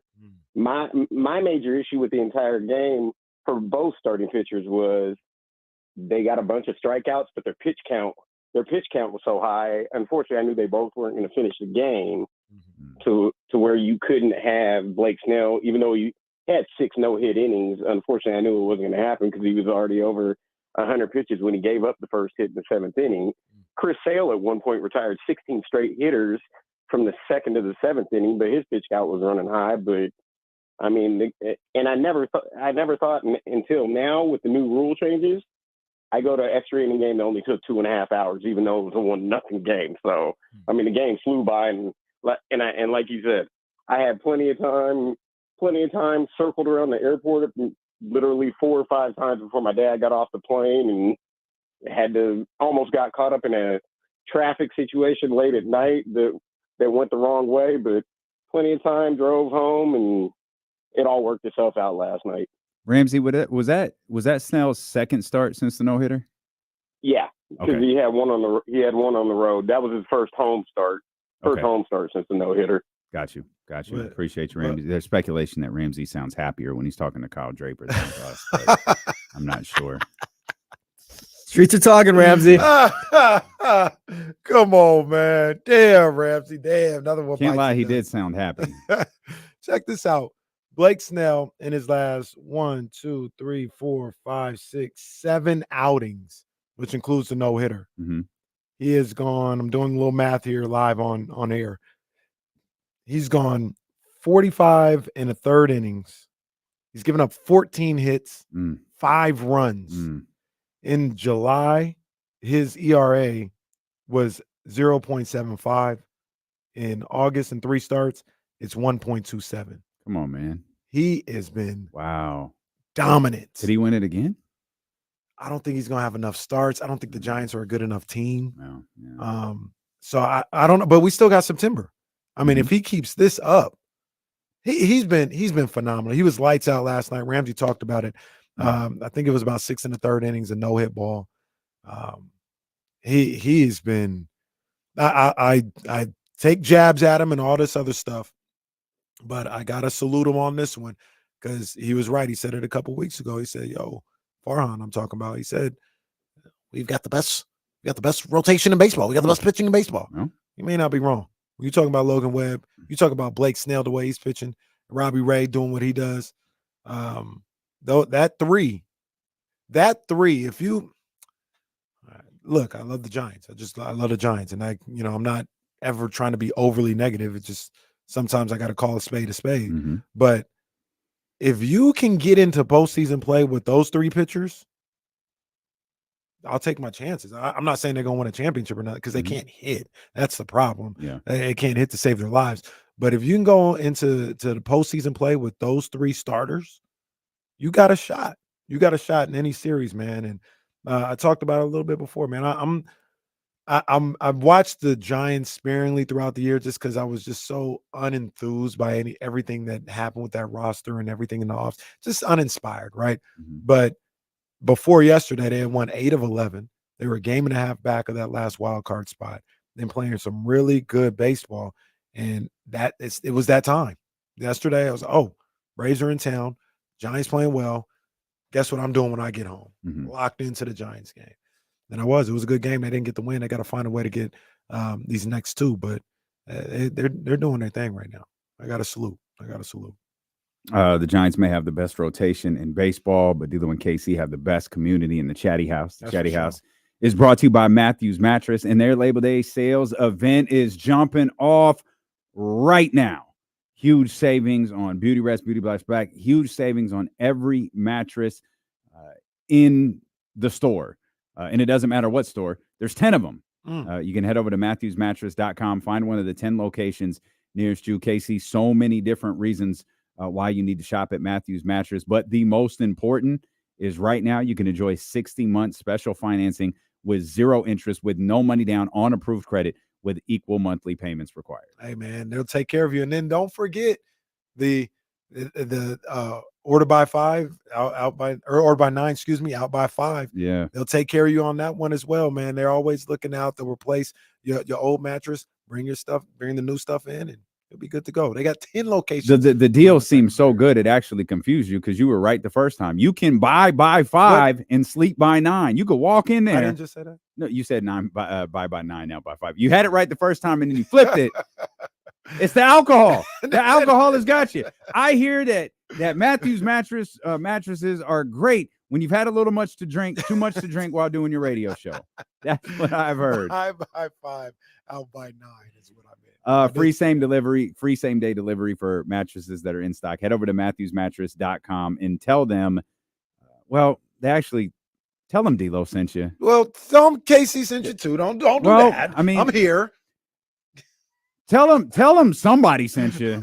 You can say D-Lo, you can KC, say D-Lo and KC, say the Chatty House, say ESPN 1320. Just make sure. I mean, go to one of their 10 locations. I think you get a little hook. They'll take care of you. Yeah, for sure. They'll take care of you. For sure. Trysta Krick joining us at the top of the 2:00 hour. I think we got Herbert here too. Herbert, what's happening, baby? Hey, what's up, KC? What's up, D-Lo? Happy G-Day, homie. Appreciate you, my man. Thank you, brother. Yeah, man. Just wanted to send mine, man. Much love and respect to you and those around you on your day, man. Hope you enjoy it. Thank you, brother. I appreciate that a lot. All the time. Hey, as for BA, man, get your money. Do you? And I'm glad you happy, man. Shanahan, we got a system. Straight up. It don't matter who in there. We like the Patriots now. We just got to start winning those rings. Well, yeah, that's the big that's difference. A big caveat, Herbert.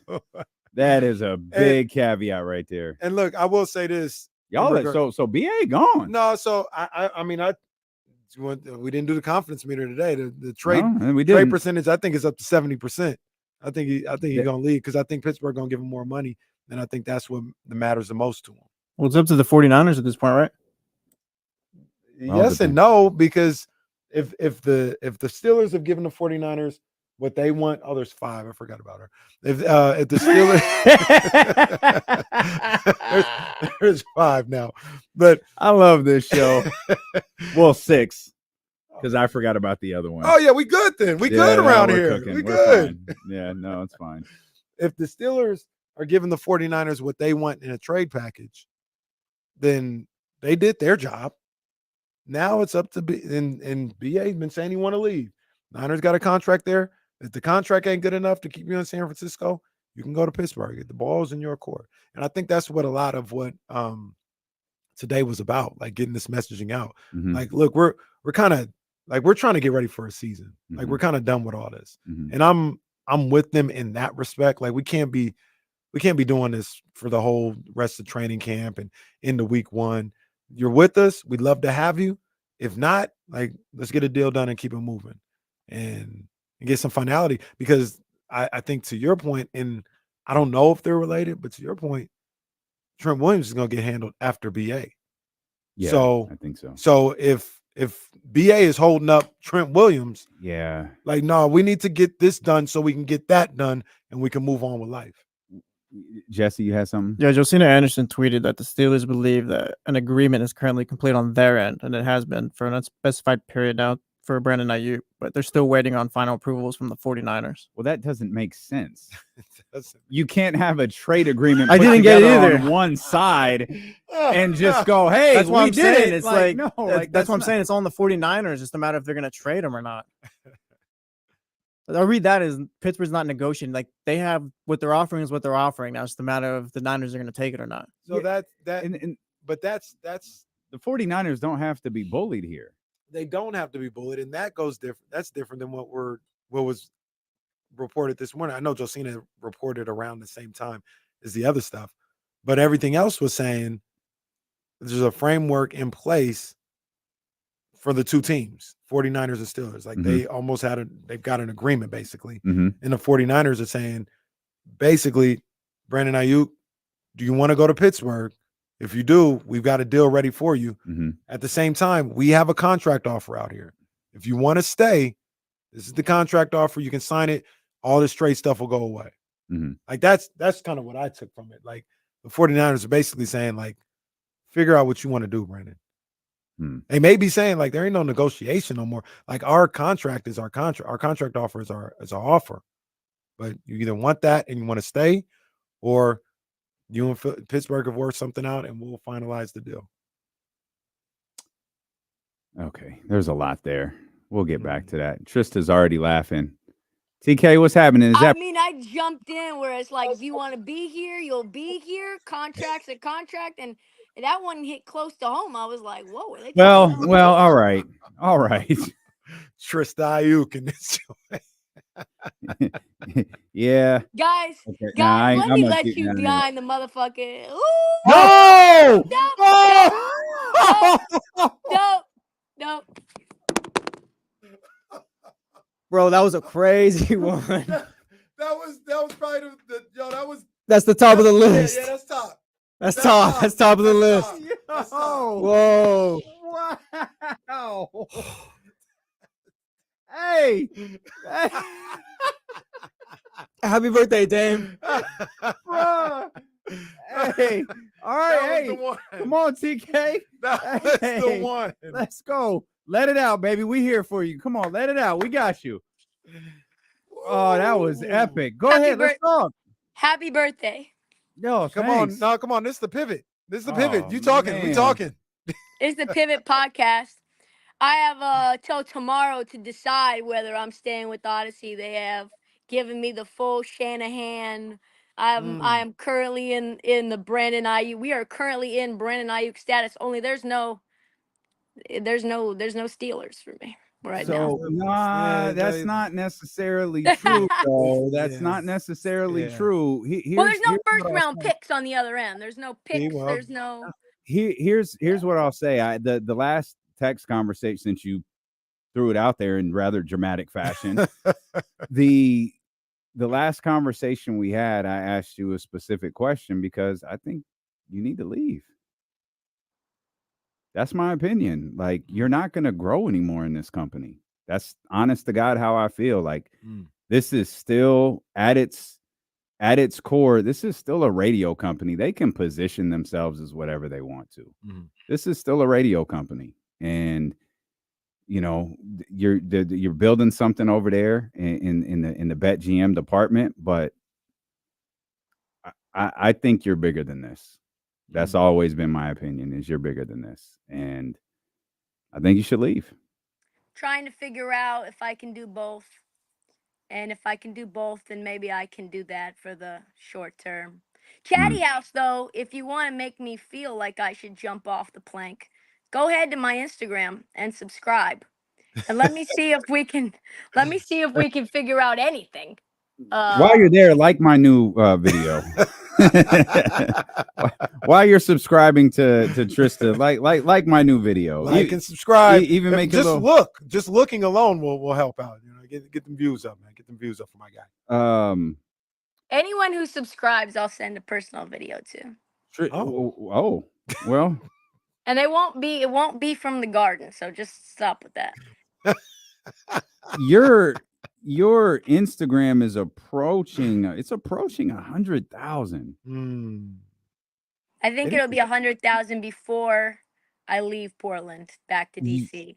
You're in a social media category by yourself. That's my opinion. They need to recognize that and respect that, to be honest with you. Yeah. There's a big article that came out today in Barrett Sports Media. And I know it's not like that's not like saying much. No, it could have come out in a high school newspaper. Yeah, but I saw this. I know you probably can't see me. So they're talking about Danny Parkins, who's moving on to FS1. And he wanted to do a podcast with the Volume, and they wouldn't let him. The Ultra Suits wouldn't let him. And they said, stars don't forget these things. It's one of radio's biggest mistakes, thinking that they can control top talent. You work with your best assets, not against them. ESPN does that with Stephen A., Pat McAfee, Kirk Herbstreit, allowing all three flexibility to pursue additional projects. Radio needs to do the same. TV and digital can pay more. And if radio tries to handcuff its top stars, they'll eventually lose them. Talent wants flexibility and the opportunity to grow their brand exposure and earnings. And I felt that. I felt that, and then I jumped on here, and I was like, wow. Yeah, I mean, I really believe, and I don't know everything about the situation, but in this day of age, man, like, number one, you, and speaking of just the talent and the talent that you're capable of having multiple platforms. You know what I mean? And you're like, that's the way, like that article said, that's the way it should be. You know what I mean? Like, and to be honest with you, like, times are too hard. It's too expensive to live to just be like, hey, just stay here and don't get any other money. What? Like, unless you gonna up my pay to make it worth my while. Yeah. No, if somebody wants to offer me an opportunity to make more money, that I need to be able to take that. Simple as that. And even in your situation, I'm not saying I'm gonna leave you. I'm just saying, like, while you're giving me, like, yeah, I got to be able to go. Life is too hard. You know what I'm saying? Life is way too hard for you to be handcuffing me and making sure I don't make any other money. Do you know how much a continuous glucose monitor is every 2 weeks? I think it's like $75. Life is hard, man. So yeah, don't hamstring that. More than the creative aspect, the money talks to me in that one. Now you're trying to handcuff my ability to make a living and make money off of my talent. Don't appreciate that. What are you gonna do for your birthday? I'm not gonna do anything. I have 2 radio shows to host. I'm gonna spend the entire day with Casey. Oh, it's lit at the Odyssey Studios. Eat some cupcakes that were brought in for me. They're probably gluten free and dairy free and sugar free and vegan. Sugar free. Is the cupcake good? No, it's really good. It's really rich. I don't know what they did. It's really, really rich, but it's good. It is dairy free though. Dairy free. I don't do dairy. And I've been instructed to go home after the show, so I'm sure I'm having a nice little dinner there. But that's it. You've been instructed. Yeah, like I Dinner's taken care of at home. You want to watch a baby for your birthday? Oh, no. Well, I wouldn't mind watching a baby unless you're talking about yours. Your baby looks at me like she wants to beat my ass. You That good? happens sometimes. What else you want to talk about? Let's get it all off your chest. What else you want Oh to do? man, I'm in a pretzel. I'm in a pretzel. You know what I mean? Like try to thread the needle, do them both. The easiest decision will be made if they say you can't do Cam and Mace. Then that's When's the last time you talked to Vegas? You talked to Cam and Saturday. And I talked to Worldwide Wes on Sunday.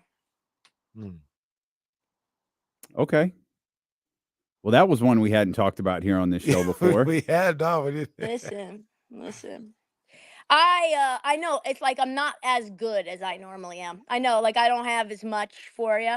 It's a lot going on. No, you're fine. Yo, we fine. one. You can get back to gardening and hanging out with your mom. One, we No, can this talk is through a this. happy. This is a Or- happy space for me. We can goof off. Kenny's kind of drunk. We had like a shot earlier. People that are gonna believe you when they think. Now that shot was a little strong. I don't know what they had in Kenny, there. You had a shot today?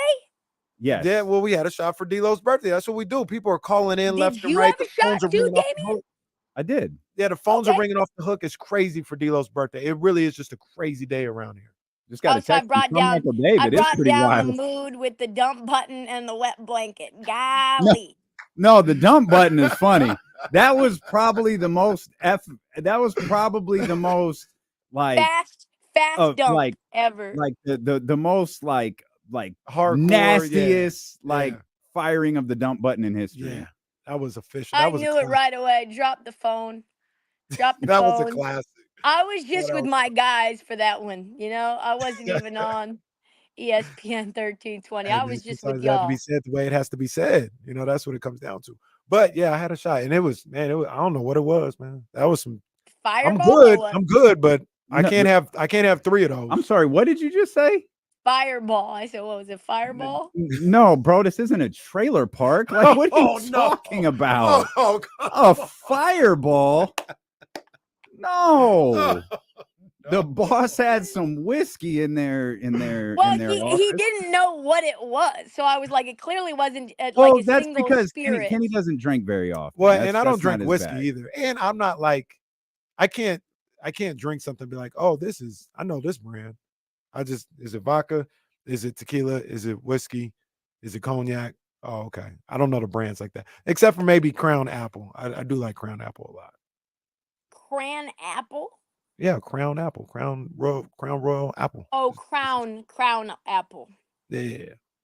Got it. I haven't had that in a long time though. How much did you enjoy the Olympics? Oh, so Or fun. specifically Olympic basketball? Have you held the gold yet? Have you had it around? Have you held the gold yourself yet, D'Lo? Like, have you? No. Well, not that one. No. No. I was just wondering if that was what the dinner plans were like. A side So- of steak and gold medal. No.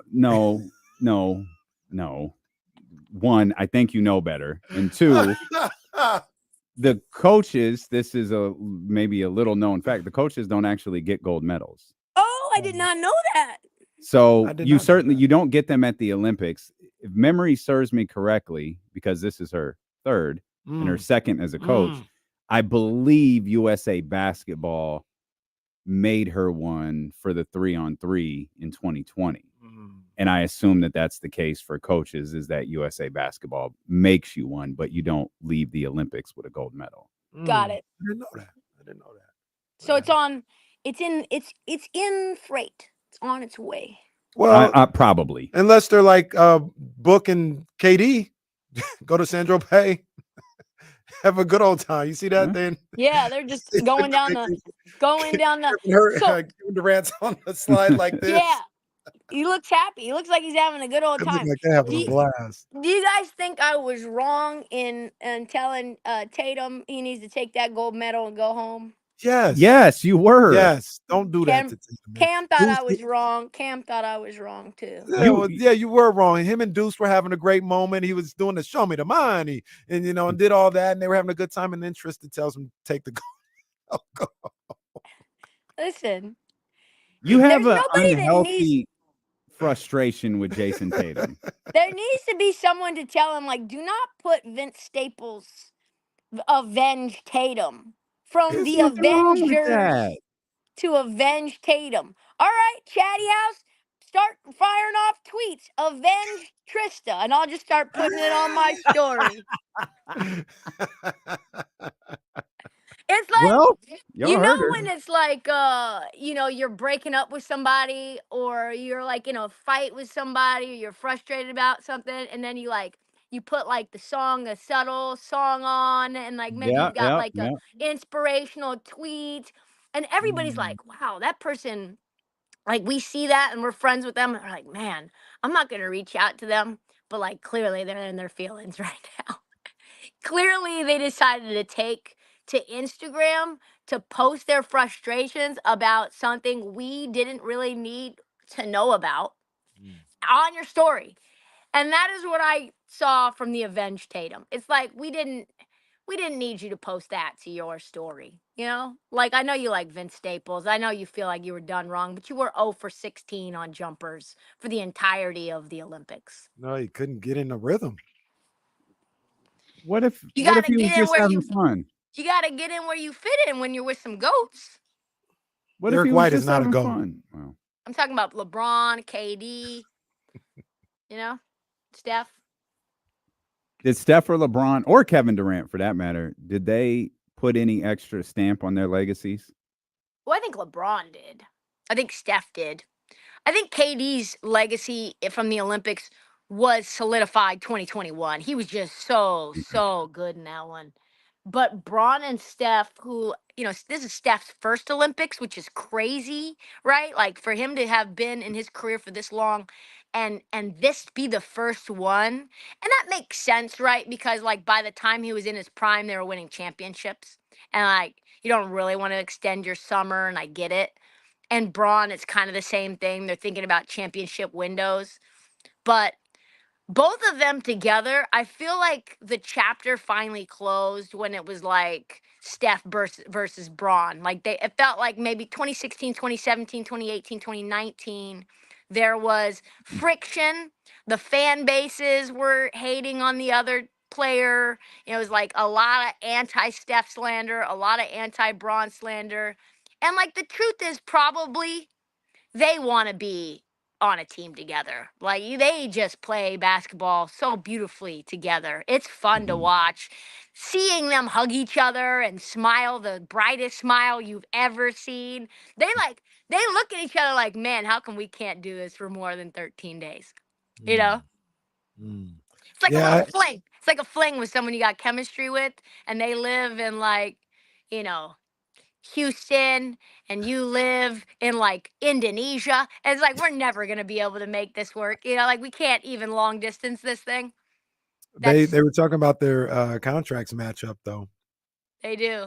For 2026 is the last year of both of their deals. So I'd love for them to just take a veteran minimum to go wherever they both want to go. No, because Steph is in Golden State. Like, hey, buddy, if you want to do this, I'm set to make about $90 million a year. You're gonna have to come here. I don't think he wouldn't do it though. I think Braun would do that. The only issue is that I think Braun and Steph, but mostly Braun, will be back for the LA Olympics. You think so? I think that's the closing chapter for him. Yeah. So going back to LA. So we were trying to figure this out yesterday. We thought a lot of people would be gone.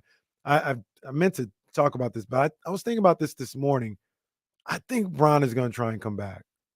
I think Braun is going to try and come. Braun would be 43. And even if he's not like dominant, Diana's 42. Yeah. Even if he's not dominant, I think he's going to try and play in LA. For sure. Why wouldn't he?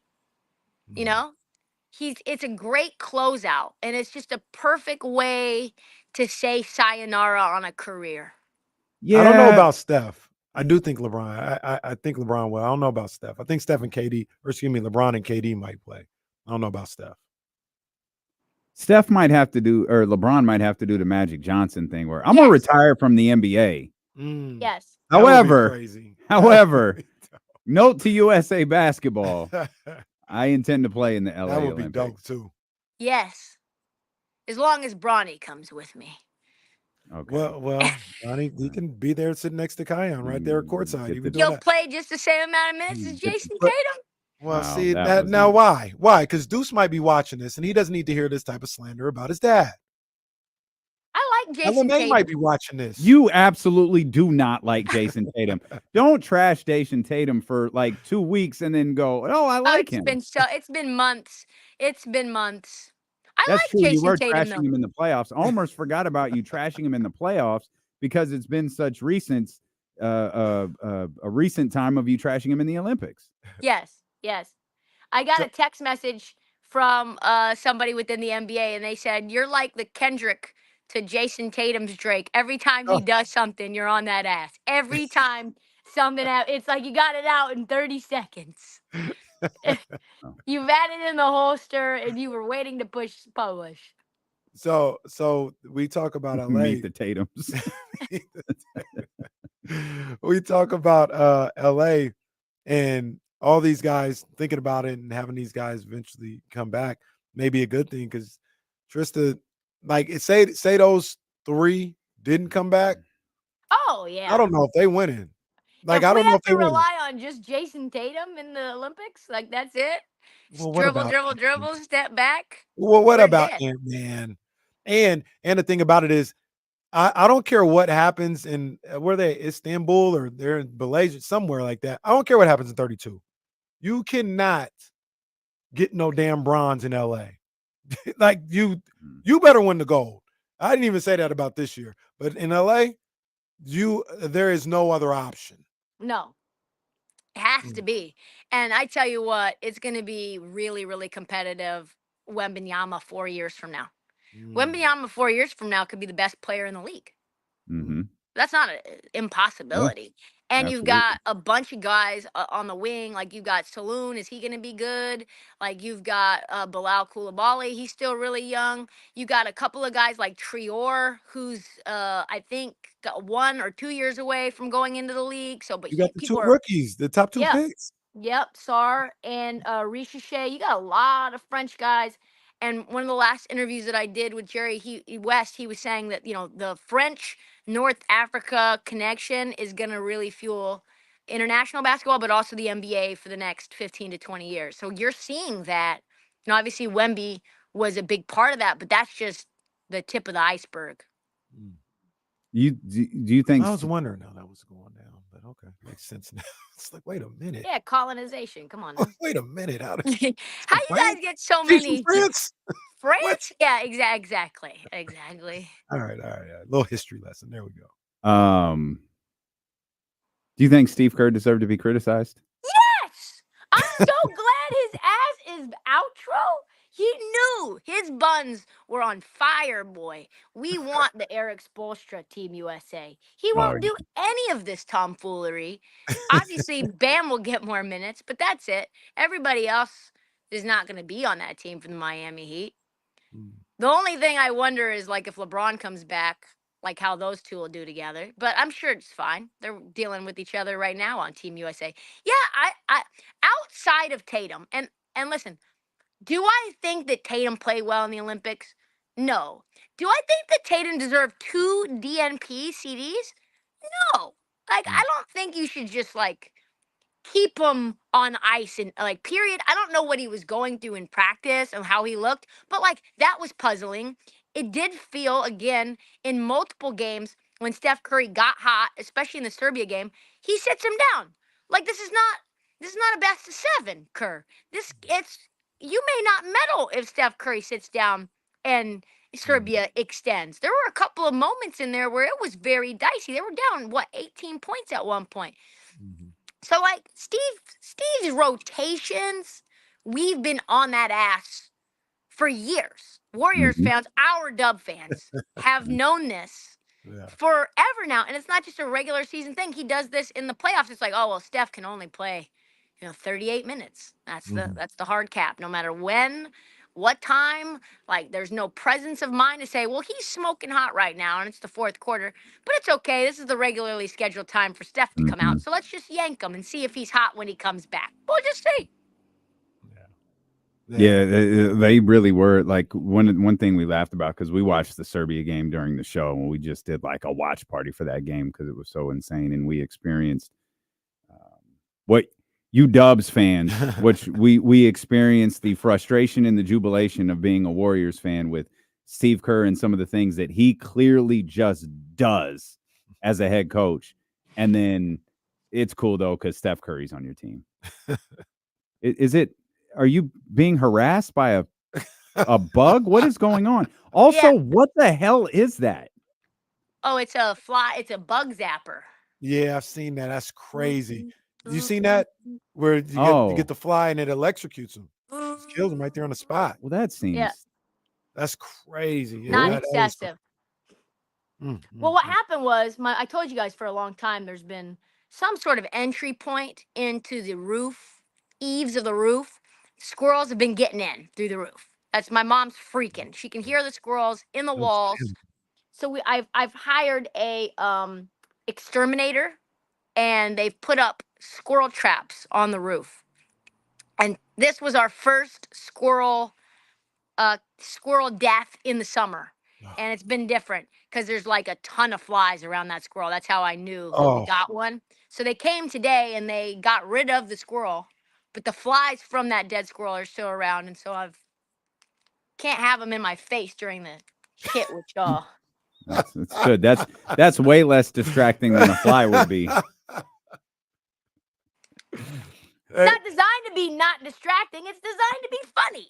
Trysta out here electrocuting flies live on the show. This is magnificent. Hey TK, I saw the IG post, man, but I got to hear it now on wax, man. You ready? You ready for LA? You ready for 2028 LA? I can't imagine what that's gonna look like. Yo, what are they talking about? As someone Kenny, you lived there. When you saw the headline of LA is going to be exclusively like public transportation to the events. That's crazy. That's crazy. And they're like, well, we've got a metro now. We've got a subway now. And to that I say, I don't think that people are going to use it. You're going to have to shut the streets down in Los Angeles.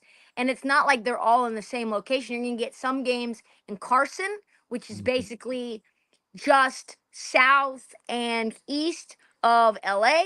You're going to get some in Malibu, which is all the way north on the west. You're going to get some in Santa Monica, Venice.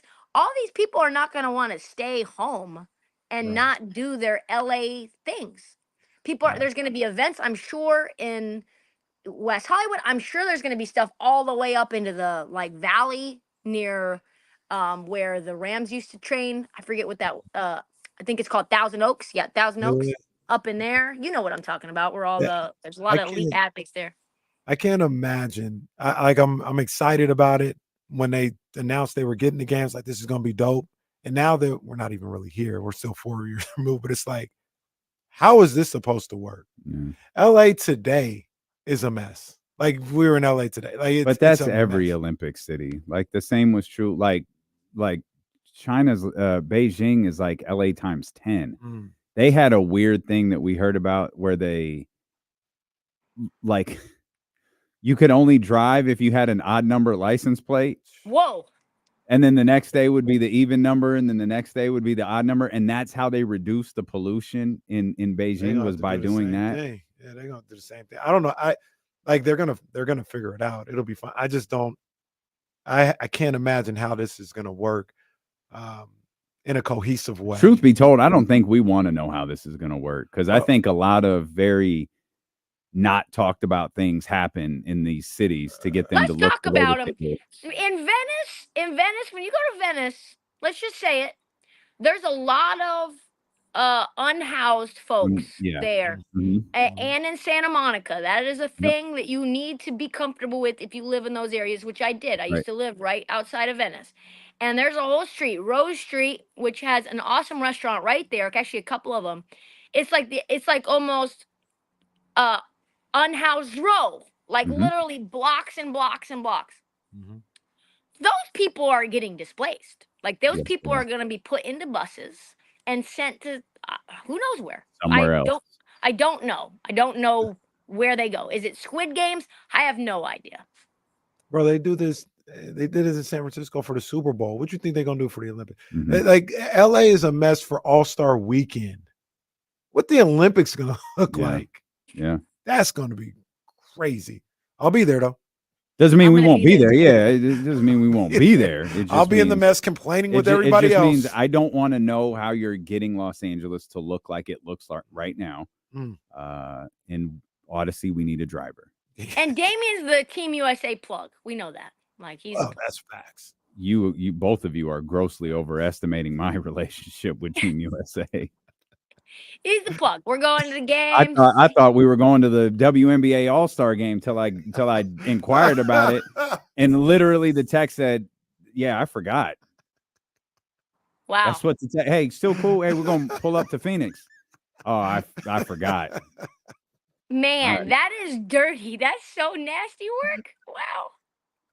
It That happens. Damien man. just takes it. He just takes it. It's all good. It's all good. It's cool. I'm just gonna go about my But day. yeah, that's I like I said, I just can't imagine. Wasn't that the big issue? One of the big issues why Boston didn't get it, or they didn't even want it in Boston because they're like, how is this supposed to happen? So LA is big. Like that's the one thing. That's actually the thing I dislike about LA the most. Like New York, like obviously New York is big to a certain degree, but like the spots that you like in New York, they're all relatively close. Right. Like Brooklyn, Manhattan, that's all relatively close. LA is not. LA's like it's a 37-mile drive. Yeah, the the Staples Center and or the Hollywood sign or downtown Los Angeles. Oh yeah, like cool. Well, Santa Monica, bro, those are like two different like states. Universes. Yeah, Orange County to Hollywood is like not the same thing. an hour without traffic. But we all think that it's LA. You can't And- even have friends that are like in certain areas because you just know you'll never see them. Like I had a friend that was in Silver Lake, Echo Park, which is way east, like east of downtown, and I lived in Marina Del Rey, and I was like, I just don't think we can be friends anymore. Like I don't think we're ever. You're never coming over here. I'm never going over there. Pour a little out for the homie. Yeah, it happens. FaceTime. That's That's about it. We love you. Love you. And we're here for you. We'll talk it out. If we got to send the chatty house after somebody, we'll send the chatty house after somebody. You already know. We showed that already. You did. And I got an immediate text, by the way. It was like, hey, what's Oh. happening? Oh, now he's Yeah, texting. no, like, no, oh, no, okay. Now you wanna talk. Okay. Oh, My- shallow bitch. Damien gave his advice. My advice would be, if you're trying to stop my money, then we can't work together. That's it. That's my thought too. We'll see if we can make both things work. If you're not doing that, then maybe we could work. Maybe there's something here. But if Right. that's the deal breaker for me. If you're trying to stop my money, then Well, the I'll- good news is for us as a squad, me, you, Damien, is that they also have committed to more travel flexibility to places like Sacramento, so that I could Mhm. pull up to live events easy There from you go. Portland. Pull up to Mhm. live events, come to Sky River, come through, go to a game. That's what's been told to me, at least. You know how it is. The suits say one thing, they do another. But that was something I care about a lot. they need to Okay. realize what they got in their hand. They better recognize, man. Come on. They now. don't. They don't. Alright. You know how it is. These people, Mm. it's just, it is what it is. All right. Well, We'll Oh, get wow, to this. it is what it is, huh? Oh, okay. Well, All right. We love you, buddy. I love you guys. Sorry to All right. put you down. Sorry for the dump button. Oh no, that was epic. That was epic. That's Happy getting birthday, clipped and put on social media. Thank you, sweetie. Talk to you soon. All right. you. That's our girl right there. Trysta Krick.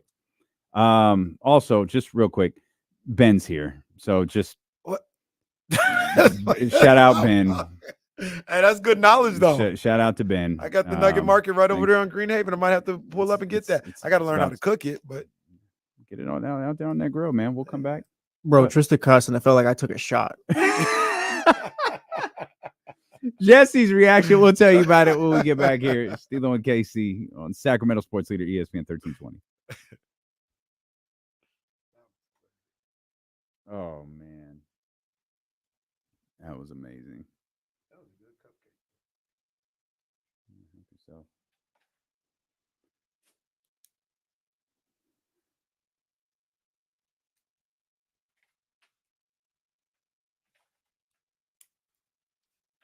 Soren, it was hella aggressive.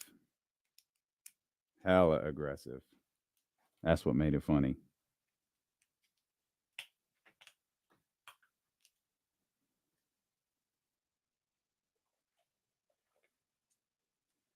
All right, Daniel and Kamara got it.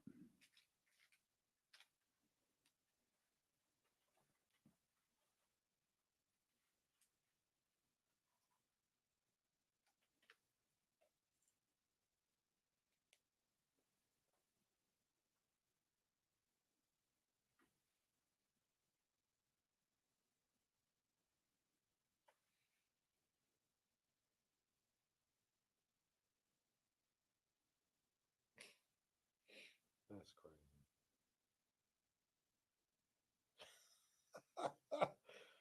I just got a message from Ace. He sends me a picture of his bug zapper. He said, "Don't leave home without it." That's crazy.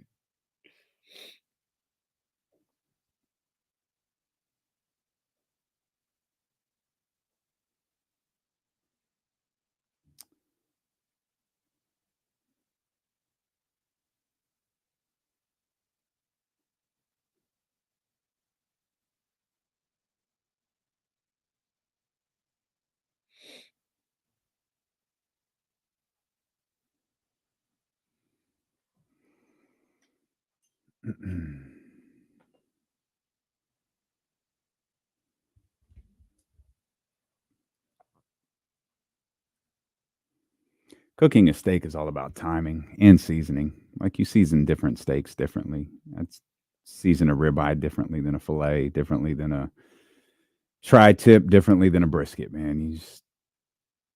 I have a couple videos. The seasoning for those tomahawks are super detailed, but I wanna give it a shot.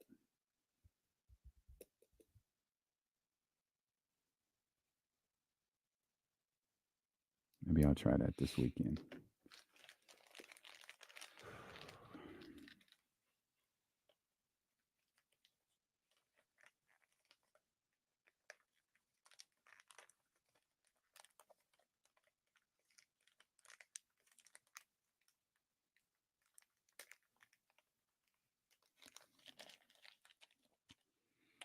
Ain't nothing wrong with Smart and Final Gatorade. I didn't get it from there, but nothing wrong with it.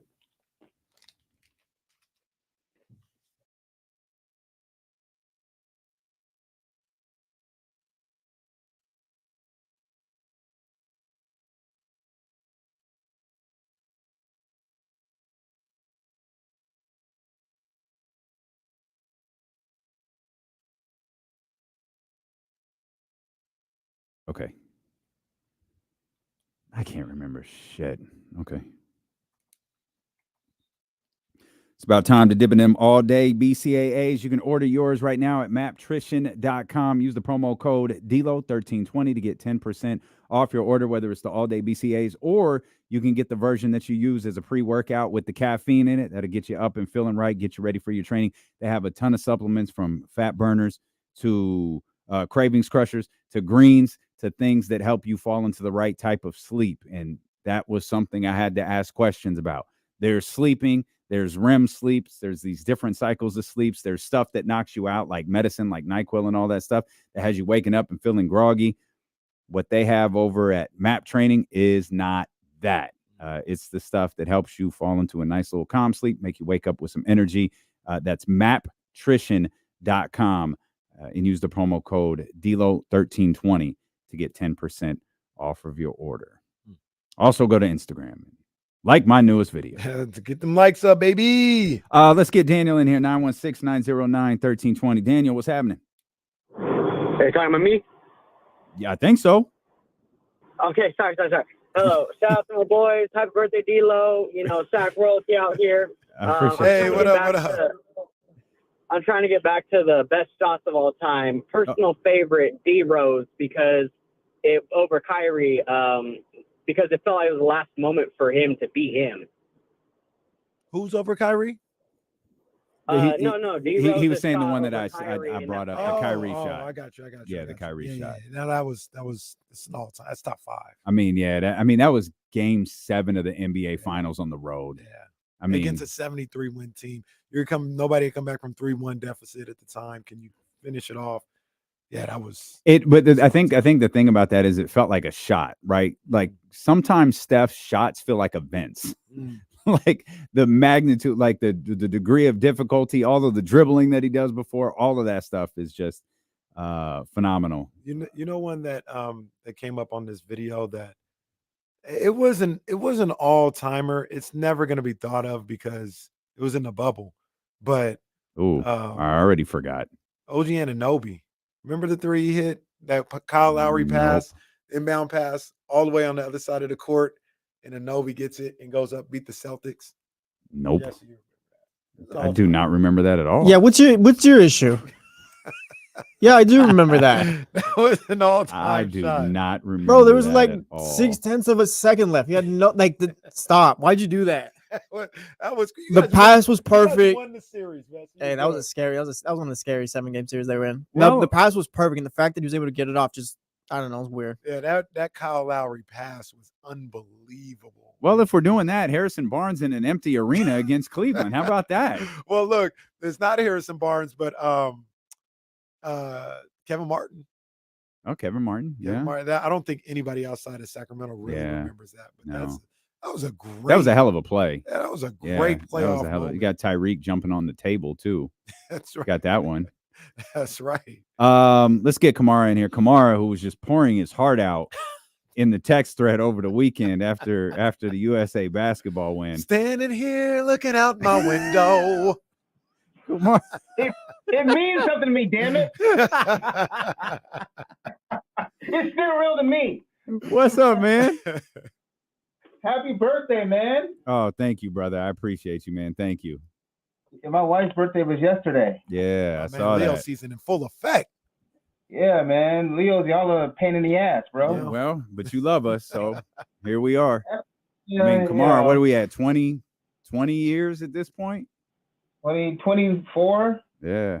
So you know Kamara Yeah. for 24 years? Yeah. And he ain't come out to Sacramento yet? Well, remember he was, but COVID, and then I guess he just COVID said, was almost a decade ago, man. Get out here. and then he said, I guess the hell with them. I'm just gonna never reschedule that trip. We were supposed to be at the famed Pelicans game. Yeah, we were yes, we were gonna, yes. You guys keep bringing literally every time I call, y'all gonna bring this up? So Yeah, okay, well, all right, no, until you come back to Sacramento. then- Kamara. The season starts Thursday, October 21st at the Golden One Don't Center. mind Kenny, he's drunk. No.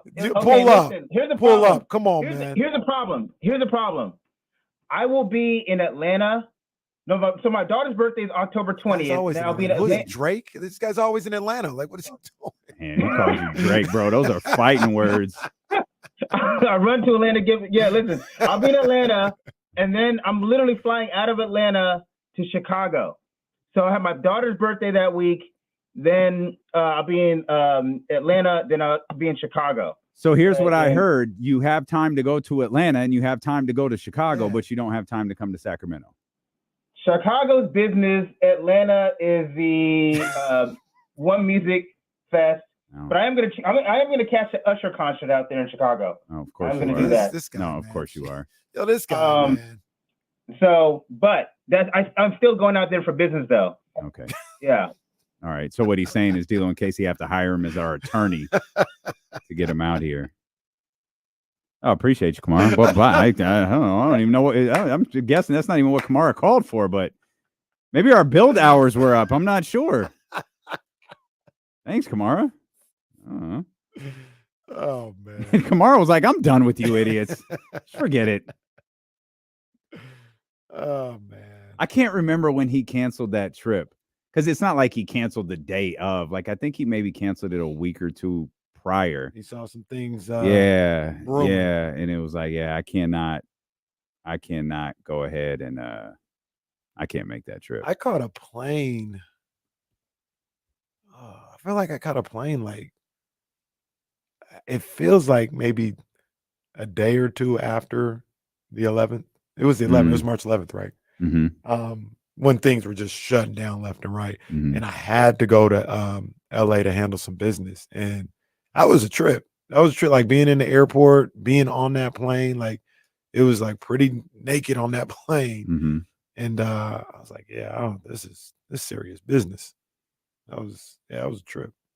I really thought we were never going to get out of that. Thinking back to how are we going to get our haircuts? How can we even go to the store? How do we get food? Man, we stocked up crazy. Oh, you was one of them people? Yeah, well, a guy that I knew at the barber shop, he hit us up maybe on like that Monday or Sunday night and was like, he had some intel or something like that. And he texted a little group chat. He's like, hey, stock up, bro. Stock up. And we were like, say less. Me and Jazz. We went to Walmart, got a bunch of toilet paper, water, food. All this you was one we of stocked them. up crazy. It was like 11:30 at night. And then Reese was like, what's going on? I'm scared. Don't worry about it. Stay with grandmama. We'll be back in a second. We thought it was over. Y'all are wild. But yeah, we got that check. I think it was a Tuesday, I think, when all that went down. I think we got it on like Sunday night. That's one that might be the most ridiculous thing of our lifetime. Hey, there's an airborne virus that is making people really, really ill. Go buy all the toilet paper. Toilet paper and water. We had a bunch of it. Let's get Chicago in here. Chi-town. Was Chicago the one? Yeah. All right. Chi-town, what's happening, baby? Oh, nothing much, man. I just was tapping in for a minute and wanted to wish you a happy birthday. Thank you, brother. Thank you. Yes, sir. No doubt, man. And last time I was listening, KC was going on a trip or something and messing with some bears and all of that. How did that go? Yeah. Well, yeah, I went to Yosemite. I'm here. I made it, man. Oh, that's what's up. So you had fun? Yeah, it was a good experience. I had a good time with the family, and it was something that I probably wouldn't have done without, my wife and being interested. So it was good to experience it. It was cool. That's good, man. That's good. Life is good, man. God is good, man. So I just was tapping in. I heard it was your birthday. I've been at work, so I don't get a chance to call and mess with y'all as much. But I listen all day, every day. But quick thing, man. So relationship question? Yeah, I was about to say, you good? Everything good, man? Yeah, I'm good. I'm okay, good, man. Still on my grind and still chasing. That's not what we meant. Yeah, that's not what we meant. Does she understand? You guys have an understanding now? We ain't gonna talk about that right now. Her and Baby D right here, right now. And you don't know Baby D. So Chicago did that. Hey man, no, we not now, bro. I'm not alone, bro. Not now. Go ahead, Chicago. But the Olympics, man, that was the funnest 2 weeks I've had all year, man. Watching everything, man, that was really dope, man. NBC and Snoop Dogg, everybody, that was a really good experience, man. But why is the basketball team like? Do y'all think it's fun if they blow every team out by 20 points? Like, I thought it was very more intense and exciting and getting into it by watching them when they played Serbia and it came down to the wire. And I just thought it was more fun like that. No fun blowing nobody out by 20, everybody. Like, that's just my opinion, man. No, like in the good news, Chi-town, because those days are probably over. Like they might beat up a few teams in pool play, but once you get into those medal rounds, I think we're gonna have a lot more games like that Serbia game, like that France game. Like this isn't 1992. Like the days of the dream team being that much more dominant than these other professional franchises out there. Those days are over. I agree. Those days are over.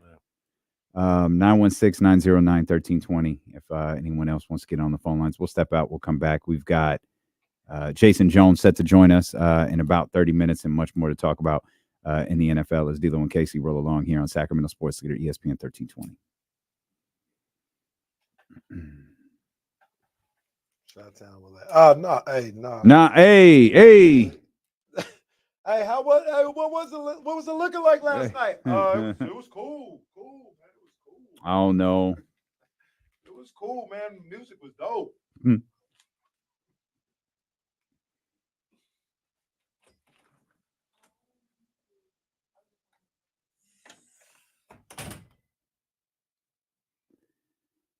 Oh, man. Yeah, that's the way it's going to be. A couple blowouts here and there, and then some close games to close things out.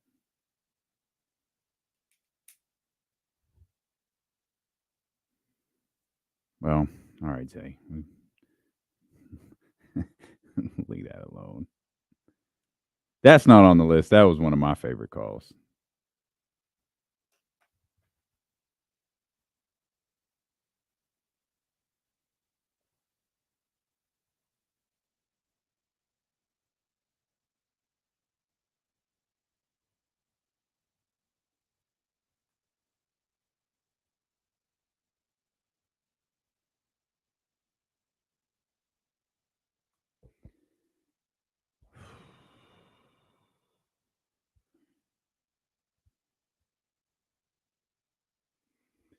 So I think Zay working hard. I think what I'm gonna do, because it looked like I can do this. I'm gonna put all of the remaining moments after we crossed out a couple, but I'm gonna put all of the remaining moments in the Discord, and everyone in the Discord, you vote on the top 10. So it looks like you can have multiple answers. So I haven't tried this in execution, but you guys will narrow the list down to 10, and then I'll figure out how we determine 1 through 10. I kind of agree, Ramsey. That was a pretty strong moment from TK.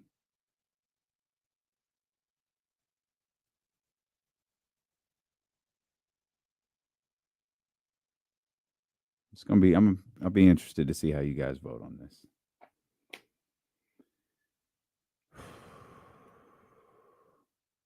Oh, Mrs. Mac-10, you were in the car. Oh yeah, it was an epic dump button by our man Jesse. Glad to know the dump button works. Miss McTown was listening on the radio. Yeah, the dump button only works on the radio. It doesn't work on the Odyssey app, and it doesn't work on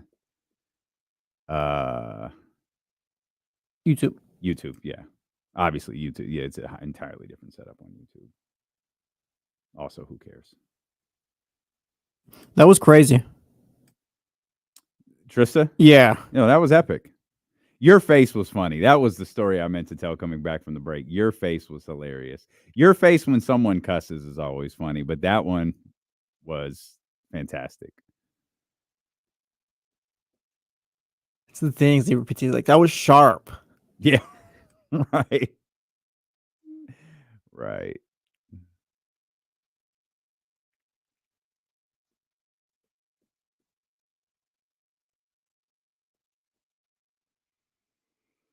Spectre 707. That's cool. As long as y'all listen, man.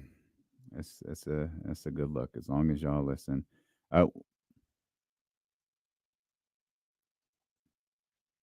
Okay.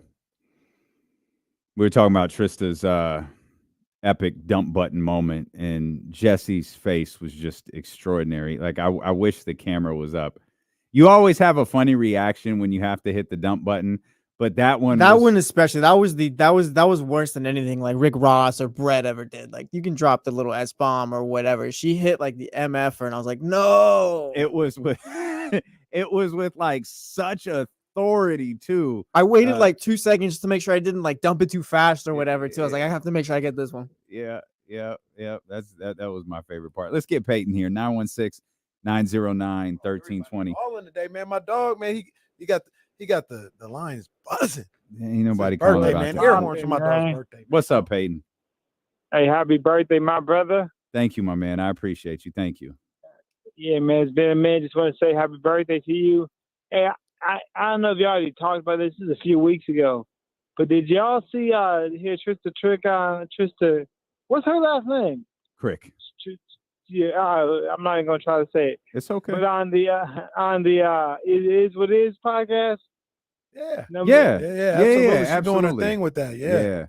Yeah. She's doing she's hey, Cam like D-Lo and KC in the chatty house. Cam was a big fan of Trysta Krick and reached out to her through social media, and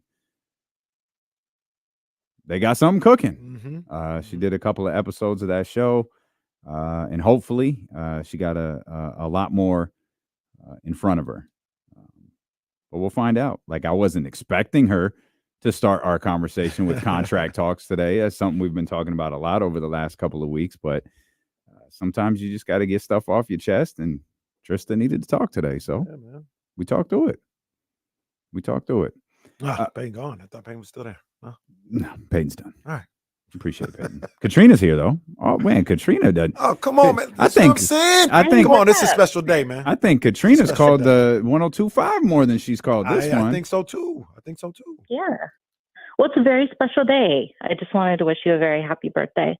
Thank you, Katrina. You're welcome. See, I actually want to say You happy actually birthday. sounded nice when you said it, not like you know who. Have you ever caught Ramsey smiling or like laughing? Like when you guys go to comedy shows, you go to comedy shows all the time. Does he actually laugh? Yeah, I make him laugh all the time. like with like teeth showing and like movement in the body? Yeah, I mean, he cries. I've never seen it. He laughs so hard he cries. Never seen it. Or Katrina catch Ramsey smiling and laughing was so damn funny. Oh, and I wanted to say, while he was at the Giants game last night, it gave me time to enjoy watching you guys on with Deuce and Mo. Oh, and I good thoroughly enjoyed it. Good. We appreciate you, Katrina. Can't wait to see you next week. Thank you for the birthday wishes. Of course, I look forward to it. She's so sweet, so nice, just so different. It's just so different. Ramsey's nice too. No, Ramsey's I have pleasant interactions with Ramsey every time. Oh yeah, in person, yeah, 10 out of 10. On the phone, he sounds like he's irritated. Like Ramsey in person, it's just like all love and hugs and talk and you know what's going on. But Ramsey, like on the phone, sounds like he's mad at me. I almost like every time. Did I upset you, Ramsey? No. Okay. That's our man. First ballot Hall of Famer right there, Ramsey. Absolutely. So what do you want to talk about? Well, I mean, there's a couple of No, I got it. I'm sorry. That was the shoot moment. I was like, where are we in the show? Normally it doesn't matter, but sometimes it matters. And we're in one of those stretches of the year where it matters. Jason Jones joins us coming up in about 20-30 minutes or so. Anxious to get his thoughts on both Olympic basketball. Steph, LeBron covers both of those guys extensively. And his Raiders, as Antonio Pierce said, they will name their starting quarterback following the game against the Dallas Cowboys coming up on Saturday. I know you were going to, but in the Matthews Masters chatty house, Ramsey he says, not mad on the phone. Just have to maximize phone call time. Well, that's minutes. That's a good call. That's a good point by Ramsey. Ramsey can't call past 9. No, I don't think that's what he's talking about. I think he's saying, I ain't getting faded by Jesse.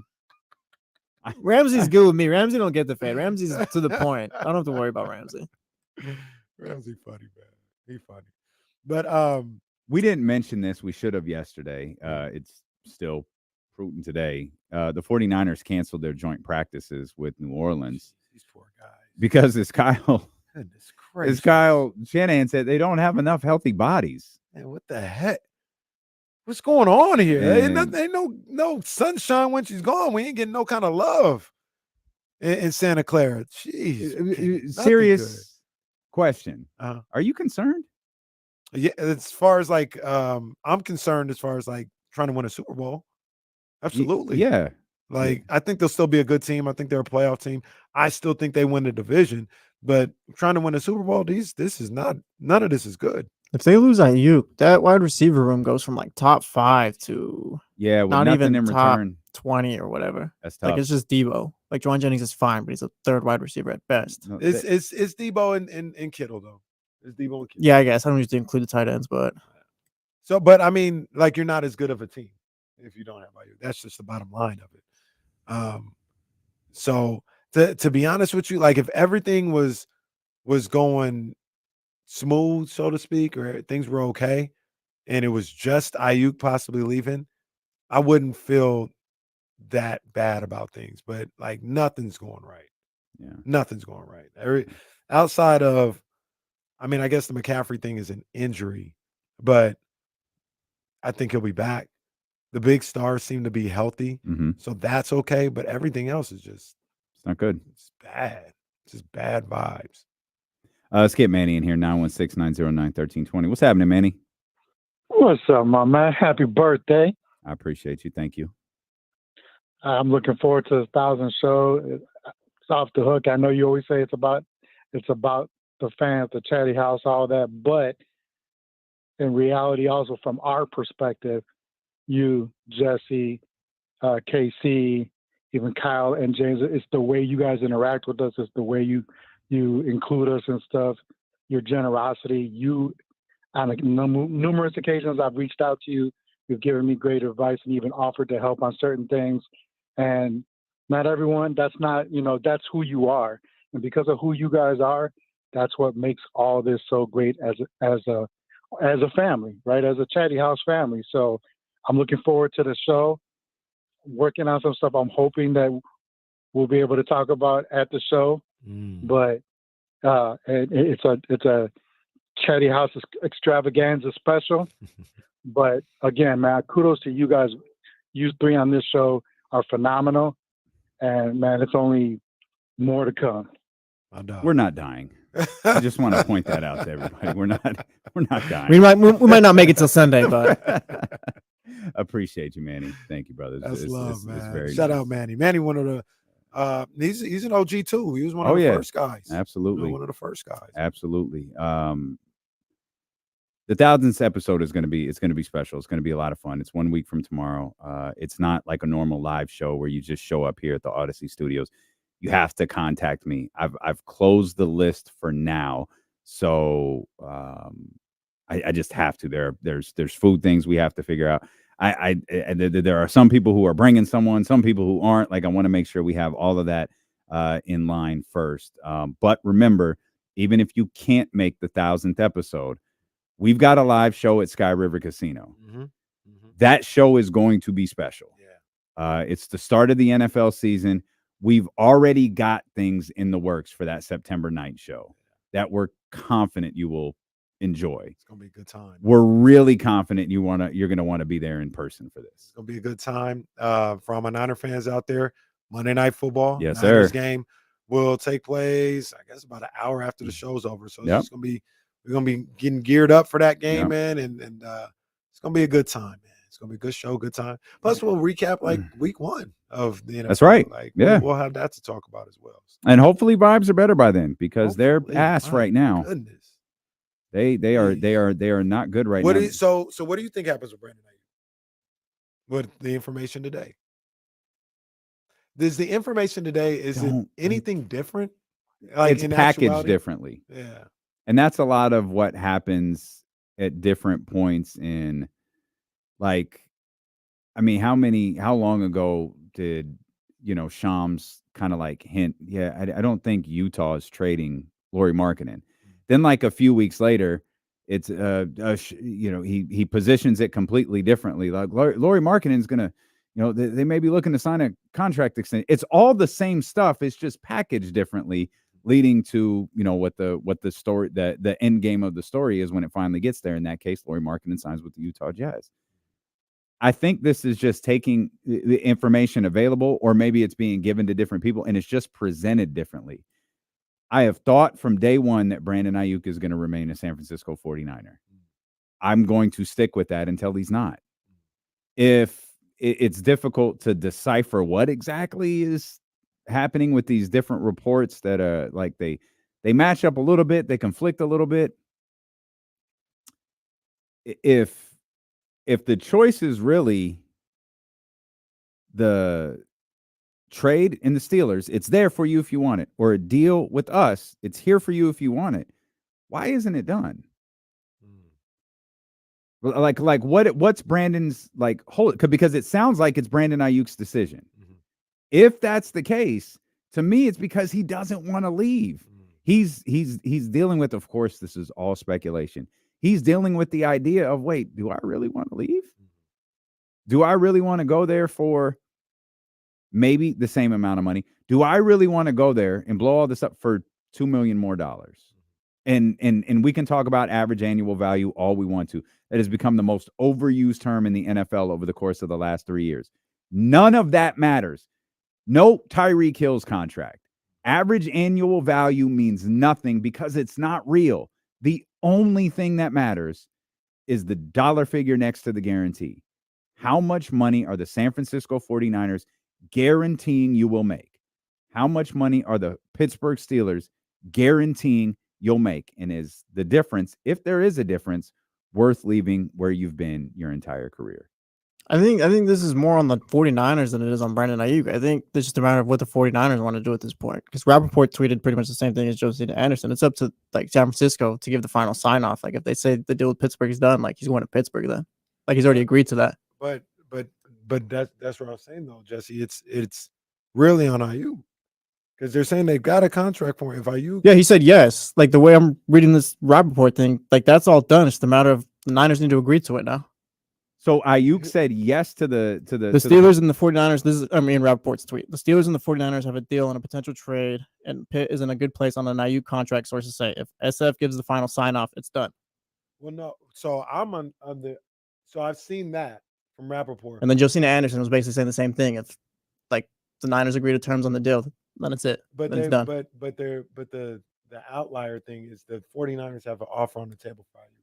The way I've seen it the whole time is if you want to go to Pittsburgh and you're good with what they want to do, then we'll sign off on the trade.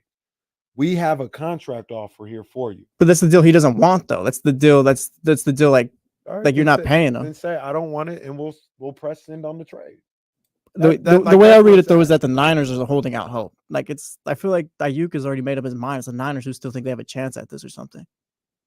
That's how I see it. Like this is done to me. I'm reading it as because they can never, for the most part, they can never get all parties to agree, right? Like the other team, money wise, the other team compensation wise, a place where Brandon Aiyuk will say yes, all this other stuff. It feels like the 49ers are saying, we have everything that you would need to go. If you want to go, say you want to go, and we'll press send on the trade. If you want this contract that we have in front of you, then say that too. And if like, and that's where I'm getting at. Like I agree with you. It's on Aiyuk. Say that you want to go. I will send you. Everything's ready. Just say you want to go. And if you don't really want to go, sign the contract. Josina tweeted earlier too that about San Francisco delaying or whatever. There's lingering curiosity on whether San Francisco is still reviewing its options and its leverage. And then she got a quote. It's a waiting game. I think the Niners are the ones holding this up. Yeah, if that's true, if that's true, this John Kyle, what's the other brother's name? Parad. Yeah, stop it. Get that. Like if that's really the case, if the 49ers don't, if Brandon Aiyuk said he wants to go to Pittsburgh, you have this deal. Get it over with. You have a Trent Williams situation that you need to deal with. I'm of the belief that situation is dealt with, but they probably need to have exact figures or something along those lines. I don't think there's a great concern about Trent Williams' status with the San Francisco 49ers. But even in that, you're approaching the second of 3 preseason games. The NFL season is less than a month away. Real games. You have one objective. One, I know every team says, yeah, we're going to go compete for a Super Bowl. That's cute. One team in the San Francisco 49ers, they've got nothing else. They have to get to the Super Bowl, and they have to win to the Super Bowl. The only other team that could probably say that is the Kansas City Chiefs. Because once you win, that's all you can do after that. Hey, Minnesota, hey, Sam Darnold, our starting quarterback now after J.J. McCarthy got, hey, we took some steps with this group. Now, that's cute. You can take steps with your group. The 49ers have no steps to take. It is a Super Bowl or nothing else. I thought this was the case yesterday. It is really the case next Monday. This is becoming a distraction. This is becoming problematic. You need to get this dealt with. And if what Jesse just relayed to us is accurate, bro, rip the Band-Aid off and get this over with. There's no extra leverage. There's no added, we can hold it. No. If Brandon Aiyuk wants to leave, let bro go. I agree with that. They took an L on this, and I think that's the thing. They need to accept that you took the L on this. Yeah, and I want to be clear. I'm saying let him go if there's a trade that you like. Right. Like if Pittsburgh has presented something that they like that you're okay with, bro, get this over with. See, I think we're getting draft picks back for him though. Like you're not getting a receiver or anything like that. That would be a fail. Yeah, you got to get a player. Yeah, getting someone who's not playing is you lost because somebody brought up a good point yesterday. I was listening. I forgot who I was listening to, but you could if he played and he wanted to go with it, you could franchise him next year or in this offseason and get a second rounder for him for then. That's right. So that's the cost of trading a franchise guy, right? Yeah. So if a team is willing to give up a second rounder or something right now and not a player, I tell them, well, just wait till next offseason. You do the same thing. If you're not going to give me a player. Yeah. Sounds like that's not happening though. It sounds like it's either like Aiyuk's going to take the contract that he doesn't want or he's getting traded. That's how it's being reported. I don't think the Niners can wait. I don't think that's what's going to happen. They're not going to wait. I don't think. I'm telling you, they're going to take the L on this, I believe. The only L would be trading him for draft picks. Yeah, that's the L. Him not playing, him not suiting out or holding out all the way through. That's something that doesn't really matter. And then the other thing about it, I know we love Mike Tomlin. He's great. I don't love them quarterbacks. Like Aiyuk, you're not going to a better situation. Josh Gordon put up 1,600 yards with Jason Campbell and guys. If you're good, then you'll get the ball. Who did Josh Gordon? Yeah, he ain't doing nothing. Like you're gonna have all these stats, you have your money. I guess if that's all that matters, that's cool. But you ain't doing nothing. You're gonna be. I would advise him. Like if anything, I probably would have been a little bit more comfortable going to Cleveland. I think Cleveland a little better than Pittsburgh. I would take Pittsburgh with Aiyuk over Cleveland. Pittsburgh's got a really good defense.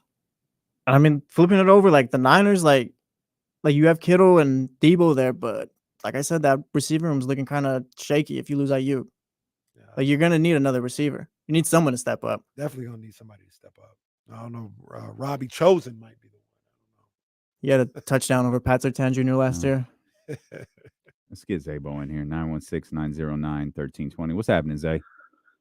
D-Lo, happy birthday, brother. Thank you, my man. Happy birthday, Leo season. Gotta represent. Light-skinned Leos. We strong out here now. Light-skinned Leos out here strong. You're taking that. That's right. So I want to thank all three of y'all. Y'all have made, ever since I started listening to the show, y'all have made my life so much funner. And just, every day I make a clip. It's just so much fun to, let my creative juices flow, and making videos for y'all is some of the funnest things I've done these past few years. So appreciate all three of y'all. Thank you, man. This has to stop. Hey, people got love, man. They got love. We need to stop this. Zay, I love you. Zay is going to be a very big part of the 1000th episode, as all our. I don't know what happened. We'll be here for 1001. Like the tribal chief brought alcohol in here. We're good. I don't know when this turned into like a big eulogy. Deal. What is? Well, just dude, I feel like SAC Media was not this. Oh, we like it was like Colway. It wasn't this. we changed the game, man. No doubt about we, that. We but definitely we did our thing. we did it with we did help. our thing, man. You know what I'm saying? So it's I don't know what anybody else does, man, but we did our thing, set the bar, and yeah, man. We're in the crowd. It is what it is. It is what it is. LeBron here. Little kid come up to me. Stop. That's what I'm doing. Kyron's asking, is episode 1000 actually the funeral for D'Lo and Casey? It's Mr. McMahon getting blown up in the limo. That's what the 1000th episode is.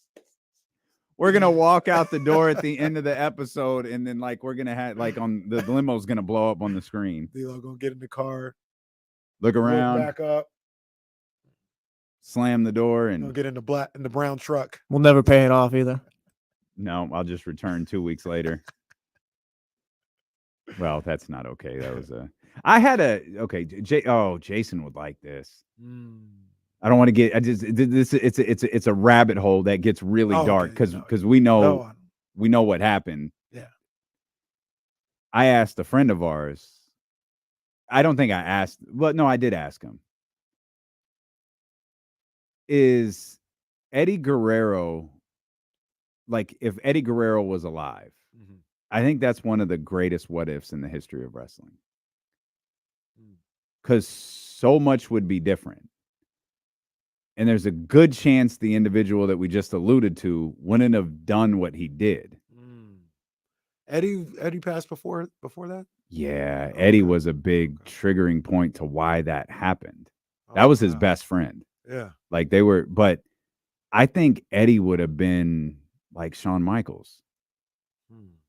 Eddie, the wrestler, was phenomenal. He was incredible. I was just about to ask you, did Eddie, if he's here today and had a full career, does he have top 5 potential? Oh, absolutely. 100%. He had his character was so good because he could pretty much do anything. He was funny. He could be mean. When he started the stuff with China, the original stuff with China, the Latino Heat stuff, and then as that he evolves and the stuff he did with Batista right before he passed away. You watch highlights and he hits the ground with a chair and then throws the chair at his opponent and then lays on the ground and the referee sees it. Those are classics. And everyone loved him. And it's rare that with black superstars and Mexican superstars that they have a universal love. Eddie had universal love. And I think if he lives, because I think he died at 38 or 39, he's top 5. And then there's there's probably a domino effect of other things. Obviously the most dark being the situation with Chris Benoit. Of course, that's impossible to tell, but still. Who do you think would go out of the top 5? Who's in it now? Roman. Sean, Hulk. Yeah, that's right. Austin, Cena. Feels like Roman.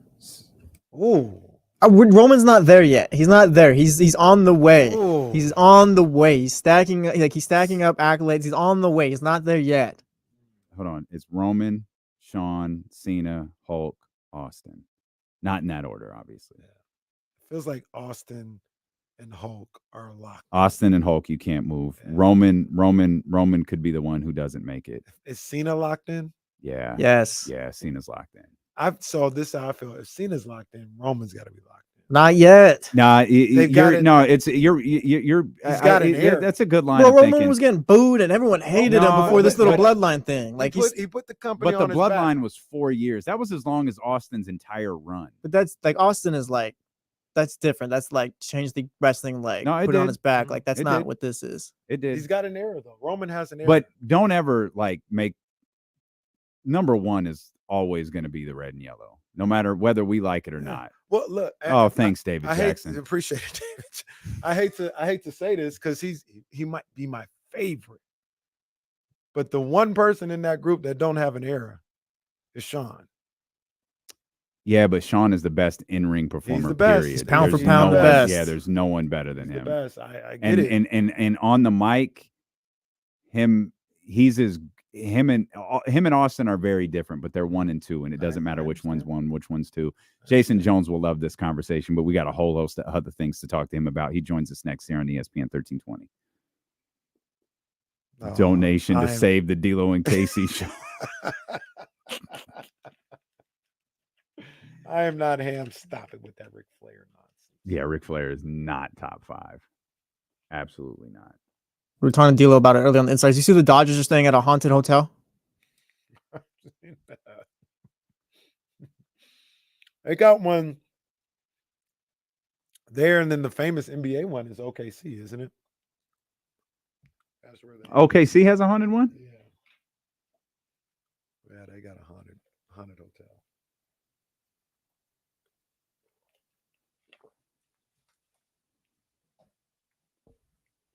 Look at this guy. He's gonna be fired soon. This guy, he ain't gonna make it past 3 years. I promise you that. Then we'll be trying to get less miles again. Look at this goof. Hey, he's not gonna make it past. He just looks like a sucker. I hate that I gotta say that about that man. Any plan? No, Russ. I don't have a birthday weekend. My birthday is today, and I appreciate the love. It ends today, and just go back to work tomorrow. Casey and I got a very busy week, so that'll be that. But I will try to. I think. Oh, hi. I think my weekend project will be trying to make that steak Kenny was talking about earlier. That Mark Primo got for his birthday.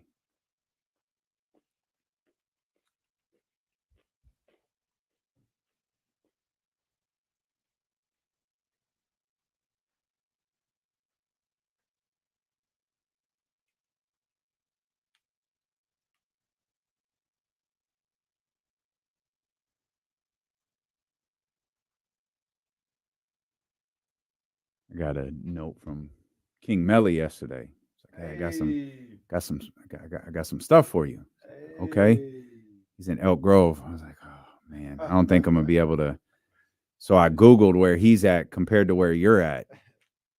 Bruh, how are you 29 minutes away from someone else in Elk Grove? How is that possible? Elk Grove is not that big. There's no chance. That's a shoot. I Googled Sheldon High School. Oh yeah, you're hella and far Kenny's away. address. No, that's about right. They're not even close. It's like It's like you think Roseville, Rockland, Granite Bay.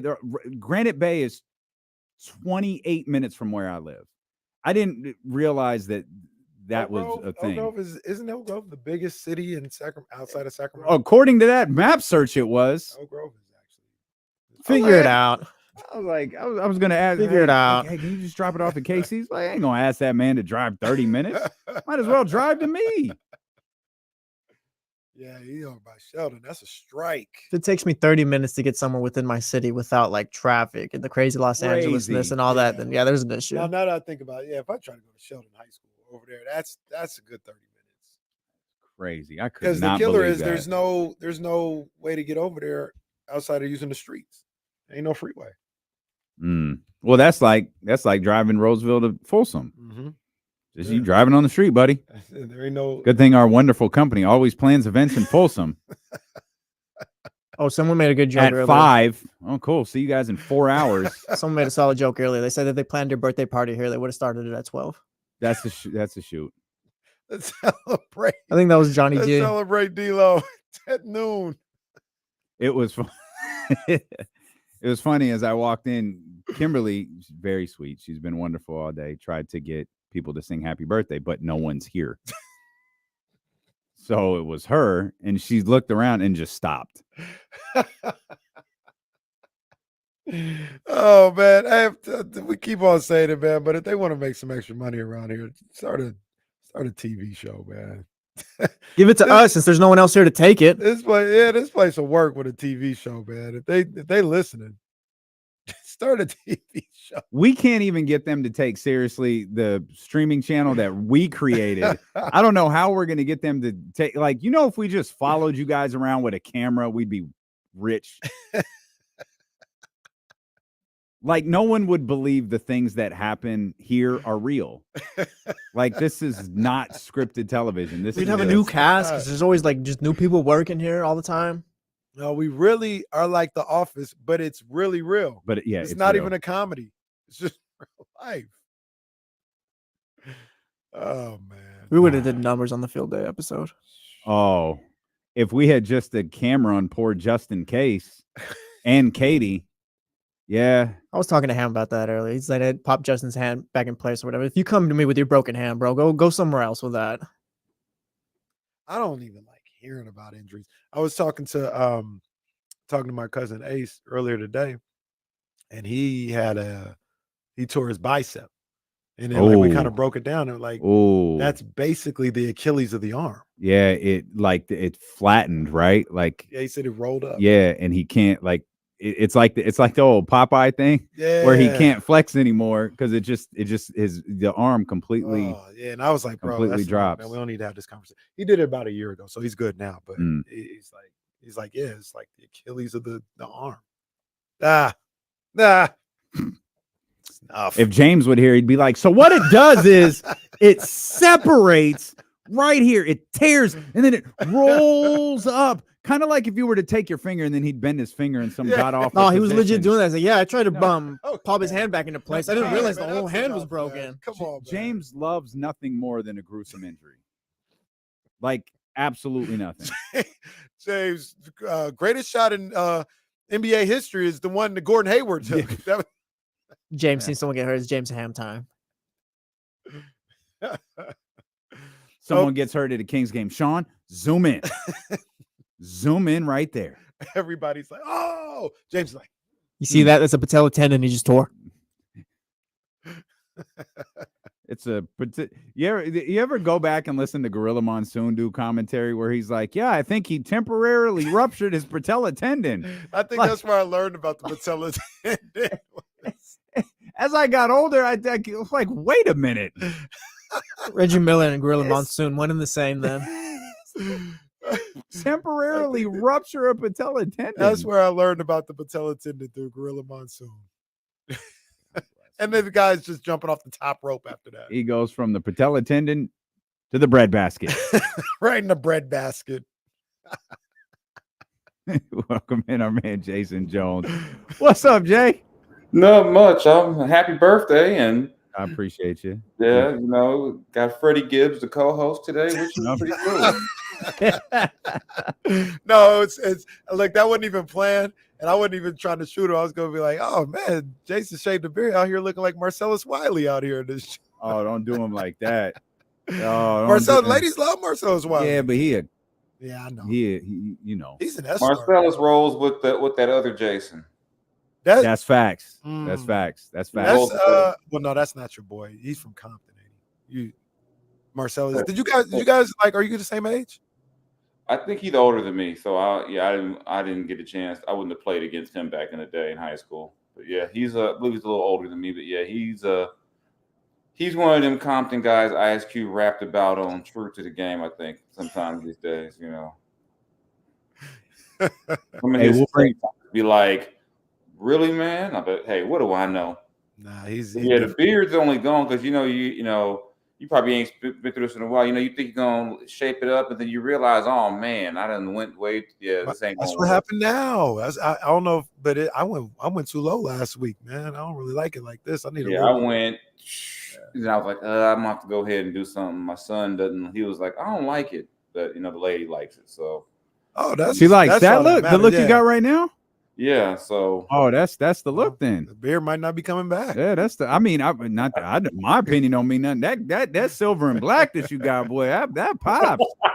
But if the lady likes smooth J Jones, then that's what you got to go with. I guess I don't have much of a choice. I shaved the beard one time. The lady did not like it. I've never shaved it again. You got thrown out the house. Yeah. She's like, who told you to do that? Go stay at D-Lo's house till that grow back. I think I'd have the same issue. You seen that video of the dad? He shaves his beard off, and the little baby, she's like Ryan's age, and she just cries. She's like, oh! I think that's what Ryan would do to me. Yeah, the kids would lose their mind. Like, we don't know who this man is. That's tremendous. That is tremendous. How did you enjoy the end of the Olympics, particularly the basketball portion? I mean, you figured at some point Steph would go Steph. You know, so it's always, you know, he's the greatest shooter I've ever seen. So not that I've seen all of them, but you knew at some point he would do that. You know, but for me, what made it funny was just all the talk that had nothing to do with that. I think Tyrese Halliburton had the most fun with the situation. You know, and then I didn't even know there was an Olympic MVP. I didn't either. I had didn't never know that heard was the thing. Yeah. And then of course, then they have first and second teams too. I didn't know that. I didn't know that either. I had no idea. I assumed they had a first team. I didn't know they had a second team. And what was cool was people were saying they only created the MVP so they could give LeBron a trophy for the. I'm like, I didn't even know that was a thing. I'm like, I had no idea there was an Olympic first team, but their toughest game was going to be Serbia. Once they got by that, you figured France would be tough because France was playing at home, but they would have needed too many guys to have bad games all at the same time to not win gold. There's just too many of them on that team to where you can say when Steve Kerr can go, oh man, everyone's struggling. Only go put Jason Tatum in. I mean, that's why there's no chance he'd do that. Well, you're right, but I mean, hey, like I said, like I told my friends on Facebook, he won a championship, imitated everyone. Now he imitated Christian Laettner in the Olympics. Oh no! Come on, don't. That's cold. That's disrespectful. I'm just saying, he cosplayed. Everyone, now you get to do your Duke, homie. Yeah, congratulations on your gold medal, Jason Tatum. I'm proud of you, man. Good job. Yeah, should have been Jaylen. Should have been Jaylen Brown out there anyway. I mean, well, don't do that. Jason Tatum is very deserving of that. Derek White should give his gold medal to Jaylen Brown. Did you? Gilbert brings up a great point. Does Michael Jordan have an Olympic MVP? I have no idea. I don't think that thing. I think you're right. I don't think it existed before this year. That is the one. They're just going. It got so bad. They were like, "Does Michael Jordan have an in-season tournament?" I'm like, "This is not." I was somebody. What did somebody say? Michael Jordan would have won one because if you'd have told Michael Jordan they were going to give him a chance to spend 3-4 days in Vegas in the middle of the season, there's no way he wasn't going to drop 45 4 games in a row. Jordan coming right out of the Wynn Casino, going into the. I was going to say that logic is pretty rock solid, to be honest with you. Think about it: a team with Michael Jordan and Dennis Rodman with a chance to go on a team sponsored trip to Vegas. They're there. The Bulls beating everybody in pool play by 40. Jordan is locked in. Jordan, he's gonna give me I'm gonna win $500,000 to go gamble with. Oh yeah, it's on. Jordan's gonna win that thing and go straight to the casino. He's like, I got $500,000 to go put on the crap table. He would have lost it before the plane ride home. So he would have kept it moving. Had a good time. Great trip to Vegas. And then they would have had to try to find Dennis Rodman before they left. Well, I heard they had to do that most days anyways. That would have been a struggle. Yeah. Hey, that happened to the Kings one time too. So hey, Vegas is a crazy place. The Kings lost somebody? Remember they couldn't find Ty Lawson? Yeah. Oh, yeah. Or were they? Oh, it's an exhibition game. It was an exhibition game because the next game was Kentucky, and it was like they couldn't find Ty Lawson. I do remember that. Jeez. We were talking about it a little bit yesterday about like what 28 is going to look like for USA men's basketball. And we thought it was going to be a whole different group. But after we've had 24 hours to talk about it, sleep on it, think about it a little bit more, I kind of feel like because they have to win in LA, like they have to win. You thought pressure was on Steve Kerr. They said Steve Kerr was aging like a president during these Olympics. but if you thought the pressure was on Kerr to win this one, Coach Spo or whoever, bro, you cannot be anywhere but the gold medal podium in LA. I think LeBron might come back. No. I think KD might come back. I can't I don't see know about Steph. 43-year-old LeBron. I know, but I think because it's in LA, it's because it's in America. I think he might play. Let's be real. And at that point, somehow the Lakers will have somebody some star to put out there. He ain't gonna be American. Well, you never know. But 43-year-old LeBron, 40-year-old. What'd you say? Tarasi was 42. 42. Yep. DMP in the gold medal game, but she's 42. Yeah, but but is Bronny going to be on the team if LeBron's on the team? First father and son on an Olympic team. Well, that would be yeah. That would be a big power play. That would be a big conspiracy right there. So somehow Bronny's on the team and Jaylen Brown still isn't. Look, I can make an argument for Bronny being in the NBA. I don't know if I can make an argument. Yeah, that's tough. Him being on USA. I mean, 43. I mean, it's not a power move. LeBron tells him, "I'll play if Bryce and Bronny are on the team." Somebody already made a graphic for LA. It was like LeBron, Bryce, Bronny, Savannah, the whole family. Yeah, they threw her in there too. It's the old Nike commercial all over again. Yeah, I would wonder for 28, like, will John Morant be around for that? You know, what we were talking about. Yeah. Yeah. Will Jaylen Brown have made nice? What if Kerr is coaching and Tatum doesn't want to play for him again? I don't think Kerr's coaching. Kerr out of here. I don't think Kerr wants to go through this again. Especially that one. You want to go to 28 in LA? Yeah. Well, also, I don't if Steph isn't playing, I don't think Kerr wants to coach without Steph. Don't blame him. When Kerr ever have to coach a game without Steph Curry, that meant something. He's the coaching version of Draymond Green. Oh, that's going too far. Okay, I don't know what that's supposed to mean, but that's wrong. It means he can't win without Steph Curry. Wow. It means he finds a way to leech onto Steph Curry like Draymond Green did in the gold medal game. Like, sir, why are you here? Like, you were, what are you doing? One of my favorite parts was Draymond live tweeting, talking about you got to scrap the rotation sometime. I'm like, this is outstanding. It's like, what other player would essentially troll his coach during the Olympics? He's a wild boy for that, but he's just a wild boy in general. Yeah, but I don't know. Maybe Draymond will play in 28. Wow. Man, if Draymond, what is Bryce doing? Put Bryce. Put Zuri out there. They got to get Cooper Flag in there somehow. Oh yeah, Flag, yeah. Well, they got to get Cooper Flag in there somehow. You talk about an American star. He could be the one. Yeah, he could be the first one since who? Larry. Well, that type of stuff. American. American. Yeah. No. Yeah, because LeBron's from America, but no. We know what we're talking about now. Come on now. Come on. That's what I'm saying. I get it. I smell what you're cooking now. I smell what you're cooking. Yeah, you know. Yeah, it's Larry. Yeah, you know, I think it's Larry. They thought it might be Gordon Hayward. They thought it might, you know. It wasn't. It wasn't Kirk Heinrich. It wasn't, you know, who else? I don't know. Sean Bradley.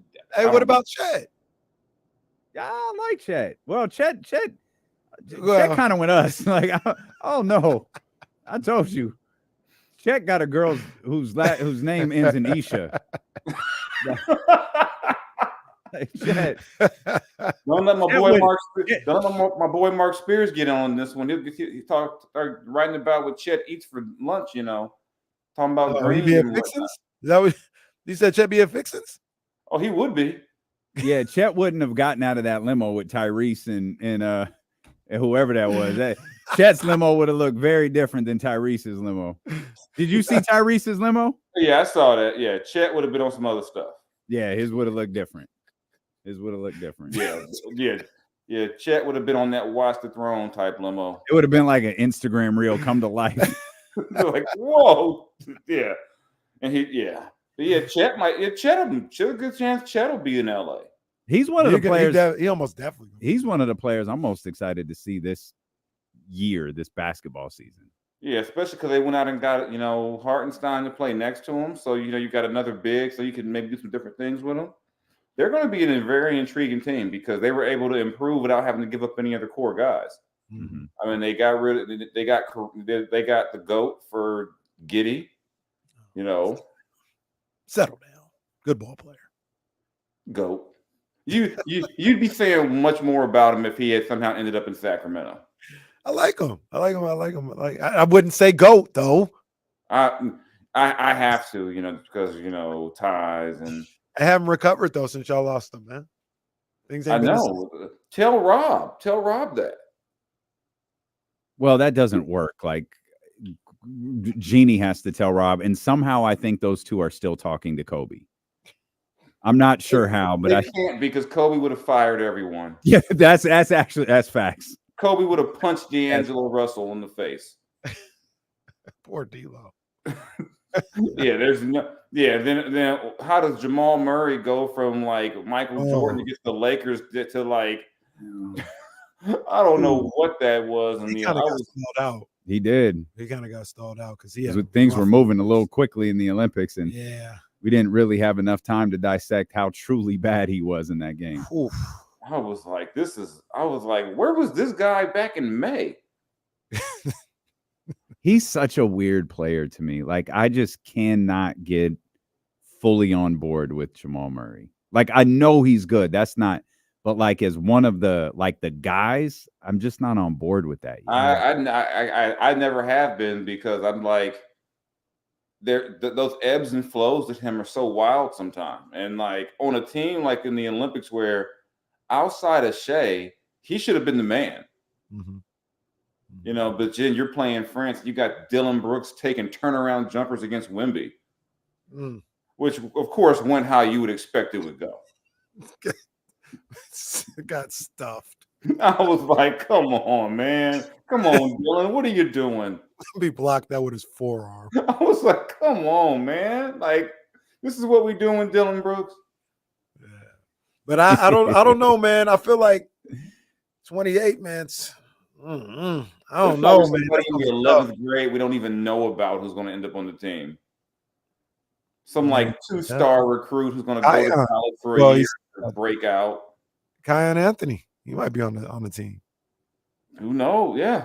Oh, that'd be fire. The 28 Olympics are made up of Carlos Boozer's twins, Carmelo Anthony's sons, LeBron James's kids.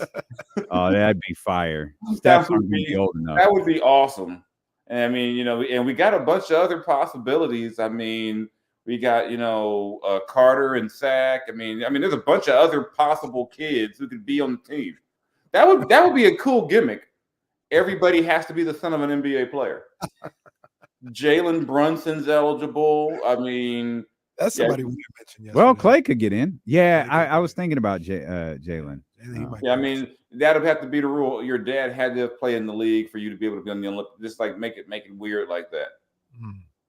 Well, Tyrese's shot just Mr. Halliburton didn't. Except Tyrese. I like Tyrese. Tyrese gets a pass. Oh, Tyrese killed it. Like Tyrese did everything perfectly the entire Olympics. He was a winner, including the video of him getting out of the limo. That was all timer. Tyrese had a very, very good summer. Tyrese had as much fun as anybody because he wasn't playing and he was like, all right, whatever. He had fun with it. It wasn't like I don't remember seeing one photo of Tyrese looking sad during a game. I think he knows, he knew what this team was, and he knows what the next team is. Like, he goes, Steph, okay, there's the point. He goes, Steph and LeBron, they're going to point guards. What am I going to do? Then you got Book, and then you got Ant, and then, Derek White, I guess. But, yeah, Tyrese played it well to the end. Yep. He was enjoying a free trip to Paris and courtside seats. That's it. Yeah. Him and Christian Laettner Jr. Oh, come on, Jason. What'd he say? He called him Christian Laettner Jr. You know who he's talking don't about. That, man. Why are we doing this? Hey, if you want to imitate everybody, just imitate everybody. LMA was there with the new baby, man. Can he just enjoy it, man? Deuce is a big brother now. I mean, some of those pictures that came of him just sitting there looking like, I mean, he's now the meme for I ain't doing nothing. No, If I send this to you, it means I ain't doing nothing. No, that was messed up, man. The one I saw, it's like your girlfriend says, "What you doing?" You send her a picture of Tatum. What does this mean? I ain't doing nothing. Come on, man. They can't I do mean, that. which only means Internet they're going is to score cold. like 60 on the Warriors next year. Moses Moody and Jonathan Kuminga will pay for this. Internet is nasty. Draymond's going to miss that game. Draymond like, I don't want no part here. Draymond like, I know it's coming. Steph will rest that game too, and then Tatum's going to destroy the Warriors at least one of those games. Yeah. We were talking about the best shots in basketball history because obviously Steph had a couple of huge shots in those final two games, and I think Greeny jumped over the ledge on one of the morning shows on ESPN and called it the greatest shot in the history of basketball. We named like 40 that we thought were probably a little better. But if I asked you the best shot in basketball history, what's the first shot that comes to your mind? Man, the first Ori. Oh, see, all right. Come on. That's, I mean, All right, it's it's fine. All right. I'm sorry. I mean, you said one. That's the first one I think about. You could have picked Fisher. That's what I said. Fisher. You got Kobe. Magic going across with the baby skyhook. I mean, there's a lot of them, but that was just the first one. Okay. I could have went Ray. I'm gonna be honest. I don't Ray believe you. Allen. I could have went Ray Allen. I could have. Yep. There's a lot of ways to go. The first one I instantly thought it was Kyrie. Kyrie in Game 7. Okay, yeah. Like the degree, it's just a shot. Like, and it's not a degree. It's not like what Derek Fisher did. There's no crazy sequence around. It's the moment of the game. It's Game 7 against the winningest team in regular season history. It's on the road. It's for the championship. No baskets have been scored in like 3 minutes. Yeah. And Kyrie hits that shot. It's Kyrie saying, "Run something to get Steph on me." Mm-hmm. And that was if you watch that play over it, Kyrie was not attacking until Steph was on it. Right. I mean, that was cold. I still go with say Jordan and when he shoved Mr. Russell halfway across. That's the one that comes to my mind first is Jordan on Russell. Yeah, his last shot ever because he never took another shot after that. He didn't. That was it. That was a great way to go out. You know what's crazy? I got this Mitchell and Ness All-Star jersey. It says Jordan on it, but it says the Wizards. Crazy, right? It's crazy. They actually, you got to be careful. Those things you get on Canal Street, they just throw anything on there. They be selling like these framed artworks that have that picture. The last shot of what? Okay, D'Lo Lau. Like, what are you talking about? D'Lo Lau's out here. Hey, but how can we forget? We can't forget Kawhi's shot against. That's one of my that shot is insane. That man sent Joel Embiid to the locker room in tears. Damn. You know one we haven't talked about at all, which probably should be on there is Paxson shot. 93. Yeah. Mm-hmm. That was a great one. But I don't even know that it was Game 6. Yeah. It was Game 6 on the road. Won the championship though. I mean, if we're gonna do that, do we got to bring up Steve Kerr? Yeah. I'm saying, what's the difference? What about Bobby Hansen in 92? Bobby Hansen. Hey, that 25-point performance. He had 3. Man, did we start going from, we can start going to shots that shouldn't have counted and that counted. I'm going to stop. You guys are going to fight. Settle down. All right. I was going to say another one just to be a troll, but that is a great one. Talk about Mike Bibby. No, I know. I was going to say Samaki Walker. Now, yeah. All right. Jason on one today. Yeah, I'll do it. I got it this time. It's good. I got it. Oh man. Hey, what do you think?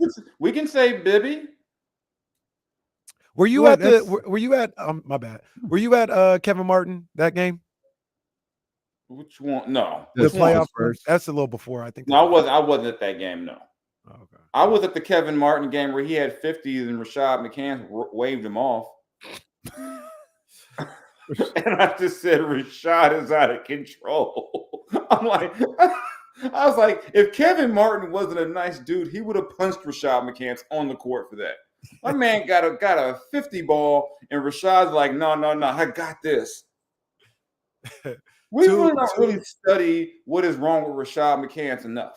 Well, I mean, it's like Professor Jason Jones. That could be the next class.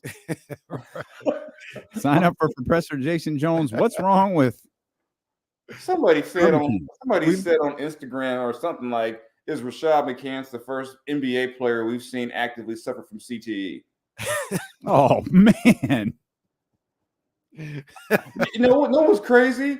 I had never seen Harrison Barnes like make a mean face about anyone. I mentioned Rashad McCants. He was like, "Oh God, why?" I'm just like, remember when he just decided to just rat on the entire basketball program? It's like, yeah, none of us took classes. Like, dude, shit. That's like the face Harrison made on the court when Buddy shot a half court shot with like 8 seconds left. It's the same look. That was that was. Who was it? Was it Tyrese? Tyrese, man. What Tyrese was that? got the rebound, came down, Yep. finished it at the buzzer. He's And doesn't even celebrate. Looks right at Harrison. What the hell was that? and Harrison's like, Who's yeah, Buddy's gonna be on the Warriors. Buddy can see Buddy at least 4 times. Oh, that's exciting. Oh, I can't. I will be at that game. I want to be. Buddy playing with Steph. Oh, you know there's going to be 10 games where Buddy's going to be like, I'm getting my shots. I don't care who you are, number 30. That's going to be lovely. I can't wait. Back on the shot thing, a couple that we missed was Reggie Miller's had like 3 or 4. Reggie Miller had the Knicks joint. Yeah, he had 3 or 4 in like 8 seconds. Yeah, he had it in 8 seconds, but he had that. He had the Bulls when he pushed Jordan off. Yep. And then one that I just saw, I forgot about. Remember when he hit that one in Game 5? This was best of 5. Game 5, the bank shot against the Nets at the buzzer to tie it. Oh, you don't remember that one? I don't remember that. When they sent it in overtime, they ended up losing the series because they lost in overtime. Okay. But he hit a bank shot down 3. I'm sure I'll remember it when I see it. Game 5 of the best of 5 series. And the big thing, sorry. No, I was gonna say the big thing was Reggie does it again to New York, New Jersey metropolitan area. But yeah, that was a classic. Let's also be clear. We were talking basketball. Teresa Witherspoon's good gracious in the WNBA finals. Come on, man. The championship was ready to go. The confetti was coming down from the sky. That was best of 3 too. So it was like they literally could have swung it all the way, but the Comets had like the Hall of Fame trio. But yeah, that was to get a half court shot. The iconic look on Tina Thompson's face as like they're celebrating the fact that they just survived another game. Again, confetti is falling from the sky at this point. And nope. That was Joe Buck would say, we'll see you tomorrow night. Yeah, that was truly insane. Because you don't think, she's gonna launch it from beyond half court and it'll go in. Yeah, that one was because the image of her just sitting there. Yeah, just sitting there. Yep. Crazy. Yep. Yeah, because I mean, we've seen crazy shots like that. Because crazy thing is, they just replay because Jeremy Lamb announced his retirement. Jeremy Lamb had a shot like that. King's legend. Which I completely forgot. What shot did he have? This is when he played for Charlotte, like dang near from half court, which was crazy when they tweeted about him retiring. Like, why they put him in a Kings jersey? I'm like, I forgot he even played for the Kings. Shams did. It's great. I was like, the times they do want to use the Kings for national stuff, it's like, let's remind people that Jeremy Lamb was there. Well, I think Kings legend Kyle Guy also retired. No, he did. Yeah. I'm about to watch this Jeremy Lamb game That winner. was a crazy one. I do remember It's that one. labeled Jeremy Lamb. Wasn't that against Toronto or something like that? Yeah. It is. Yeah. Unbelievable game winner. Shocks the world. March 24th, 2019. That's the the world. March 1. That's the name of But the I video. think at some point we got to stop hyping up. I mean, I don't want to be mean, but not everybody needs a retirement announcement. But I guess that's okay with getting out of hand. The thank yous from the teams. Like, come on, bro, really? Dude was on the team for like a week, didn't play. Thank you. It's like, come on. The Hornets moved to 34 and 39 with that victory. Yeah, by the way. that shot that shocked the world. Shocked the world. That reminds me Closer of to 500. That reminds me of I think Lonnie Walker, like he had gotten hurt for the Spurs or something like that. And the Spurs sent out a tweet with like Lonnie Walker's picture and like prayers up for Lonnie Walker. Lonnie quotes it as like, I just broke my wrist. I'm okay. Or I mean, there have been times where the team will send out a happy birthday message and the guy like got cut. It's like, oh, come on, y'all.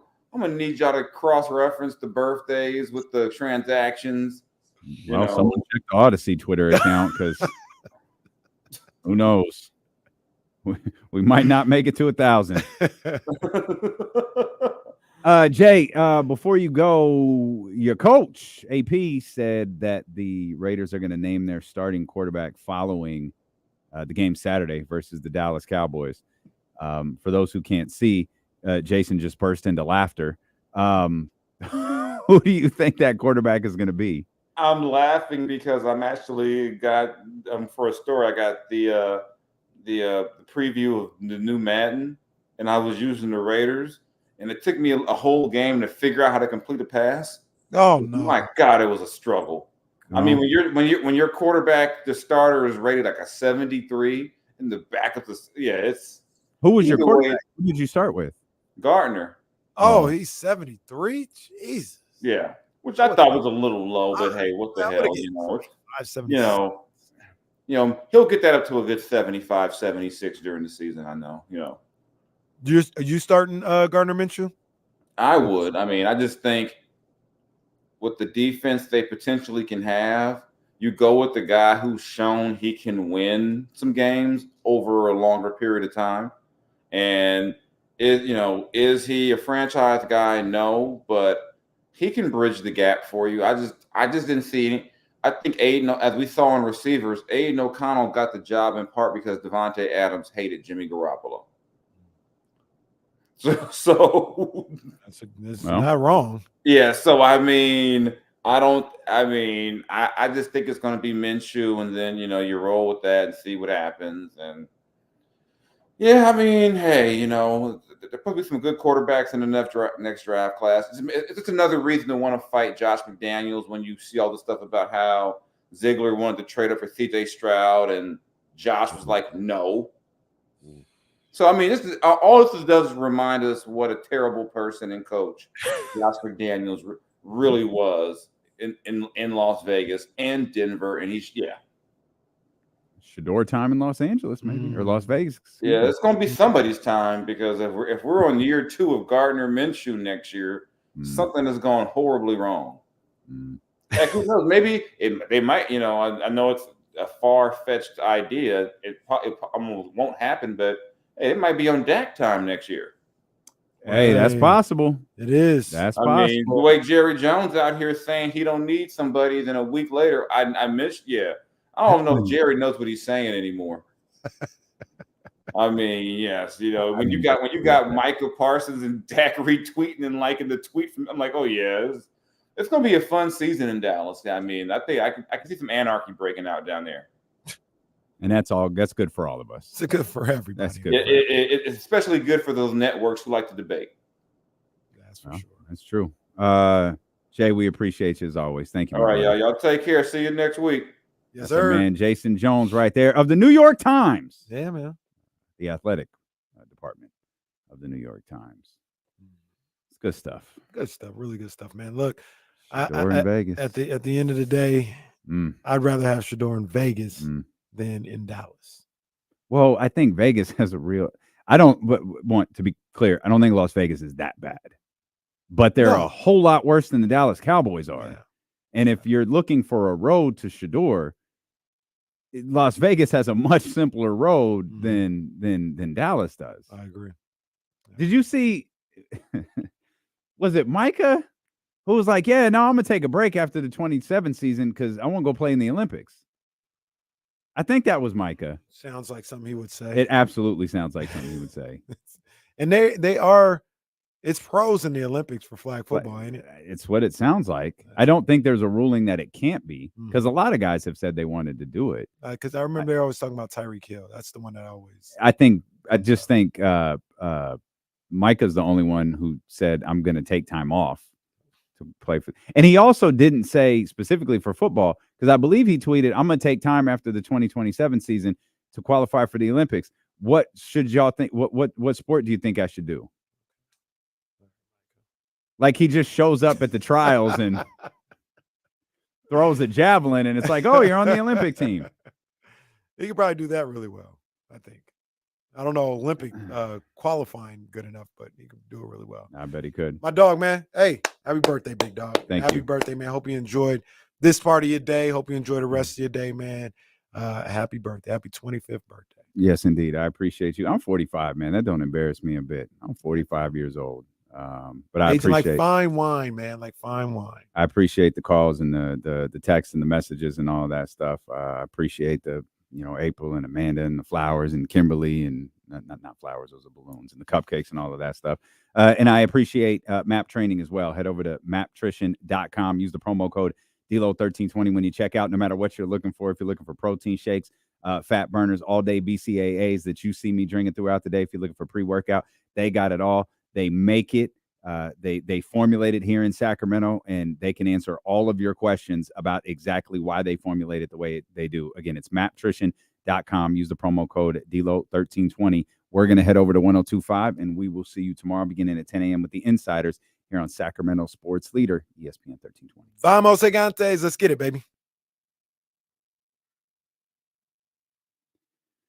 Good stuff. Good stuff. Good stuff. Oh, thank you, Zay. Thank you, Zay. Remember me as I was.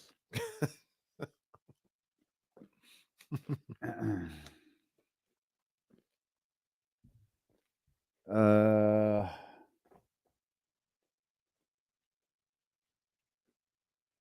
wonder if those are candles. I think that's what that is. That's a candle. Huh. Like sparkle candles too. I'm gonna light those in here. Thank y'all for the love. Yeah, the hell of a day. Don't know why we were eulogized so much today, but we love y'all, man. We appreciate you. We will see you guys tomorrow.